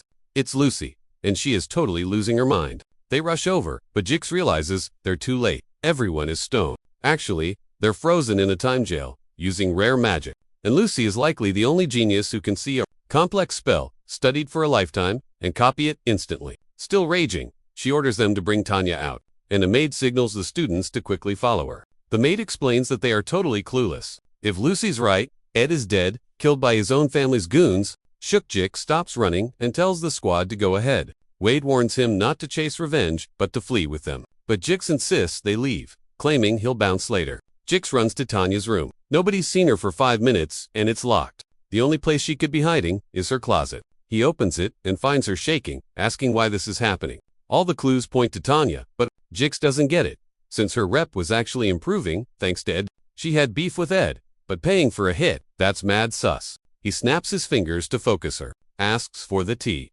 Did she ice him? Shaken, Tanya screams. No. Jix isn't 100% sure, but protects her since Lucy's in full Slayer mode. He's super bummed about Ed being gone, but the math isn't mathing. Here, questions later. He orders her to hide or she's dead meat outside. Gotta stop, Lucy. Ed wouldn't want her catching a felony charge. Suddenly, Wade crashes the party, telling Jix he needs the win, whatever it takes. Demands Tanya right now. Lucy's wrecking the dorms. Clybius jumps in and finds a pops. It's Dorothy, the alchemy sweat, frozen, solid. If the MVP got wrecked, he's toast. Then Lucy spots him. He books it, whining. He gets 0 Ps, and didn't enroll here to die young. Trips on a rock, eats dirt, and curses his bad luck again. While he's hugging the ground, Alvivara rolls up asking, "Sup?" She says only the pros can stall. Lucy, for a bit, you need to survive 30 minutes till the staff arrive. She bounces, telling him to run for class once he can stand. He watches her head for the boss fight, ready to tank aggro till help comes. She's a beast too. Meanwhile, a girl sprints to Ed's cave with Teorphus screaming as faculty is en route. Says Lucy found out before the explain plan, so it's chaos. Ed's like, where's Lucy? And learns she's hunting Tanya. He hops up instant. Fine, I'll fix this myself. Flashback. Lucy thinks of Glock, nursing her flu, warning her about napping in puddles. He jokingly tells her to vibe with the pain, cause she won't get hurt much later. Said she meet weak, try hard their whole lives just to match her casual level. Present time. Staff spam attacks, but Lucy takes 0 damage. Realizing they aren't fetching Tanya, she's like, cool, I'll hunt her myself. Glock said she'd be such a gigachad mage that life would get boring and pointless. As Lucy walks at them, everyone freezes. Literal statues. She remembers Glock saying pain fades away eventually, but she thinks he's a lying boomer because she's hurting big time right now. Takes a step, triggers a trap. Kaboom. Dust settles. Lucy's fresh. Alvera's shocked. She's clicked too fast. Lucy just flicks her wrist and boom, Alvivara gets yeeted across the room by insane magic. Midair, Alvi realizes Lucy's casting speed isn't skill, it's just raw, broken mana levels. Literal cheat codes. Bottom line. Massive mana diff. Mages are only as good as their juice bar, after all, but Alvi's like, alchemists can hack mana into tech. Lucy's eyes bug out as Alvi dumps red quartz goop on the floor, powering her gadgets to drain Lucy's overflowing energy. Alvi figures if she cranks the output, she can delete the local mana. Even if her life's work gets bricked, she's gotta save the squad. She flips the switch, but Lucy stands there, totally Suddenly, error, mana, overload, system crashed. Alvi gasps as her gadgets blow up in Lucy's face. Calculating the mana needed to fry that much tech is technically possible, but nobody bothers, cause nobody is that cracked. If they were, they'd be unstoppable anyway. Time to wreckage. Head maid Belle, top alchemist. Dorothy, 14 maids. And Alvi, 3 minutes flat. Lucy strolls past the wrecked Alvi, who grabs her leg. You'll regret this, fam. She points out Lucy just leveled the building instantly with that power. But she didn't, cause Ed wouldn't vibe with that. Lucy ignores her. I'll ask Tanya later. Suddenly, some creep jumps her from the dark. Lucy saw it coming though, blocking like a pro. It's Clebius, talking smack, calling her a freak, refusing to let her pass. So Lucy just blasts his chest with a mini. Top fighter, Clebius, lasted literally 1 second. Big L. Meanwhile, Wade tells Jix he's taking Tanya by force. If he has to, chill dude. He swings at Jix, but Jix dodges and claps back. Wade is shook that Jix knows the secret island fam sword style moves from a wild beast tamed by the estate. They keep fighting. Wade thinks he's got the but Jix's style is glitchy. Wade spots a balance bug, grinning like a maniac. Easy win. Just as Wade tries to sucker punch Jix from the side, a neon green wind blade pops up, slapping the weapon away and planting Wade in the dirt. With his opponent eating floor, Jix casually asks if he's done. Wade scrambles up, clearly not ready to quit. Dude claims he loves fighting tough guys, so why bail now? He lunges again, basically begging Jix to keep it interesting, but Jix Sizeway doesn't love battle, he just loves winning. He only gets hyped when he knows he's gonna stomp the other guy. Cause let's be real, if he actually wanted a challenge, he wouldn't be messing with Jix. Not when Lucy Merrill, the magic faculty's MVP, is standing right there. Jix roasts him, calling Wade a coward who's always looking for easy outs. Jix parries and aims a finisher at Wade's neck but freezes inches from contact. Wade starts whining, asking what he was supposed to do against an op monster like Lucy. That's suicide. That's your limit. Jix shrugs. Elsewhere, Lucy enters the hall. Cue flashback. Some old guy ranting about how pride kills more warriors than swords. He warns against being the idiot charging into battle with 0 respect for the stakes. He tells Clavius that fear is actually smarter than pride. Back in reality, Clavius is still stalking Lucy, even though he's leaking blood like a broken faucet. Flashback again. Embrace the fear. And one day, your legs will turn to jelly, refusing to move. But while you shake, your sword hand stays steady. You accept the loss. That's where true grit comes from. Suddenly, red energy explodes around Clavius. Boom, sword demon mode activated. Alvera's nearby, jaw on the floor looking at this beast. Lucy, totally she grabs Ed's loads of flame pillar spell, multiplies it by 100, and nukes the place. While dropping bombs, she remembers her no-killing promise. Oop. She figures, it's fine, though a little explosion won't kill a tank like him. But then Gaspy realizes the attack. Missed, he's faster now, charging straight at her. Before impact, her passive skill protection of the wind kicks in thanks to Milda, blasting Clevius back. Dude doesn't fall though, catches himself on his bare hands. He's getting torn up, blood spraying everywhere. Normal people would have passed out ages ago, but the red mana around his sword? It just gets stronger the more he bleeds. Classic berserker. He goes ballistic, hammering Lucy's shield with insane speed. She's safe, but that cursed sword is bad news. That's the Nortendale family's secret sauce. Blood swordsmanship. Lucy is sweating buckets while Clavius wails on her shield with pure rage. Finally, she raises a hand and blasts him with some serious explosive force. Weirdly, the beast just tanks the hit and smashes right through her defense. Panic mode. Lucy instantly forms a fresh shield and hits the monster with a way harder blast. Clavius goes flying back a few feet, leaking blood from everywhere. Blood swordsmanship turns the blood flowing from your own body into fuel. It's like the ultimate taboo. Flashback, guys. Find Clavius transformed and call him a psycho killer. Even the Nortendale fam banned Clavius from inheriting the title. While dudes yell, his bro walks up like, "You're no monster, man." Back in the now, with blood oozing from his entire body, Clavius reboots and gets back on his feet. He's a self-taught freak. Took years to admit he really is a monster. But when Lucy throws her hands into the air to cast some insane lightning magic called divine punishment, he realizes she is the actual monster here. Meanwhile, Jix and Tanya try to bail, but Lortell cuts him off. Lortell says Jix can bounce if he takes the door at the end of the hall, but Jix stops Tanya because something feels totally off. Lortell just smirks that Tanya is super lucky to have Jix helping. Jix carefully asks if she's seen Ed. She plays dumb, saying she's unsure. Jix asks what she'd do if Tanya was all by her lonesome. Lortell smiles and says she would have ripped her to shreds. Jix points out that would be pretty rash of her. She agrees. Skip killing, just pull fingernails to make her talk. Tanya freaks out, begging Lortell and swearing she's innocent. Lortell waves them off since she can't beat Jix in a fight anyway. Hearing that, Jix's body just instinctively freezes up. Everyone at Sylvania knows, making Lortell an enemy is stupid. Once she hates you, you never know what trap is waiting for you. Totally unsure, Jix just stands there frozen, deep in thought. But he's clueless. They definitely shouldn't be safe yet. He really shouldn't be wasting time zoning out right now. Meanwhile, Lucy asks Clavius how many times he plans to eat her high-level magic before finally giving up. Flashback.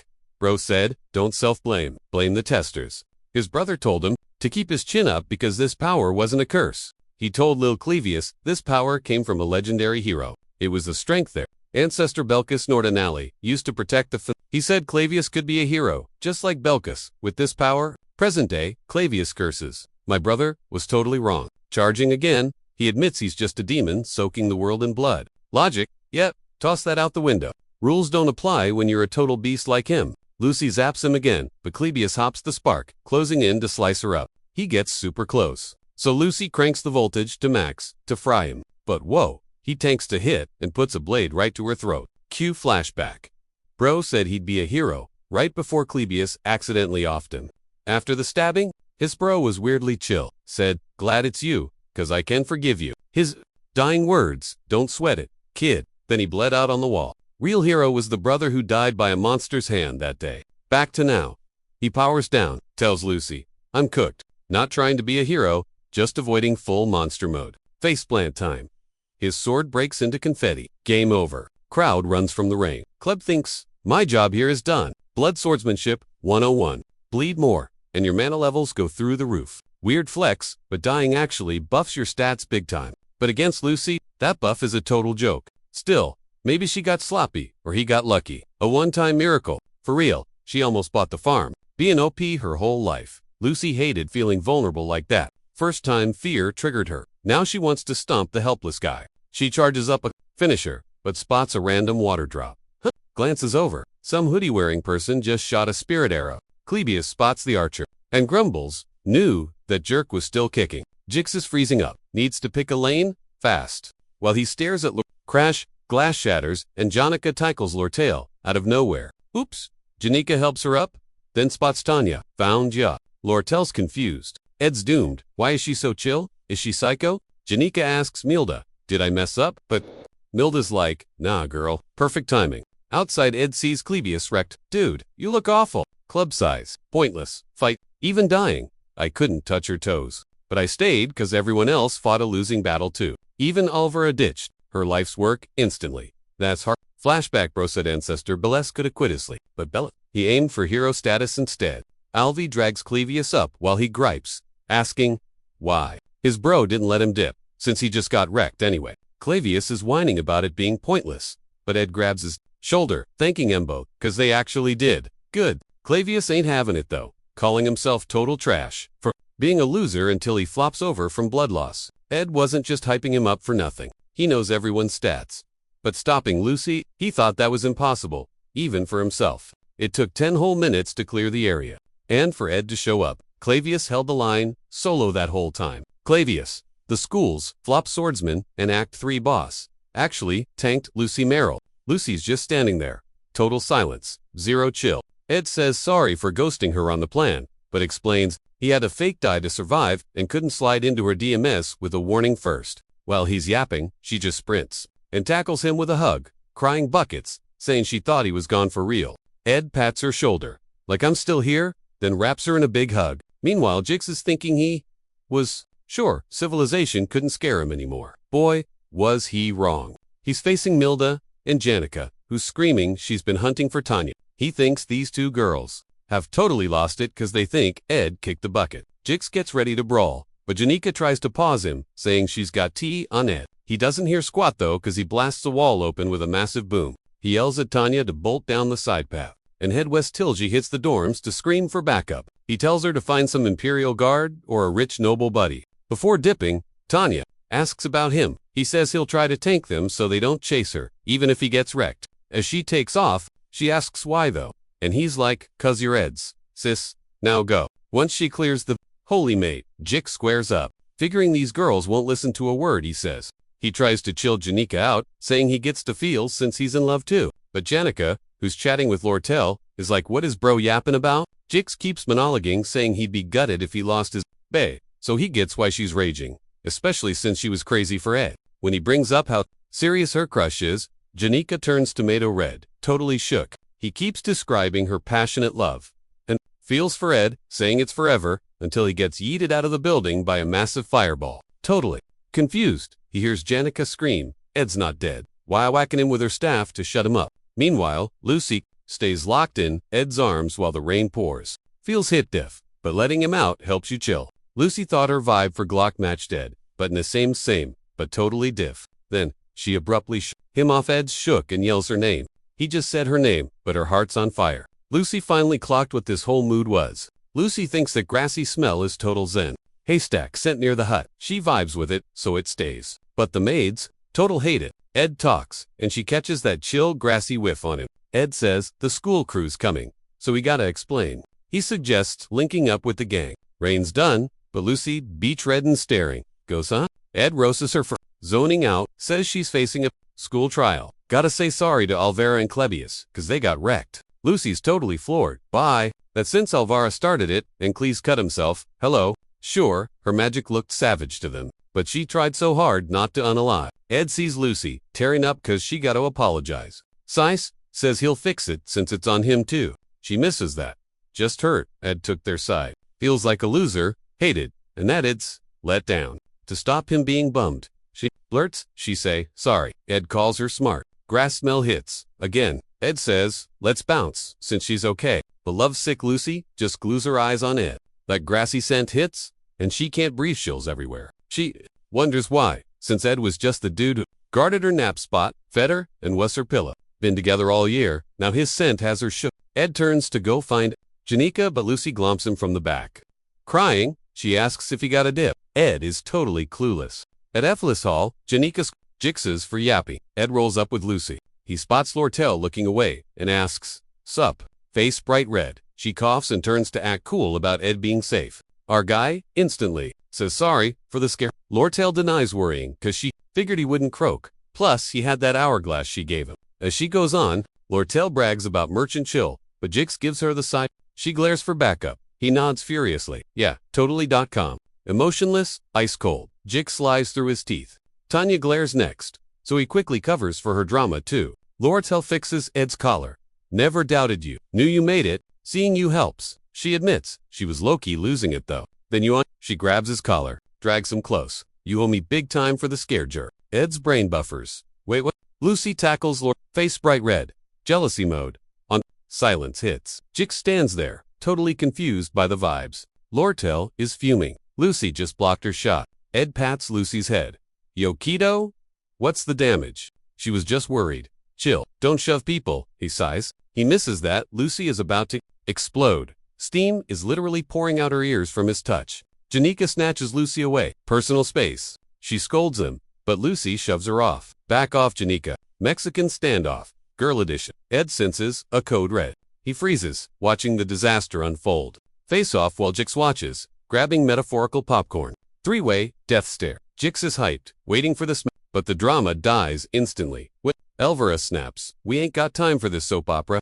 Ed nods fast. Staff, inbound. Let's wrap this up. I'm staying dead for now, he says, breaking down the plan. Lucy apologizes to the others, then zooms off to grab Tanya. Jix, letting Tanya bolt, was a rookie move. They align their stories before Lucy unfreezes the mob. Meanwhile, Nox and Katak stay trussed up in the square. Ed ghosts the scene before anyone spots him. Later, Clivius freaks out because all his wounds vanished. What the heck happened? Spots Elvira. Panic mode. I was bleeding out a second ago. Elvira shuts him up fast. Zip it, staff are coming. Say you stopped, Lucy. Got it. Flashback. Lucy bowed, said sorry, and healed him up. Lortell promised to bankroll Ed's secret life. Alvara's still tripping on the weird pep talk Ed gave Clivius. As Alvara hauls him away, Clivius realizes Ed saved him. Man, I still can't beat him. While he whines, decides, Clivius is the weirdest souvenir from this mess. He sighs, life sucks. Instead of yelling, she nods, big time. They both stare at the stars vibing in the misery. Meanwhile, Tanya's sprinting through the woods, faceplants in mud, then bounces back up, screaming at her legs to go. She's gotta move. Certain Lucy will turn her into toast. Plot twist? Nobody's there. She just needs a hideout to prove she didn't. Off Ed, tears, streaming, she books it through the trees to escape. Literally no one. Later, the guard at the scene of Ed's martyr says they've basically wrapped up the case. Magic replays show the scene, matches Janica's story perfectly. Looks like some goons working for the Taylors shanked Ed and tossed him off the cliff. Those guilty minions are locked in the school. Dungeon waiting to be shipped to the palace for real punishment. Principal Opal, here's the scoop and stamps, verified on Ed's death file. He suggests tidying up the facts for the royals so they can close the book on this. The drama from one kid dying is way bigger than they thought. Lucy went nuclear, forcing a midnight evac of the whole dorm. Ed was clearly a big deal. And Clivius finally managed to stop Lucy's rampage. Opal's, like Clivius's, buff, and wants to give him a gold star. As for Lucy, they're setting up a hearing run by Vice Principal Rachel to deal with the mess. Elvira and Clivius get called in to spill the tea. Ophelis Hall got wrecked, but honestly, it's been worse before. Lucy gotten off easy. If she just said, my bad, everyone thinks Sylvania is the top school cause of genius, Lucy, and they milk that rep hard. So kicking her out isn't gonna fly, and they'd rather keep her record squeaky clean. But Lucy's attitude is ticking Rachel off, even though she tried to be nice. So Rachel snaps, revoking her scholarship, suspending her for 10 days, banning facility use for 70 days, tanking her grades, and kicking her out of the dorm. It sounds harsh, but the money part is a joke, since her rich friends paid her tuition. Even with a grade drop, she's still light years ahead of Jix in second place. And she's a hermit, so banning facilities doesn't even matter. Lucy's about to sign when Belle yells, hold up. Belle claims that kicking her out won't actually teach her a lesson. As Belle talks, Lucy signals her to zip it. She nudged the VP to fork over the paper for a quick scribble. But Belle claims booting Lucy is basically a vacation, not a punishment. So, Belle votes to ground her in the dorms for a probationary stint instead. Lucy literally begs the vice principal to just kick her out, but Belle swears the maids are watching 24/7. Finally, Rachel slaps her with a 30-day lockdown. Hearing that, Lucy bawls her eyes out, finally realizing she messed up. While she sobs, Belle promises that she will personally make sure Lucy is stuck inside. Later, Janica pops by the cave to tell Ed about Lucy's grounding. Ed thinks she got off easy, even if Lucy feels like it's the end of the world. Then Janica starts whipping up beef stew, grabbing Ed's attention. He is shook that she insists on doing his laundry, cooking, and tutoring him. The big student council vote is coming up, but three things are stressing Ed out. First off, looks like Fenia totally bailed on running. Second, her rival Tanya is straight up missing in action. Third, those Roth-Taylor goons, Kotak and Nox, are still locked up. Ed faked his death so his crazy fam would quit hunting him. But things went sideways. So now and Nox got busted, and Ed has to spring them, so Crepin buys the lie. That's the only way he can stop hiding. Suddenly, Janica notes that for a fancy dudes, Kid Ed finds way too much drama even after getting disowned. Being a chill farm girl, she doesn't get his struggle or how to cheer him up. Ed tells her not to sweat. It's since she's already doing a ton for him, but she just hates seeing him suffer and wants his life to get easier. that catches him off guard, and for a sec, they sit in awkward silence before looking away fast. Then, Ed thanks her, admitting she's the only one who cares that much. She giggles, feeling a bit cringe about what she said. Anyway, gotta find Tanya. Ed says he's got a solid guess on her spot. In that failed swordsman game, Tanya Roth. Taylor was always this tough, fearless boss girl.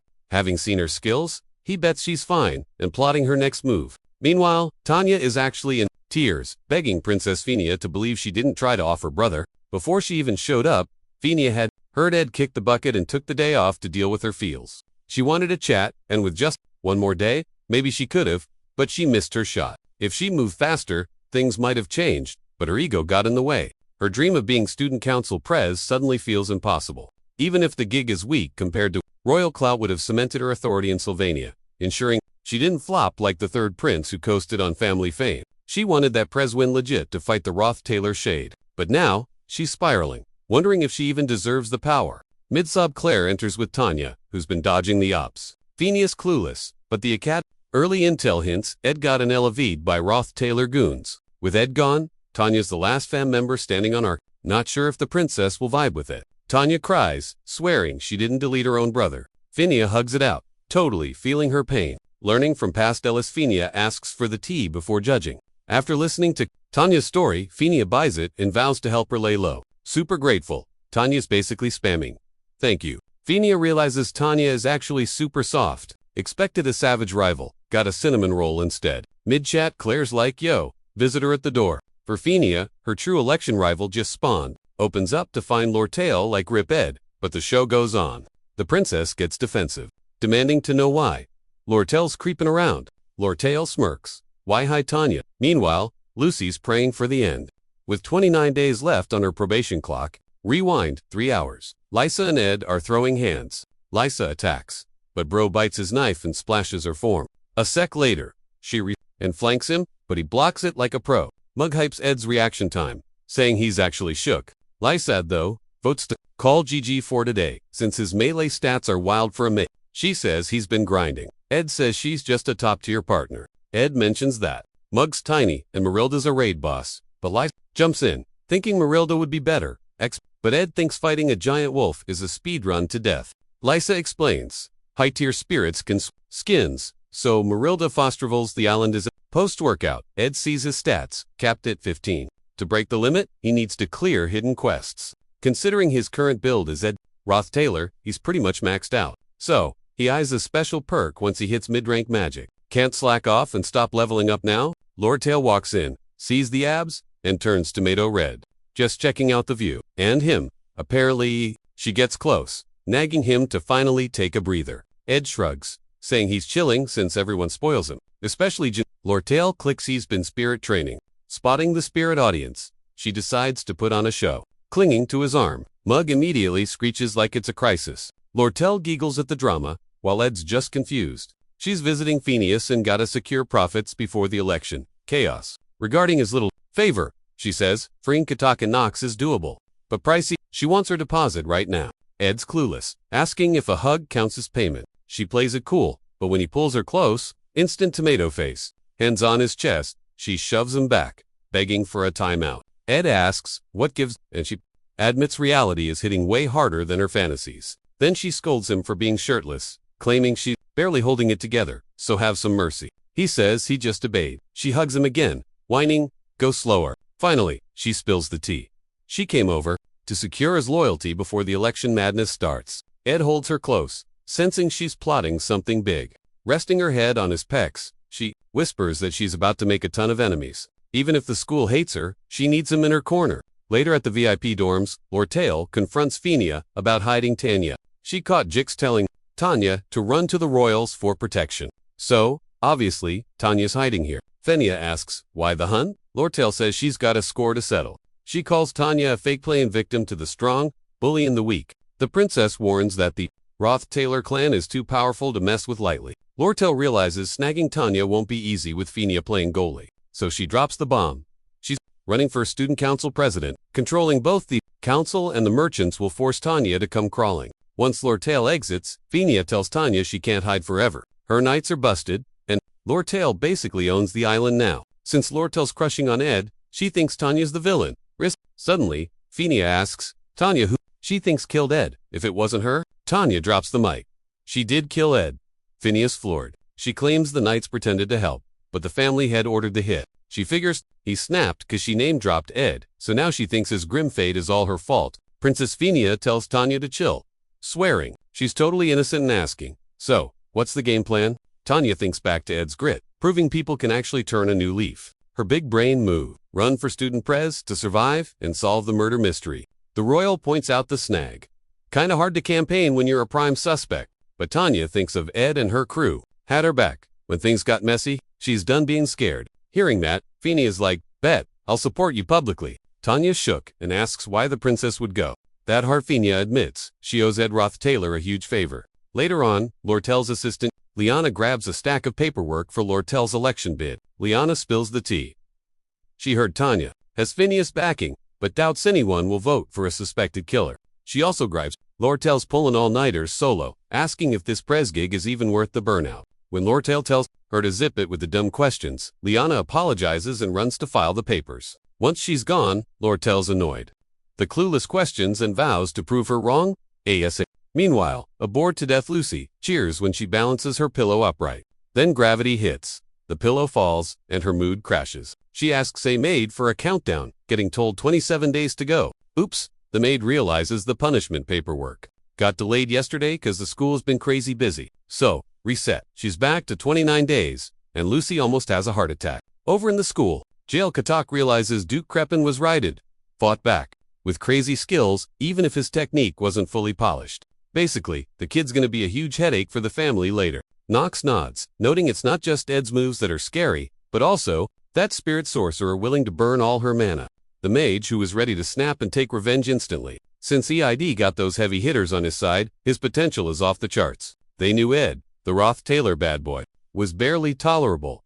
But Katak and Nox still wondered why Crepin wanted him dead. Now that the job's done, they reckon Ed, packing that much heat, planned to challenge the boss faking craziness to ditch the air title and flee to Sylvania. Nox fears Edie was building an army, but they've got bigger fish to fry. Priority 1, bust out of jail, and update the patriarch on the mess that went down. Suddenly, the guard cracks the gate open, hinting some folks love the chaos of a jailbreak. He drops his name, Dune. Just the trade corp's decoy. Chill. Later, Lucy's horizontal, brain stuck on Ed, and that shack. Bell drops, the 24 days, 3 hours, bomb. Lucy begs for death. Meanwhile, this stunner strolls campus, breaking necks left and right. Major aura vibes. Poof, she vanishes. Then jump scares, fangirl Kylie. Kylie's shook like who does. The chick vows to study hard and YOLO hard. Buzzkill alert. She grabs the rag, sees Tanya still ghosting everyone. Bummer. Tanya's running for prez? Wild. At least she's breathing, that's a plus. But the real tea? Ed's supposedly kicked the bucket. Totes, the Roth-Taylor goons. She can't unsee that hut drama. The major ouch factor is the rumor that her BFF Tanya helped off him. Kylie stands Tanya, but the school's hating hard since that night fled. Plus, the vibes on campus, total emo fest since Ed died. Principal Ol spots the paperwork mountain. It's grim. He happily dumps it on a professor who knows the drama players. Who fits? Boom. Poor Claire gets shafted. Classic. While drowning in forms, she gets philosophical on fate. Clebius just grunts.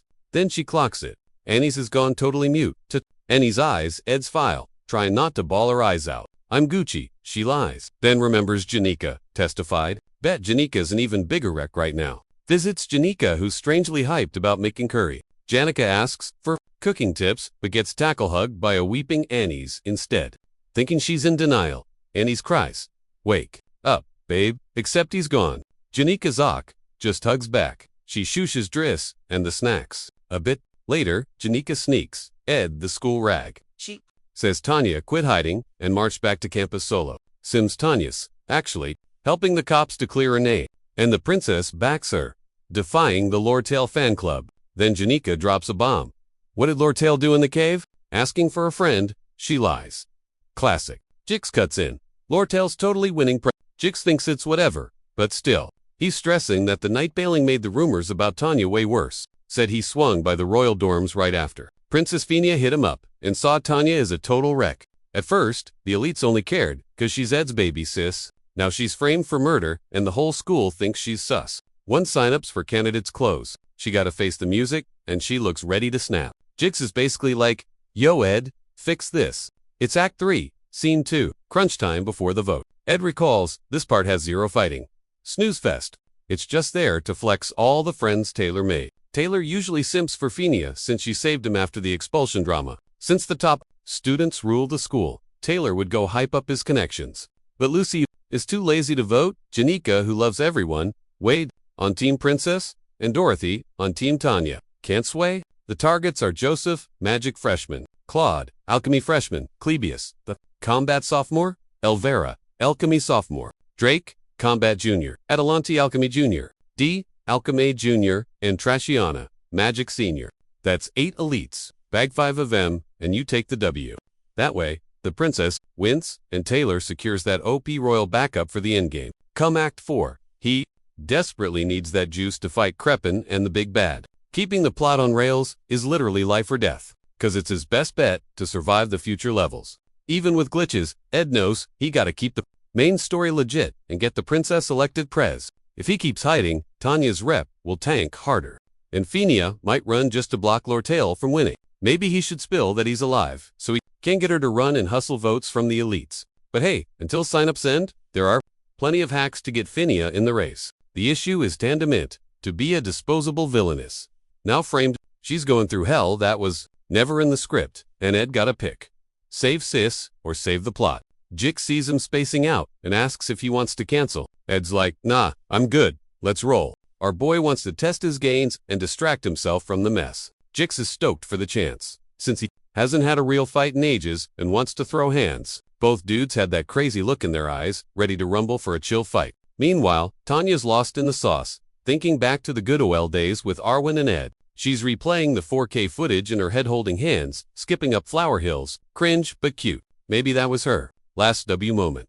Since then, just endless LS responsibility and total stress. Staring out the window, she hears the noise of kids yelling, cancel Tanya, the killer, and she's like, how did it get this messy? Anyway, since Tanya is totally losing it and gonna wreck the plot, Ed pauses for a sec before making a move. Fight starts, and Ed is thinking about Jix dudes, the top dog second year besides Lucy. Real homie to Taylor. He should have lost to Wade from being tired, but nope, he's full sending it. Jix smashes the ground instantly with his first sword skill. Boom. Weird flex. That Jix didn't lose to Wade earlier. That kind of bugs Ed. Blocking the hit. He wants to measure their gains. Who leveled up more? Since Ed's the one who flipped the script the most from the OG story, he pops a basic magic shield to stop the attack that's wrecking the floor. Dust clears, and Wojix is flying right at his face. He's crazy fast. How is Jix moving? Like a glitch. Ed realizes dodging this speedrun is gonna be tough. He eats his fire dagger at Jix, but totally whiffs it. Jix just looks at the knife on the floor like, really? But Ed yells, and the dagger blows up huge. Smoke clears. Jix glitched backward and blocked it. What are those moves? Ed grabs the dagger to slash, but Jix moonwalks back without moving his legs. Telekinesis, hacks. Confirmed, even with mad skills overs, magic and stats. You can't just copy that. It takes insane battle IQ, not just book smarts. Suddenly, Jix fires an ice spear. Zero chill. He's actually trying to kill E. Does Jix think Ed is Neo? Ed is barely surviving this spam. Obvious bait. He's distracting Ed to charge up something bigger. Ed's like, yo, I thought this was a friendly match. Jix grins. I changed my mind. Then Jix busts out the op move.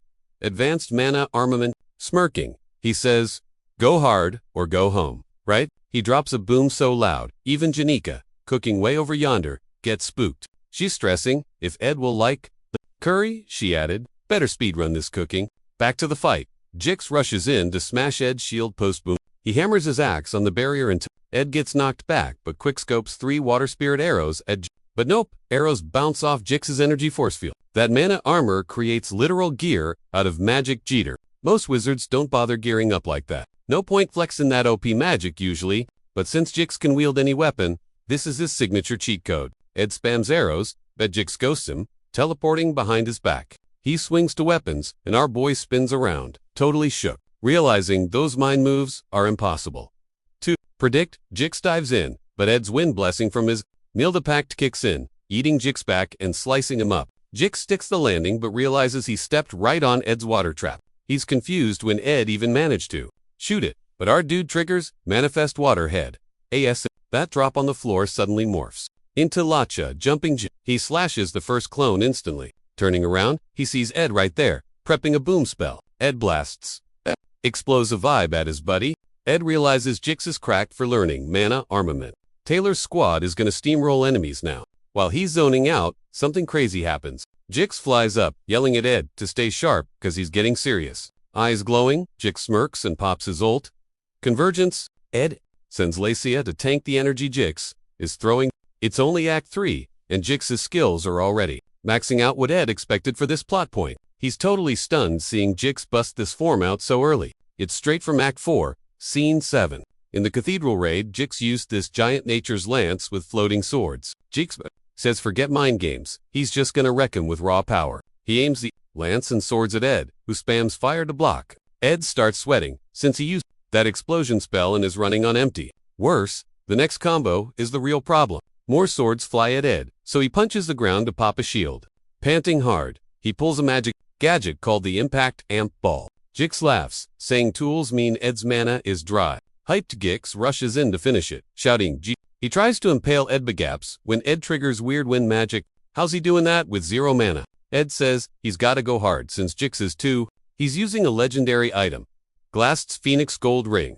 Being too broke for the ring leaves him running on empty. He tries to cheese it with a budget spell that still slaps. Right before roasting Jixie, here's a Ghost Braggy summon, Tercelo no hacks, no Lucy, no batteries needed. The Ghosty props him for the epic hit. Surprise! It's actually Marilda in human mode. Usually she drains way too much MP to summon. Later at school, Lortell drops her speech and the crowd goes absolutely feral. Dune, just chillin'. Mosh pit with Liana, asks why bother with 4 peeps when the winner is off. Then the squad starts screaming Lortell's name, cause she's a boss babe merchant who's totally gonna crush it as Liana asks Duna's plan if Lortell becomes Big Cheese. He admits nobody in Sylvania can stop that corporate queen then. Lortell struts off stage like a diva, bumps into a stressy Tanya, throwing some major shade. Breezing past, she asks why. Tanya's shaking like a leaf, but Tanya guts up and blurts, I didn't off my bra. Tanya stomps to the mic to talk, but the crowd is totally leaving her on read. She clears the pipes,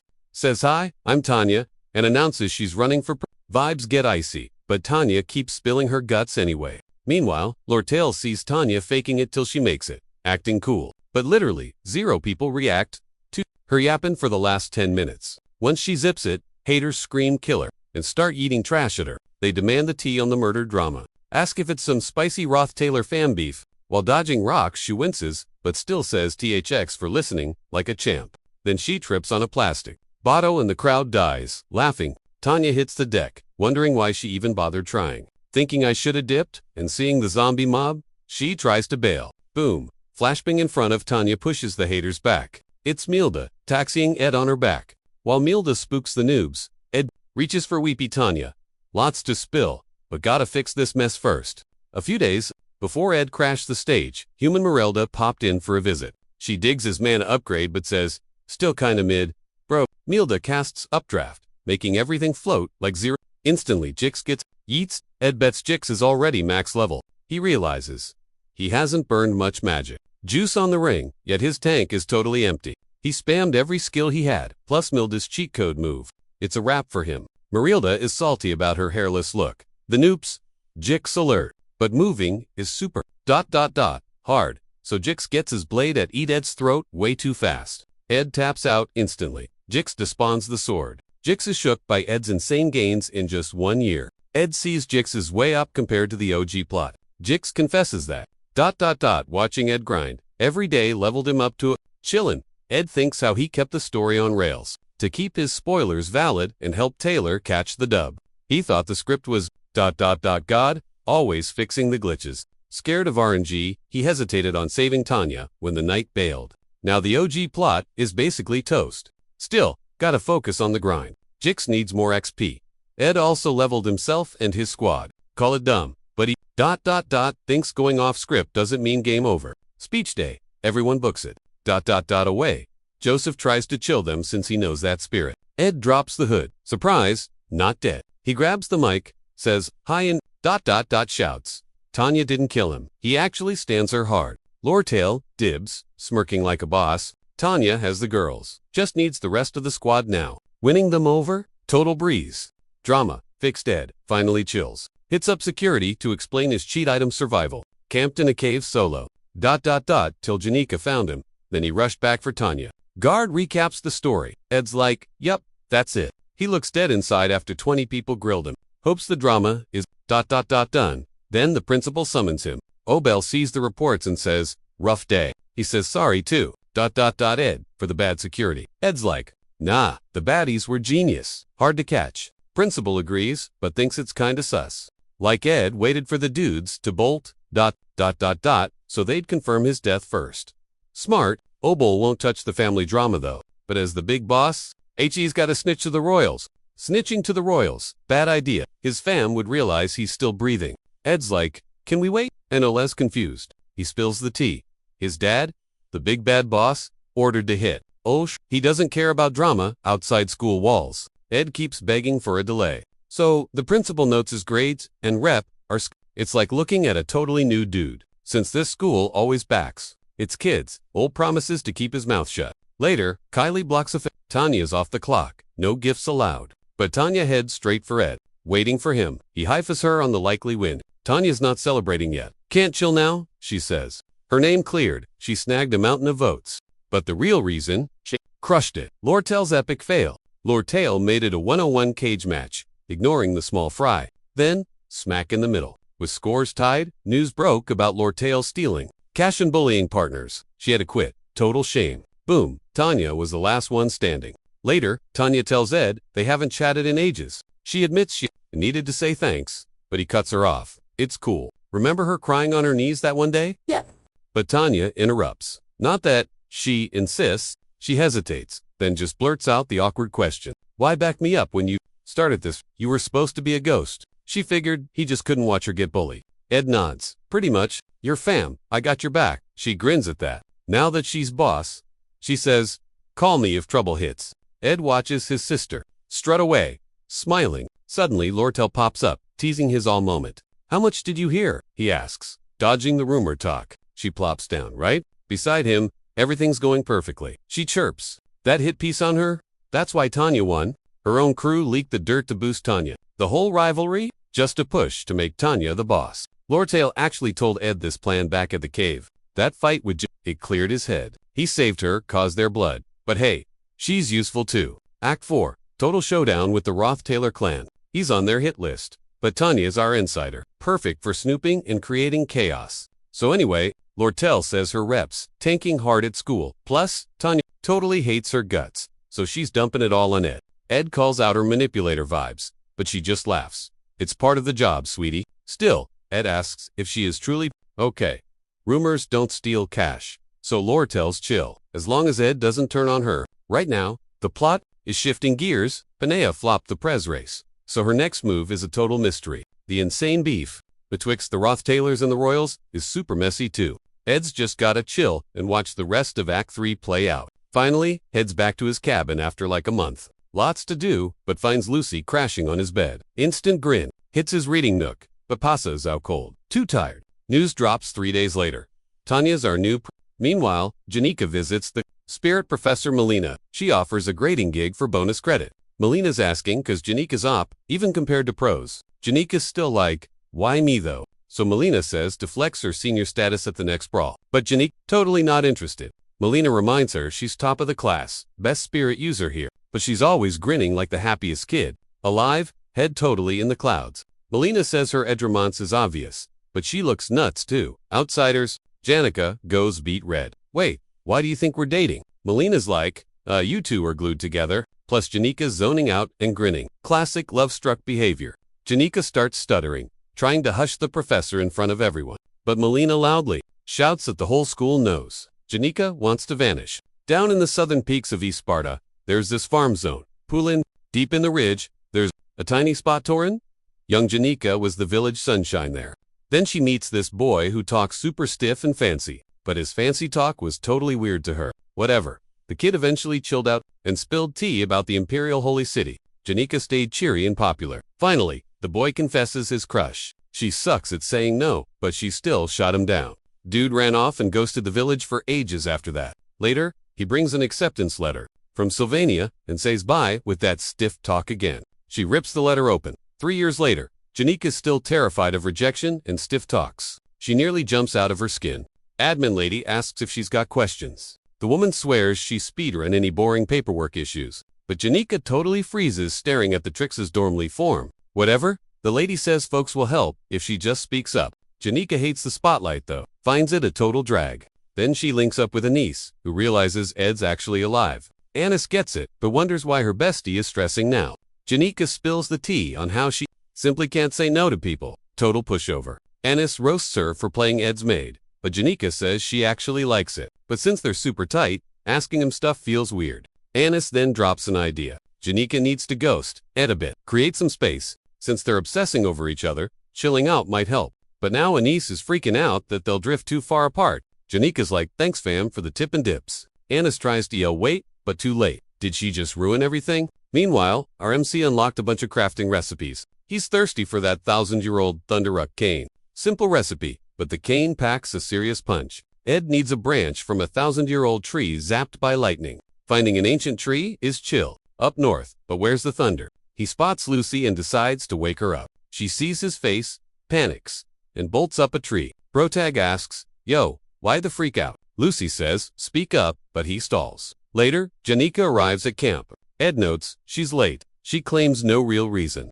Offers tea. She says yes, stressing about the distance plan. Later, the evening, she praises his spirit skills, especially with Mug. McPauses when he sees Belle. Apparently, Rachel wants Lucy. He apologizes for the death scare. She's just glad he's breathing. They lock eyes, and the hero tells the maid he's sticking to formal chat. She begs him to stop, but Ed's stubborn. Janica is shook, seeing Belle so annoyed. Reminds her of that guy? Maid's happy Janica's. Good to. Janica waves by as she heads off with Lucy. Then, his girl asks if they can switch to formal talk. Claims it's better for mutual respect or whatever. She tugs his shirt, and MC nervously agrees. So now Janica calls him Sir Ed. Super cringe. Totally shook. The dude's brain freezes up.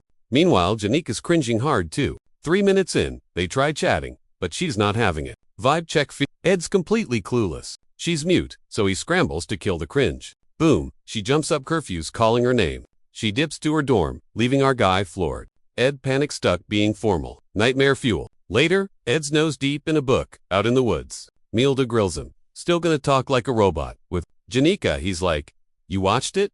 Why ask? She just wants the tea on school drama. Though, Ed admits the vibe with Janica is still weird, so he thinks she might be dealing with something. Milda mocks his crushing. He totally owns it. He dodges that, asking to snap some twigs. Ghost Girl says he needs zero permission for sticks, though the tree rocks her name Milda claims she guards it cause a pal tagged it for her. She notes her human look was super hard to unlock. Spirits usually pick animal skins way, less hassle. Then she quizzes him. Guess who I cut? Reading his mind. She claims she's his dream girl. Ed's shook at his own taste. But she goes, Jake, she can't just clone whoever. Magic's tough. Her look comes from a kid she met back when the island was empty. Hearing the deets, a light bulb goes off for Ed. It's the school founder, herself Sylvania. Come nightfall, Janica crashes his campfires. He offers apples, keeping it stiff and formal. She sits passes her plate when asked. Chill. Munching away, she's stressing the awkward vibes. Eyes down. She drops a weird question. Hear me out. While our guy keeps slicing a fruit, she asks, what if I moved in here? Hearing that, he accidentally slices his finger. Blood everywhere, Janica totally loses it. Later, finger wrapped. He gets his head straight. Then he tells her she's super sweet and real. Plus, he admits he's totally into her. He gushes about her charm. She hides, needing a breather. Ed lists why being roommates worries him, but she's like, with you, I'm cool. Cue blushing contest. Neither can speak. Ed gets up, inching over while processing her wild roomie's idea. Plopping down, he asks, hey, things getting rough for you lately? He tries to logic this out since her ask was totally random. She looks up, whining about missing her solo room days. Honestly, right from the start, dorm life sucked since she couldn't dodge all the staring eyes. Ed Toto gets how brutal that must have been. Janica admits she was dying to escape to his camp if possible. Knew it'd be a drag for him, but she just had to ask. MC waves off the drama. No bother. He'll just owe her one later. Since they're gonna be tight for a long haul, he says she should take a second hut. Tearing up, she squeezes him tight and says thanks. He and she drop the formal talk. Then, head pats for comfort. Next morning, MC's up and prepping for class. Suddenly, a massive rumble rocks the place outside. Peeking out, he finds Tarkin and the spirit squad ready to build. Tarkin brags about their wild spirit party last night. They decided to slap Janica's hut right across from Ed. While they argue spots, Mug yells, "Finish it in 10 days." Salty Tarkin yells at Mug for being soft compared to his day. Totally cornered, Mug cuts it to a week. Then the fire dragon dips. MC stresses about the 5-day deadline, but the spirit is stuck. After that, our guy decides to craft that fancy 1,000-year thunder cane. Janica's been cool, so this cane is payback. Hope she digs it. Meanwhile, Lucy is totally struggling to sleep with all that construction racket, but she's mainly mad cause Janica's invading the camp. Janica says hi, sees the glare, and remembers their old beef. She proudly gloats that she's moving in. Tiny Mage rages. Later, MC hits the faculty with a stack of books. These magic tomes are gonna boost his explosion spells damage. Spaced out, he spots a girl strumming by the fountain. It's Adelshis, practically a background NPC. She hollers at him. Why is she talking to me? He wonders. She spills gossip from Taylor and Aya, but our boy's bored. Jix claims, Taylor's been leveling up lately. Adele tries to serenade him. He says, hard pass. Walking off, she drops a bomb. Become boss, and you kill your idol. MC is totally shook by the spooky forecast. But her predictions usually flop anyway. Still, he's kinda creeped out, since Adele is totally doomed to bite it in Act 3 anyway. Ed gets back to camp looking super salty about his situation. He wants to craft 2 canes, but Lucy refuses to zap more than one. Since she's being difficult, he just makes one for Janica instead, which honestly ticks the little girl off even more. Ed yapping about Janica drives her nuts, so she caves on zapping both, but only if Ed agrees to go on a little trip with her first. They say, Archmage Glock was a total celebrity for his research. He even owned Tiarfus and Frida, to top-tier spirits. After retiring, he dumped his life savings into schooling kids. He basically turned Sylvania Academy into the world's best spot. Strolling campus with Lucy gives Ed some seriously weird looks. Rumor is, Glock found Lucy at a mountain. The old geezer was shook by her crazy magic skills, so he spent his last days polishing up this hidden gem. His end was rough though. Wife died and friends ghosted life. That's why he went hermit mode in a mountain hut. Lucy kept him sane and became the heir to his will. Thanks to that, the mage kicked the bucket with a smile. Lucy tells Ed that started her trip, but she's done now. Ed thinks the guy is from the wildlands of Koh, but Lucy's like, nope, saying he just hung out there young. She claims Glock's real hometown is actually Arkan Island. He stressed over the school, but his heart lived on Arkan. Back then, she wrapped up his dead body and put it on ice with magic. Despite being tiny, she kept the ice up and hauled him out. She trekked south past tons of lands to the Cal Empire line. After that, she crossed way more zones to hit the Mexis Bridge, linking to Arkan Island.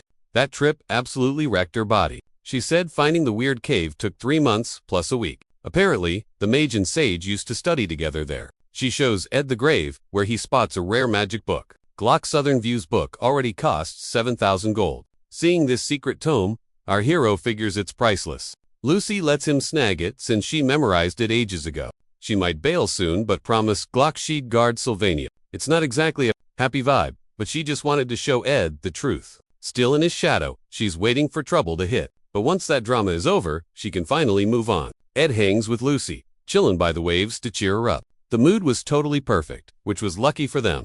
Janica's cabin is done, and she's shook by the speed run. She looks back and sees the spirits are totally fried from the grind. Mug starts yapping. It's all Tarkin's fault, but the dude just shrugs and dips with his crew. Then Janica scribbles roomies in the dirt, totally geeking out over it.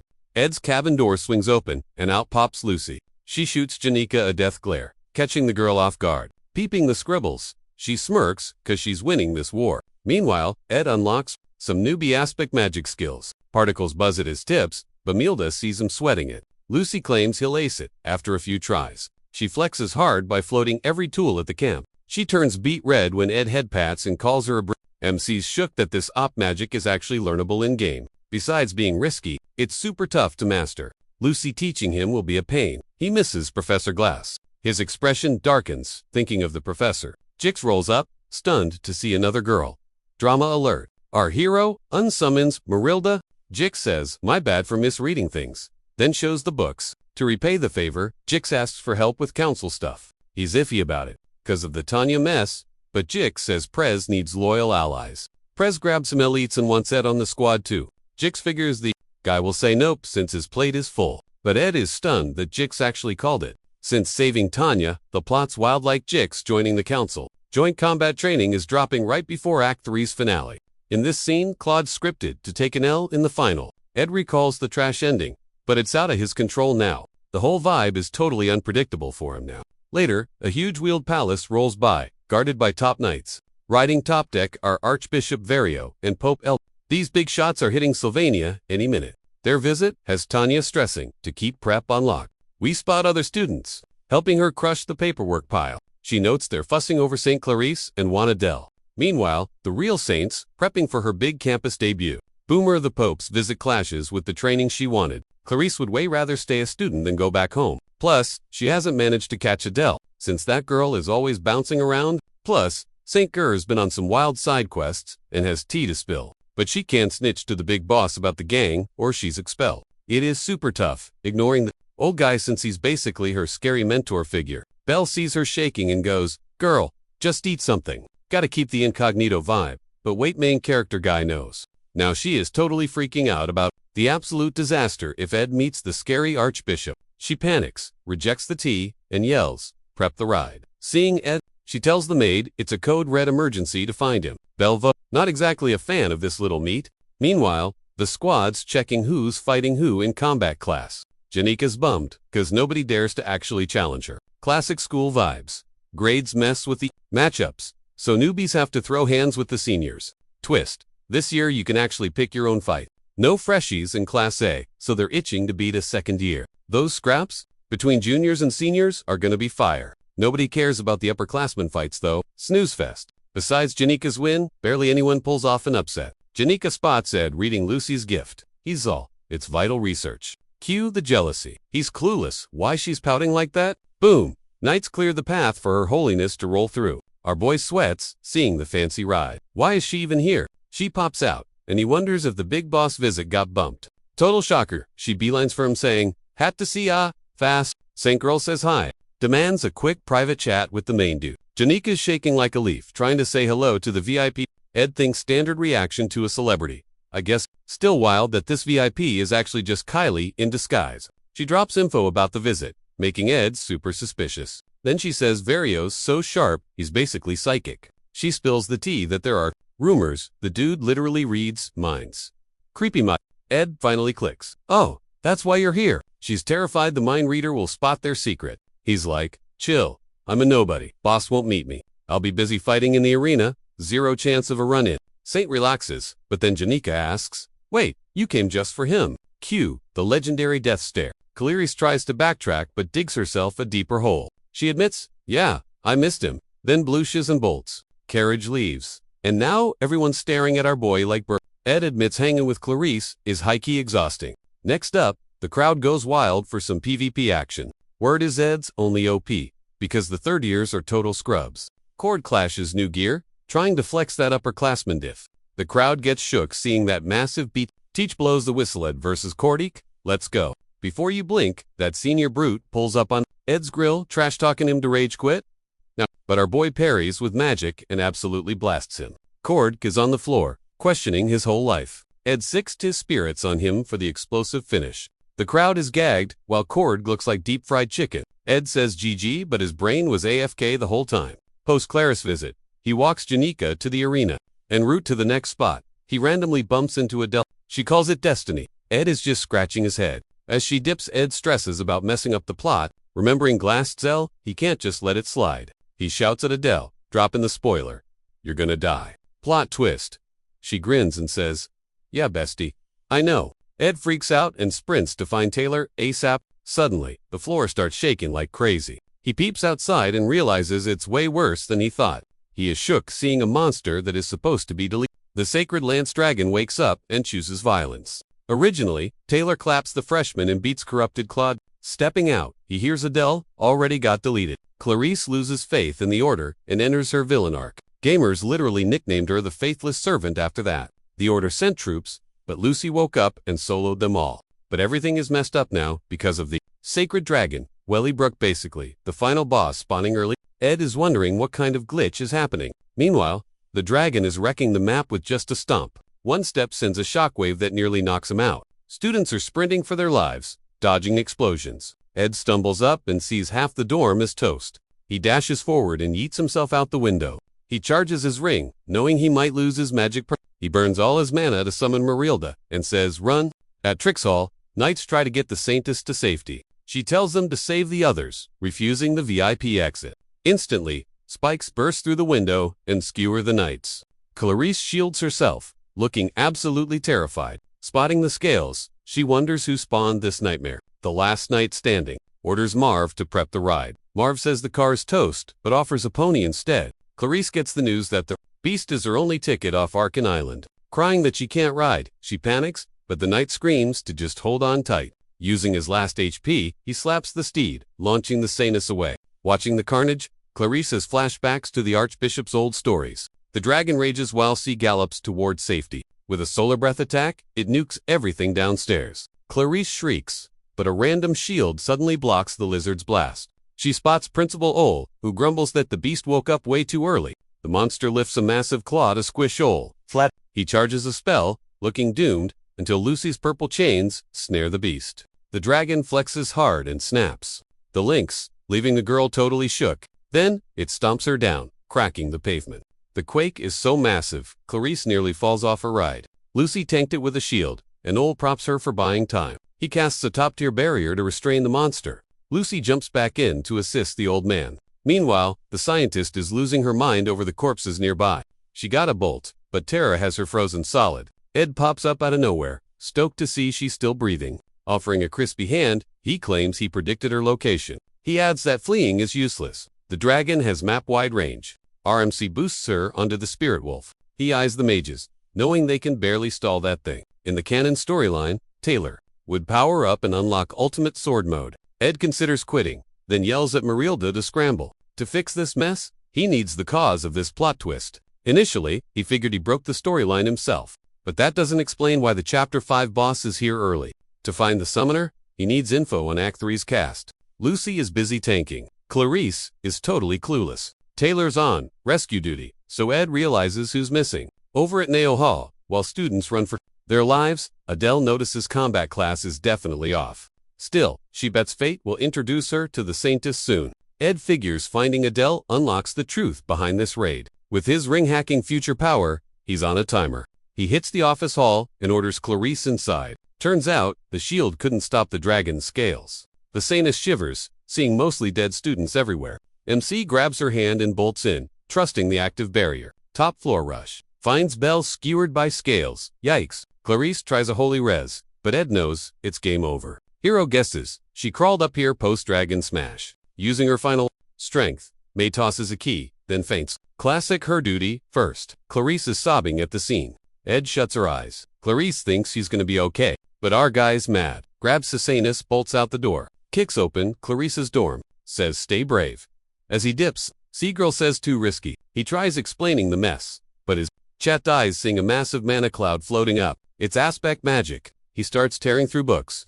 Gut says the right guide is hiding here. Finally finds Glock's intro to the weird magic stuff. Checking it out. This magic style is totally fresh. Meanwhile, Dragon Breath roasts. Ole's shield. Dude is barely hanging on. Fire, incoming. Ed finally clicks why it's odd. Clarice asks, sup? Then Boomfire nukes the window. The whole room gets wrecked in a big boom. Dust settles, buildings toast. Saint wakes up. Ed's standing there, skewered by ire, running on fumes. He says scream for help. Kate, she's crying, Bucket's looking at him. He shouts, Digis? She's like hush, save energy. Bummer, heals didn't work. Dude croaks, slumps on her. Magic outside goes wild. Clarice screams, why is everyone dying? Clings to Ed, saying sorry for the mess. Blink, she's back at the meetup with Ed and Jen. Students? Gossip? Why is she meeting him? Confused. Ed asks, Saint Girl, why she's here. She jumps the table, rips his shirt, awkward. No wounds. She's tripping out. Janica yells, chill out. Clarice sits, panting. Dream, hallucination. What up? Doubts it when she spots bloodstains on her hand. Whoa. Back to the past. Saint remembers. Came to warn Ed Reeve. Then, Trix's Hall. Dragon attacked, tons died. Bad vibes. Staring at her hand, totally freaked out. Ed speaks. She grabs his MIT and sprints. He mentions Eldon while getting shoved in a cab. Clarice just frantically says, got a bolt to Mexus Bridge. ASAP. Carriage zooms off, leaving the class totally clueless. Janica wonders if the Saint stole her crush. He's like, bad idea. But she's like, dragon incoming. We're all toast. Clarice spills the tea.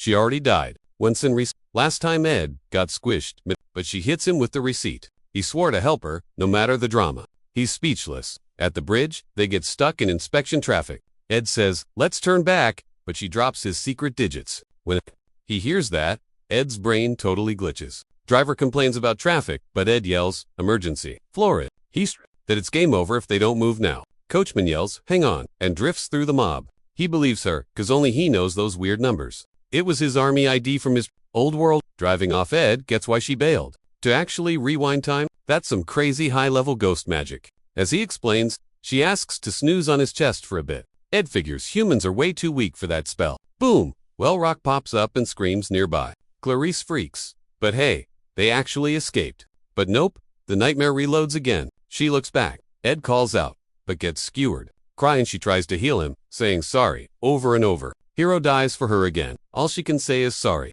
Ed's chill, says don't cry, I'll help you again. Then he croaks. Game over. Clarice hates her buff, wishes Ed had it instead. Wishes to rewind, and bam, back at spawn point, he asks up, and she tackle hugs him, crying. This run, she swears to save his butt. Shoves him in the ride, yells go east. Drive, fills Ed in, decides to hide out somewhere. Dragon still finds him. He dies again. Fourth rewind. She tries again, but Ed dies in a cave by the West Sea. 12th try. Dragon still gets him. 22 resets later. Same tragic ending.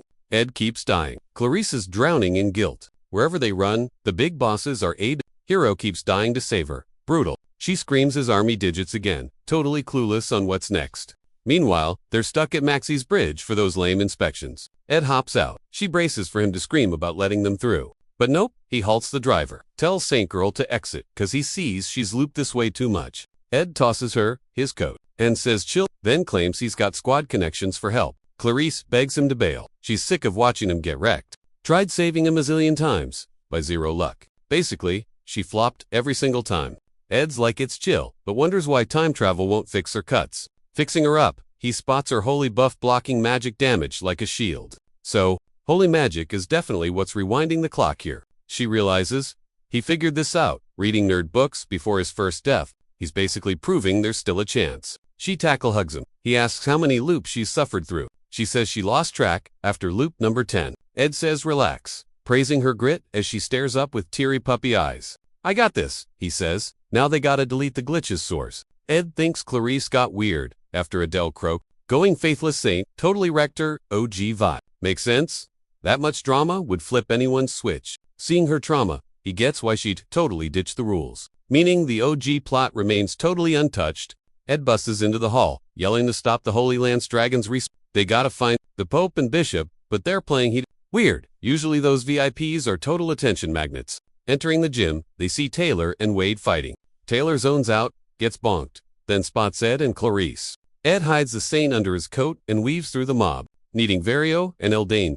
Fast, he hits up Lortell for the deets. As she grabs his hands, he freaks, seeing Clarice tagging along. She accuses him of brainwashing. He's like, nah, need info fast, I'll pay whatever. Hearing that, Lortell's like, spill the tea. At the Depop, she gets the intel and jokes about charging him big bucks. She gets Ed's vibe but is confused by the Saint's sudden mood swing. Hero starts explaining that combat class is ending soon, noting how she stays cool under pressure. He tells her to chill and just trust his crazy story. Zero time left. He spills the beans. Lortell is totally shook. Suddenly, the floor quakes in chaos. Swallows the town as the dragon attacks again. Ed tanks the hit for Lortell, leaving her totally shook by the scene. The dragon moves, tides flip, and a massive storm wrecks the city. Lortell snaps out of it to find our hero leaning over her, battered. He just grins and asks, so, what's the damage? She freezes, then figures she totally owes him big time for the save. Turns out Vario and Eldane used a rune to go ghost mode,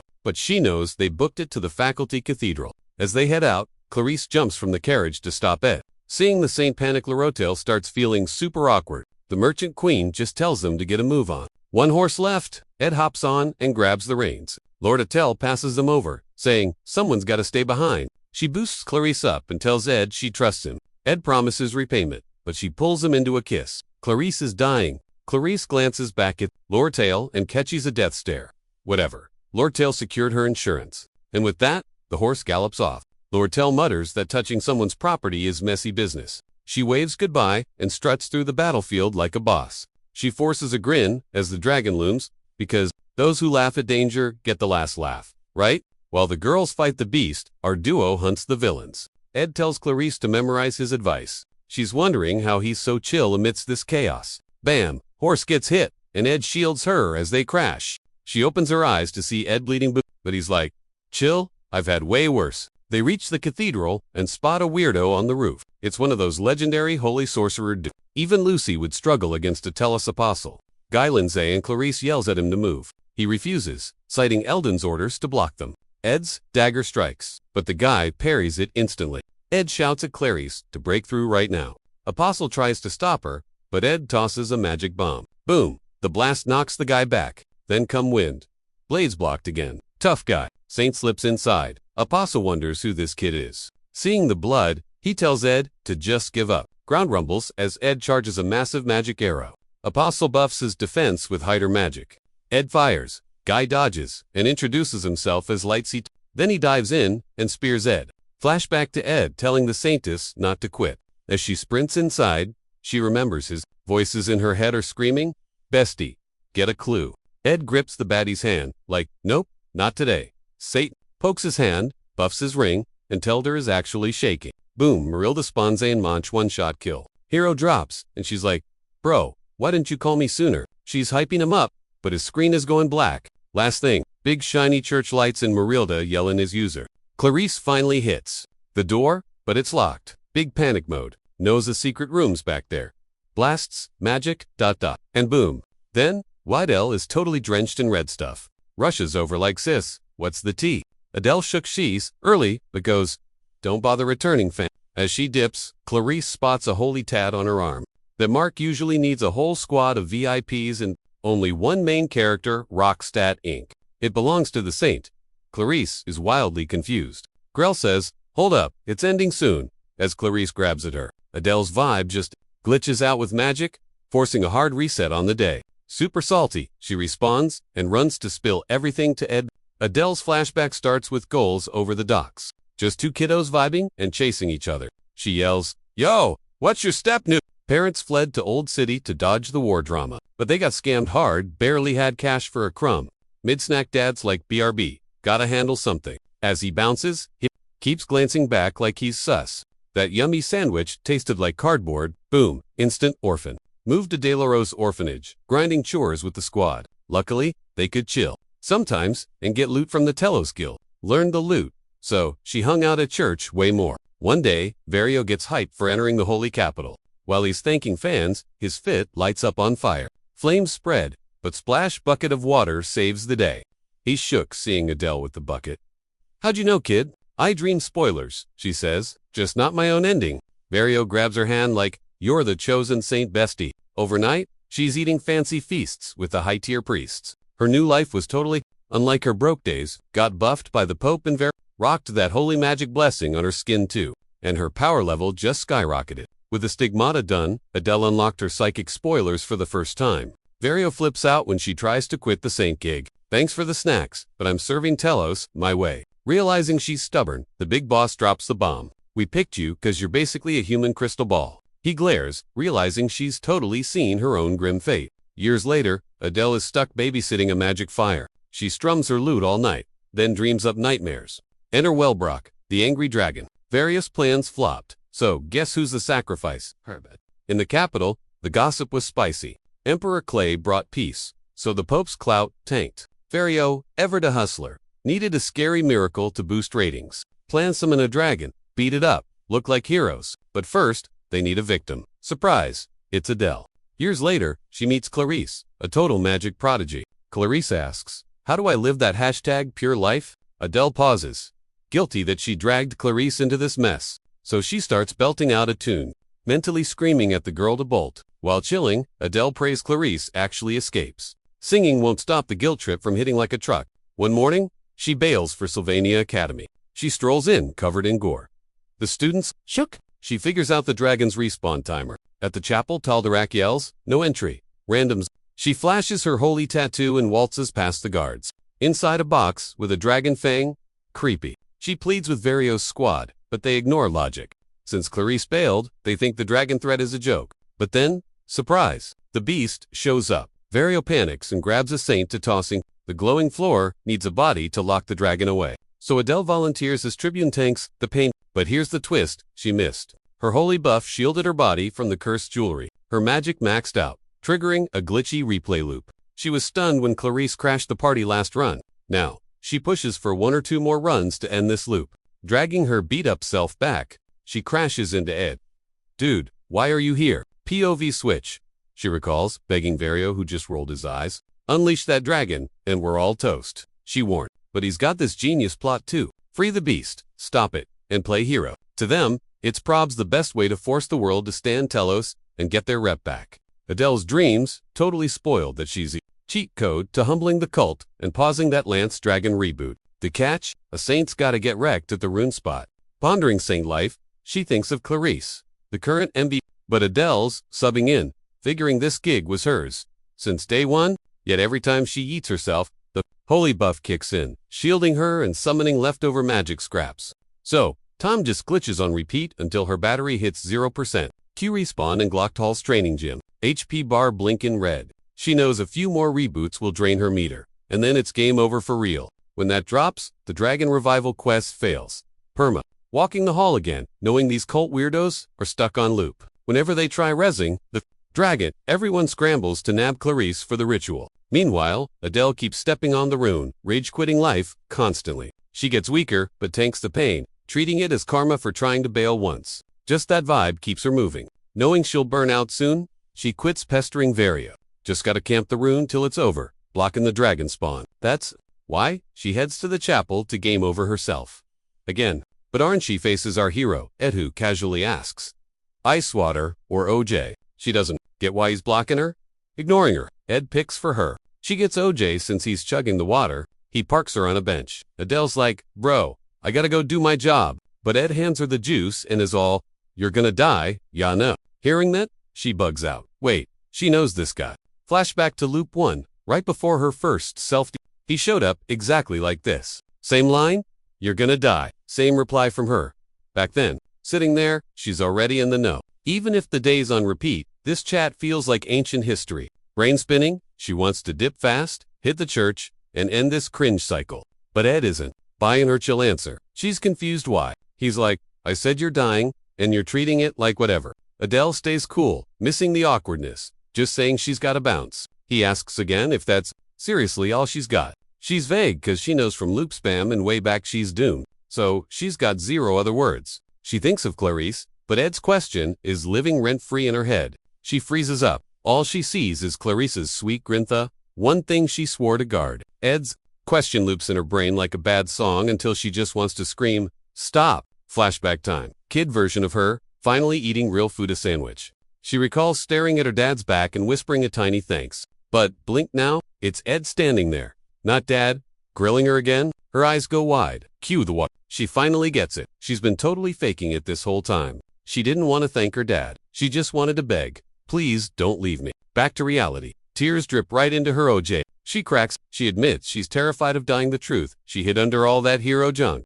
Ed sighs, kills his water, dumps the bottle, and stands up. He deadpans that it took her way too long to state the obvious, then says, spill it. We're breaking this time loop. Clarice actually filled him in earlier on the whole Groundhog Day nightmare and her run-ins with Adele. So Ed goes to find Adele while Clarice heads for the big church. At the cathedral gates now, Clarice Mars. Right in. Tuldoric freaks out.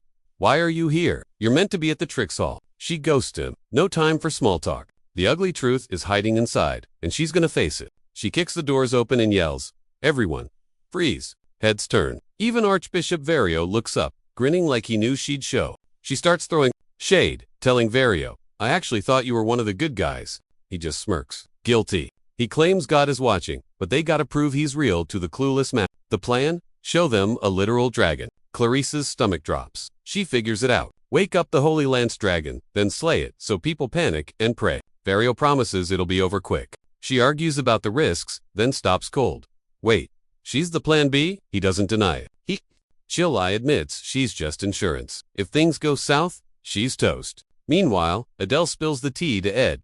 The order is a scam. It's not about faith. They're totally broke. So they're gonna wake up a dragon and fake a hero moment. That way, people believe, again, and donate more cash. Adele vents while they walk, saying Varios always been this greedy. Faith, nah, he just wants a full bank account. Ed asks if she tried to talk him down. She says, duh, I tried. But after running away, she knew the guy was hopeless. Plus, Vario controls the apostles of and those guys are strong enough to squash anyone who fights back. Rumor has it they're even tougher than the actual army. Vario is literally yapping at Clarice again, promising the zombie ritual thing will be super quick, so she should just chill. Meanwhile, Adele is basically spiraling, totally freaking out about how OP these apostle dudes are. Before she can even spill, Ed squats down and yeets her onto his back, like forget those clowns for a sec. She's confused until some insane magic flashes, sending crazy electric vibes, zapping through the whole church. Literal divine smiting in HD. Purple sparks fly, and Vario's face drops as he realizes someone crashed the party. He tries acting tough, yelling Lord tell us, at the air to scare dim off, but she just struts in, blasting magic that fries the guys next to him. Finally, the party crasher shows her face. It's Lucy, obviously. She's like, I'm an atheist, so your god doesn't scare me. When she grabs an apostle with her magic, she repeats the whole God is fake bit, adding she only believes in wrecking sinners. Vario gas, totally shook, screaming back that she's the sinner. So she just yeets the dude into a wall, and Ice replies that the real sin is baked into their shady laws in the church itself. Then she aims her magic right at Vario. He's losing it, can't believe she's actually betraying them in the Telos squad. Meanwhile, Apostles, Linos, and Ruben gear up to jump Lucy. She looks totally bored though. Ruben rushes in, but she's faster, unleashing a lightning nuke. It hits dead and making him scream like a baby.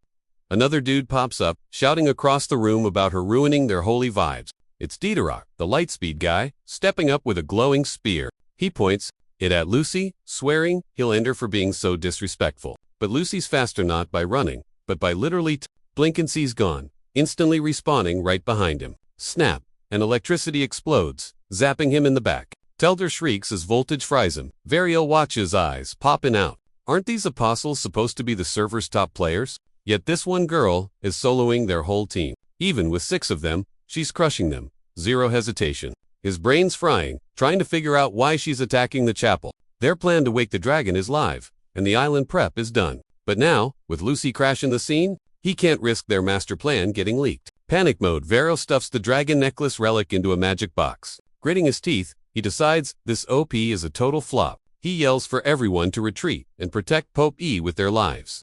Seeing him dip, Lucy casts a time prison spell to trap him, but the coward screams for Telder to save his butt. The fried apostle steps up, shouting for Lord Telder like a loyal simp. Vario then turns to Cleve and orders him to snatch Clarice. Cleve freezes for a hot sec, then bails on morals, snatching Clarice while saying sorry. She's kicking and screaming, let me go, but he's tuned out. Vario's master plan. Ghost everyone, taking Clarice and that sketchy necklace to hide his dirt. The school's gonna have to cave to the Pope squad instead of hearing Lucy's side. Typical. Meanwhile, Lucy cranks up the voltage, blasting Vio like a boss. But some minion jumps in, saves Vario's butt, and they bail. Dudes are yelling across the church, telling the crew to dip and link up at the spot. Tell us fanboys are beat up, but still totally whatever happens, they're dead set on getting that dub. Watching them run, she rolls her eyes. Seriously. At the door, one guy worries they're gonna get busted. Vario's like, chill, just gotta smash the proof and grab the girl. Then they can snitch on Lucy's rampage and act like total angels. But he chokes when huge flames roast the exit. Surprise, fire hazard. The fire rushes in, leaving him wondering how a basic spell caused this much chaos. Some Rondo swings a boom blade, but they parry it. The boom makes students gawk at the chapel, like, what's the tea? Meanwhile, our boy calls Mug to brawl, and the beast is like, you got it. Various spots, Ed and Clicksed and Lucy are totally in cahoots. Ed knew they'd run and was camping the exit. Mad salty, Vario blasts Mug, who says my bad, ... Before dropping, Vario yeets into the woods. Once he's deep in, he thinks he shook the haters. He figures he'll camp out with the loot. He thinks he's slick. Then Ed pops up like gimme, the necklace. Ed doesn't wait. Grabbing Vario's hair yeets him off the ledge and dives after. While falling, Vio flips the script, landing on Ed with magic charged. He realizes Ed knows the tea and sent Lucy as bait. Vio tries to hit, but Ed boots him off. The blast grazes Ed, so he grits his teeth and stabs Vio. Guy still grips the box though. Ed gets scary, serious, demanding the loot. Flashback to Adele chillin' with him. She warns that Vario is OP, even without his minions. Helping her sit, Ed realizes they're in deep trouble. Time's ticking, and Vario's been prepping this for ages. He's probably got cheats enabled. Even with Lucy, winning is a total gamble. Ed thinks about hitting reset on the timeline, but stays quiet. Can't. Not with Adele barely standing. Then she shocks him. She whispers comfort, claiming she'll just rewind time if they screw up. He grinds his teeth because he knows she's totally bluffing. She's looking so wrecked, she could drop dead any second. Back in reality, thinking of Adele makes him snap. He shoves the blade deeper into Vario and swipes the box. Pops it open. Yup. The necklace is still glowing with mojo. Vario, though wrecked, grins wildly and spills his master plan. Dragon revives, no matter how hard they try. Apostles are out, so a saint's sacrifice is the only fix. Then everyone sees Tellus's glory. Boom. Magic pulse erupts from the bling. Big glowing sign that the dragon is officially waking up. Finally, our boy clicks.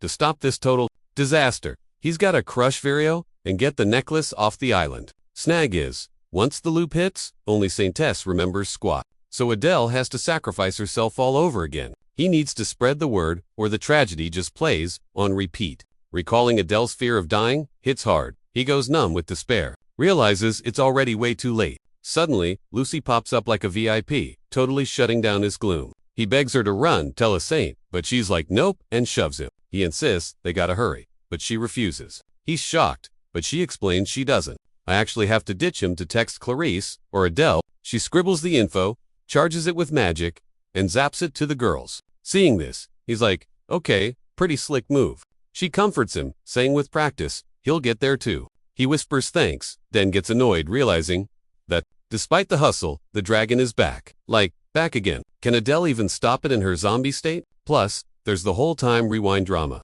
Reset happens, and poof, his memory's wiped. Gotta move fast.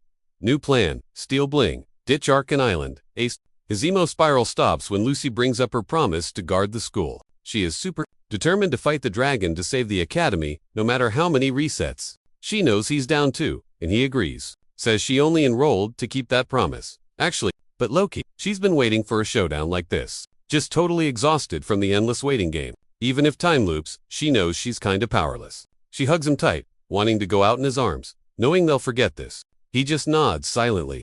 Then she admits there's stuff she's been dying to say forever. Ed sees the shield failing, and the vibe gets intense. He knows what's coming. Finally, Lucy confesses that she can't do life without him and begs him to stay alive. He gently pats her head. He cracks a joke like it's no biggie, but then boom, the dragon screams. Glittery rain falls. But nope, it's actually a lethal dragon airstrike incoming. They just freeze and hug it out, totally accepting their fate without complaining. The sparkles turn into jagged shards, slicing right through them. They game over in each other's arms just as the chaos stops. And just like that, hit the reset button. Here we go again. Adele is running on empty though. No holy juice means no rewinds or spoilers. So yeah, the Grim Reaper is basically knocking at her door. Ready to dip?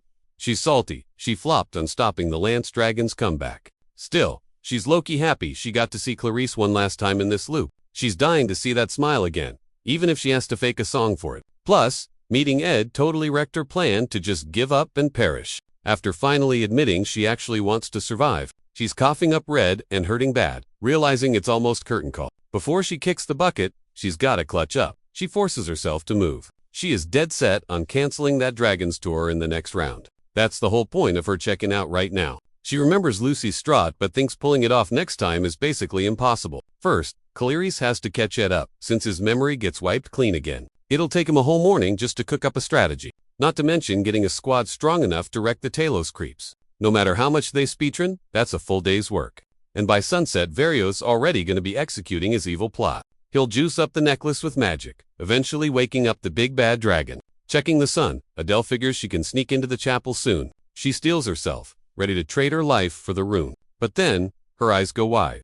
Outside, bright morning vibes and Zero Dragon looming in the sky. Meanwhile, our boy hits the floor, clutching his head while Janica freaks out. He's holding Glock's guide to spectral magic for peeps with energy resistance. There are rare folks who are naturally immune to this stuff. See, Adele's magic is a spectral holy cocktail that grants resistance. That's why as a saintess, Clarice never got her memory wiped during the loops. Ed gets hit by the rewind too, but not all the way, maybe cause Adele is low on battery. Or he's studying magic, but his resistance fights off the wipe. So, when he finally wakes up, This time, he remembers every single thing.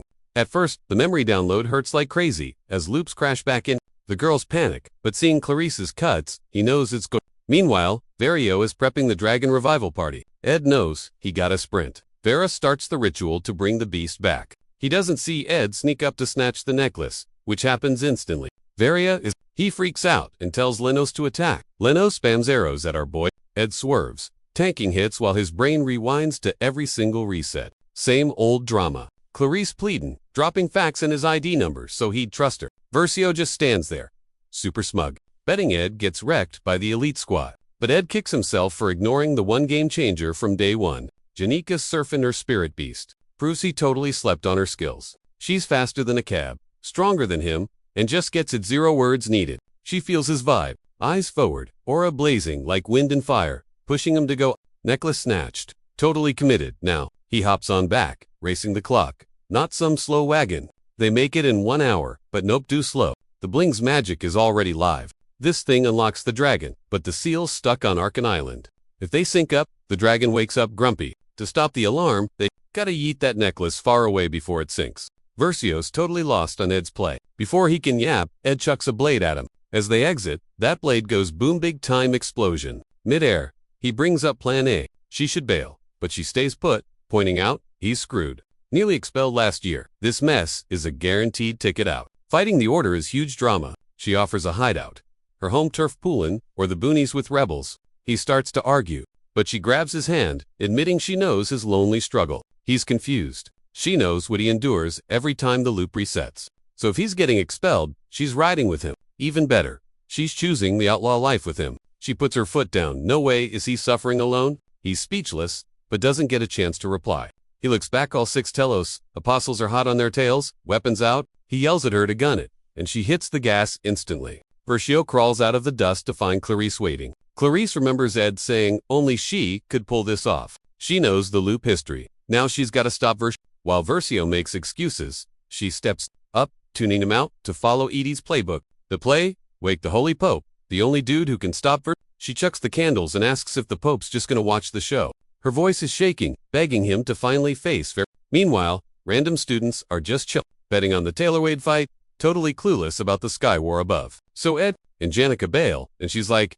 I was just vibing in Glock Hall 10 minutes ago. Suddenly, a massive wind blade zooms right at him. They turn ghost white. 0 chance to dodge that. Boom, they get yeeted off the bird. Ed sees her drop and dives. Fingers brush for a sec. Classic movie moment. He grabs her tight, clutching the bling in his other hand while they freefall. Those creepy apostles keep chasing, desperate for that necklace. Janica leans in, whispering she knows he's got this handled. Dude's eyes go wide, totally shook. She smirks, shoves him away, and fires up her ring's magic. Trust you. Seconds later, the whole school vibe flips. Skies buzzing with energy and winged spirits. They swarm the bad guys, totally boxing him in. One spirit is absolutely massive, blocking the sun and turning everything creepy dark. Legend says it's the OG water spirit that woke up first. Her name's Frida, rarest, strongest water boss ever. The apostles are struggling with the mobs, super salty, about fighting hundreds upon hundreds of them. Down on the water, our boy feels the necklace fading, but he's worried Janica's burning way too much energy commanding the spirits.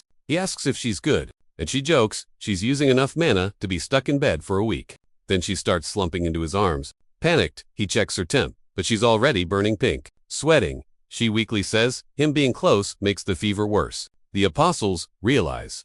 To beat the spirits, take out the summoner girl. They make a path for Teterak, who preps his weapon and charges right at the duo. He gets there, yelling you, controlling these things. Blade ready to kill. Janica, fried from heat, stays silent. Telder goes cold, saying he usually hates offing people, but gotta do what you gotta do. She's toast. Before he finishes, he gets cut off. Ed's behind him with Tarkin, a huge fire beast spirit, looming above. Todd looks shook as his weapon gets stuck. He turns and freaks out. Tarkin's chomped down on his blade. Ed lunges, grabs Todd from behind and puts him in a chokehold. Meanwhile, Janica, running on fumes, keeps Tarkin active to save Ed's skin.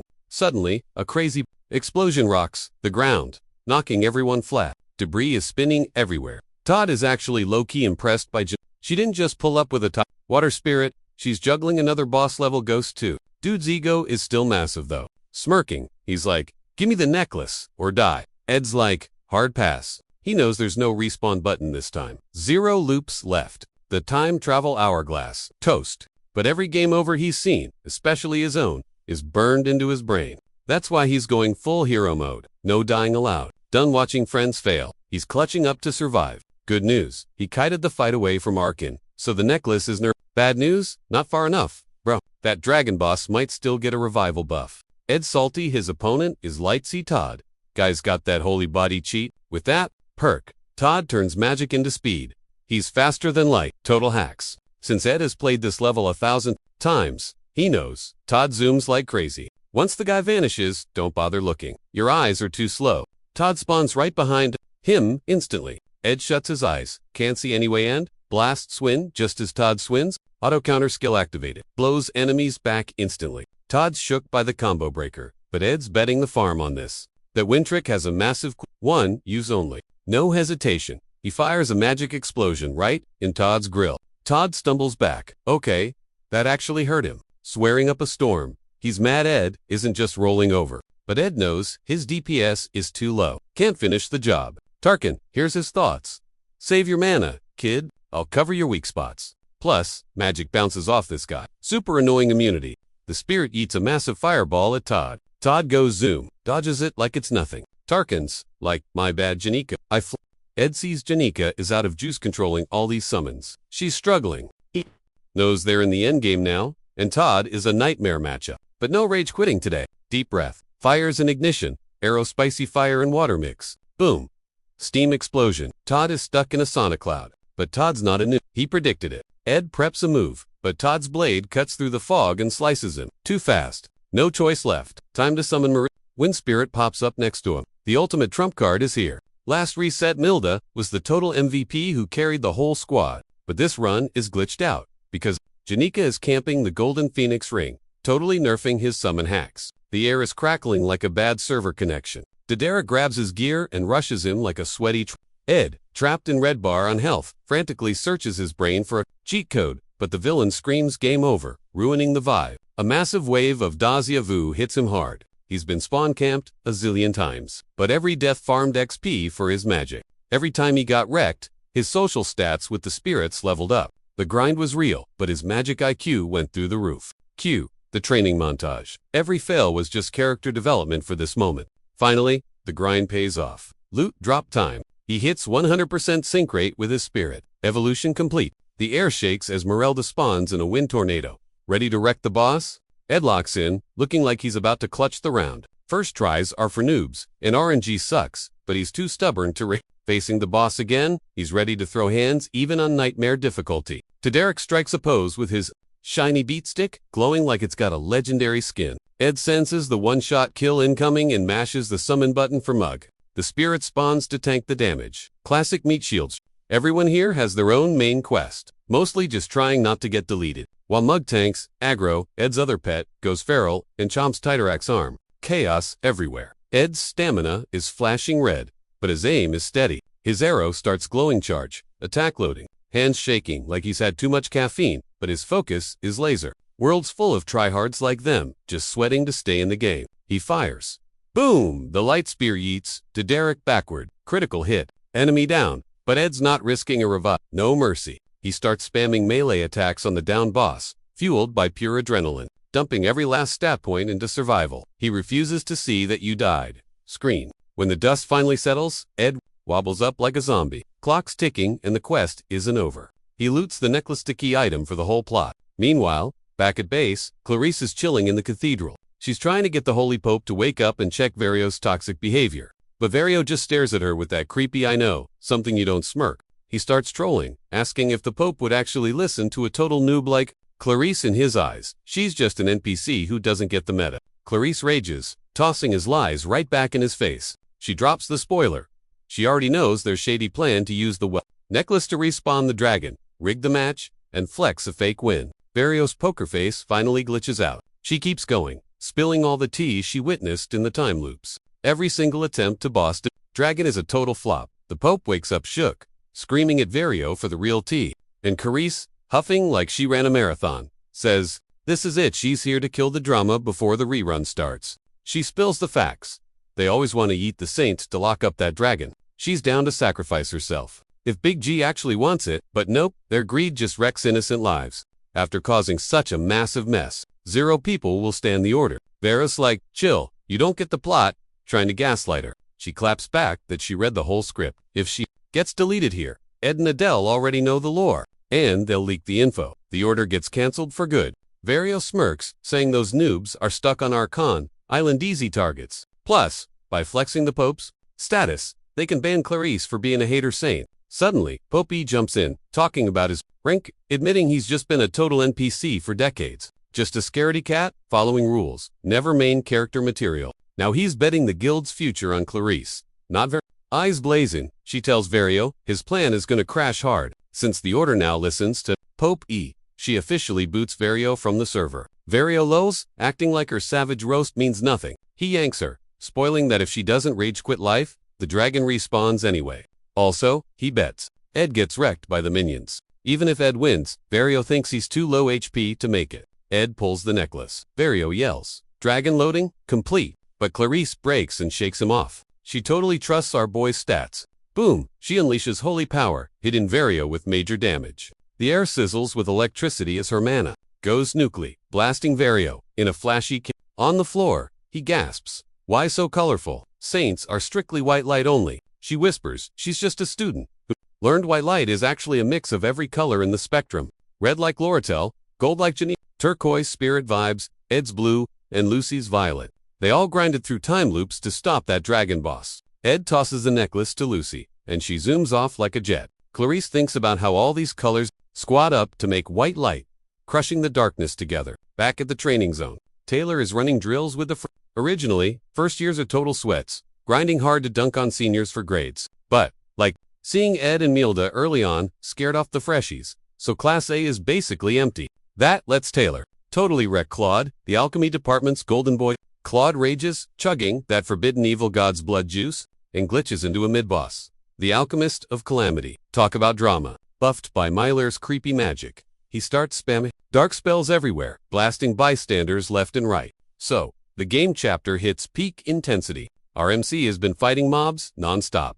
By the end, Ed and Taylor are basically running on fumes. But Taylor pulls a clutch move, slicing through darkness with an elemental slash. OP. A lightning bolt nukes the building, stunning the crowd. Ed keeps striking despite being beat up, because in canon, this is how Chapter 3 ends. Taylor walks out of the fight a total legend, ditching his failed swordsman rep for good. The crowd goes wild, hyping up his dub. From then on, Taylor is the main character in everyone's head. But originally, Taylor leaves the ring and finds out Adele died. Nobody knows how it happened in the OG plot. Just that, the script says, game over for Adele, right here. But now, just as Adele tries to sacrifice herself, Ed joinks her back. She stares back at our boy, eyes wide and teary. Seeing her alive, Ed knows he officially broke the timeline. Meanwhile, Taylor's crew gets 0 bad news this run. Rumors fly about Versio, screaming at Clarice inside the order. Then a night decks Versio, while the Pope just watches.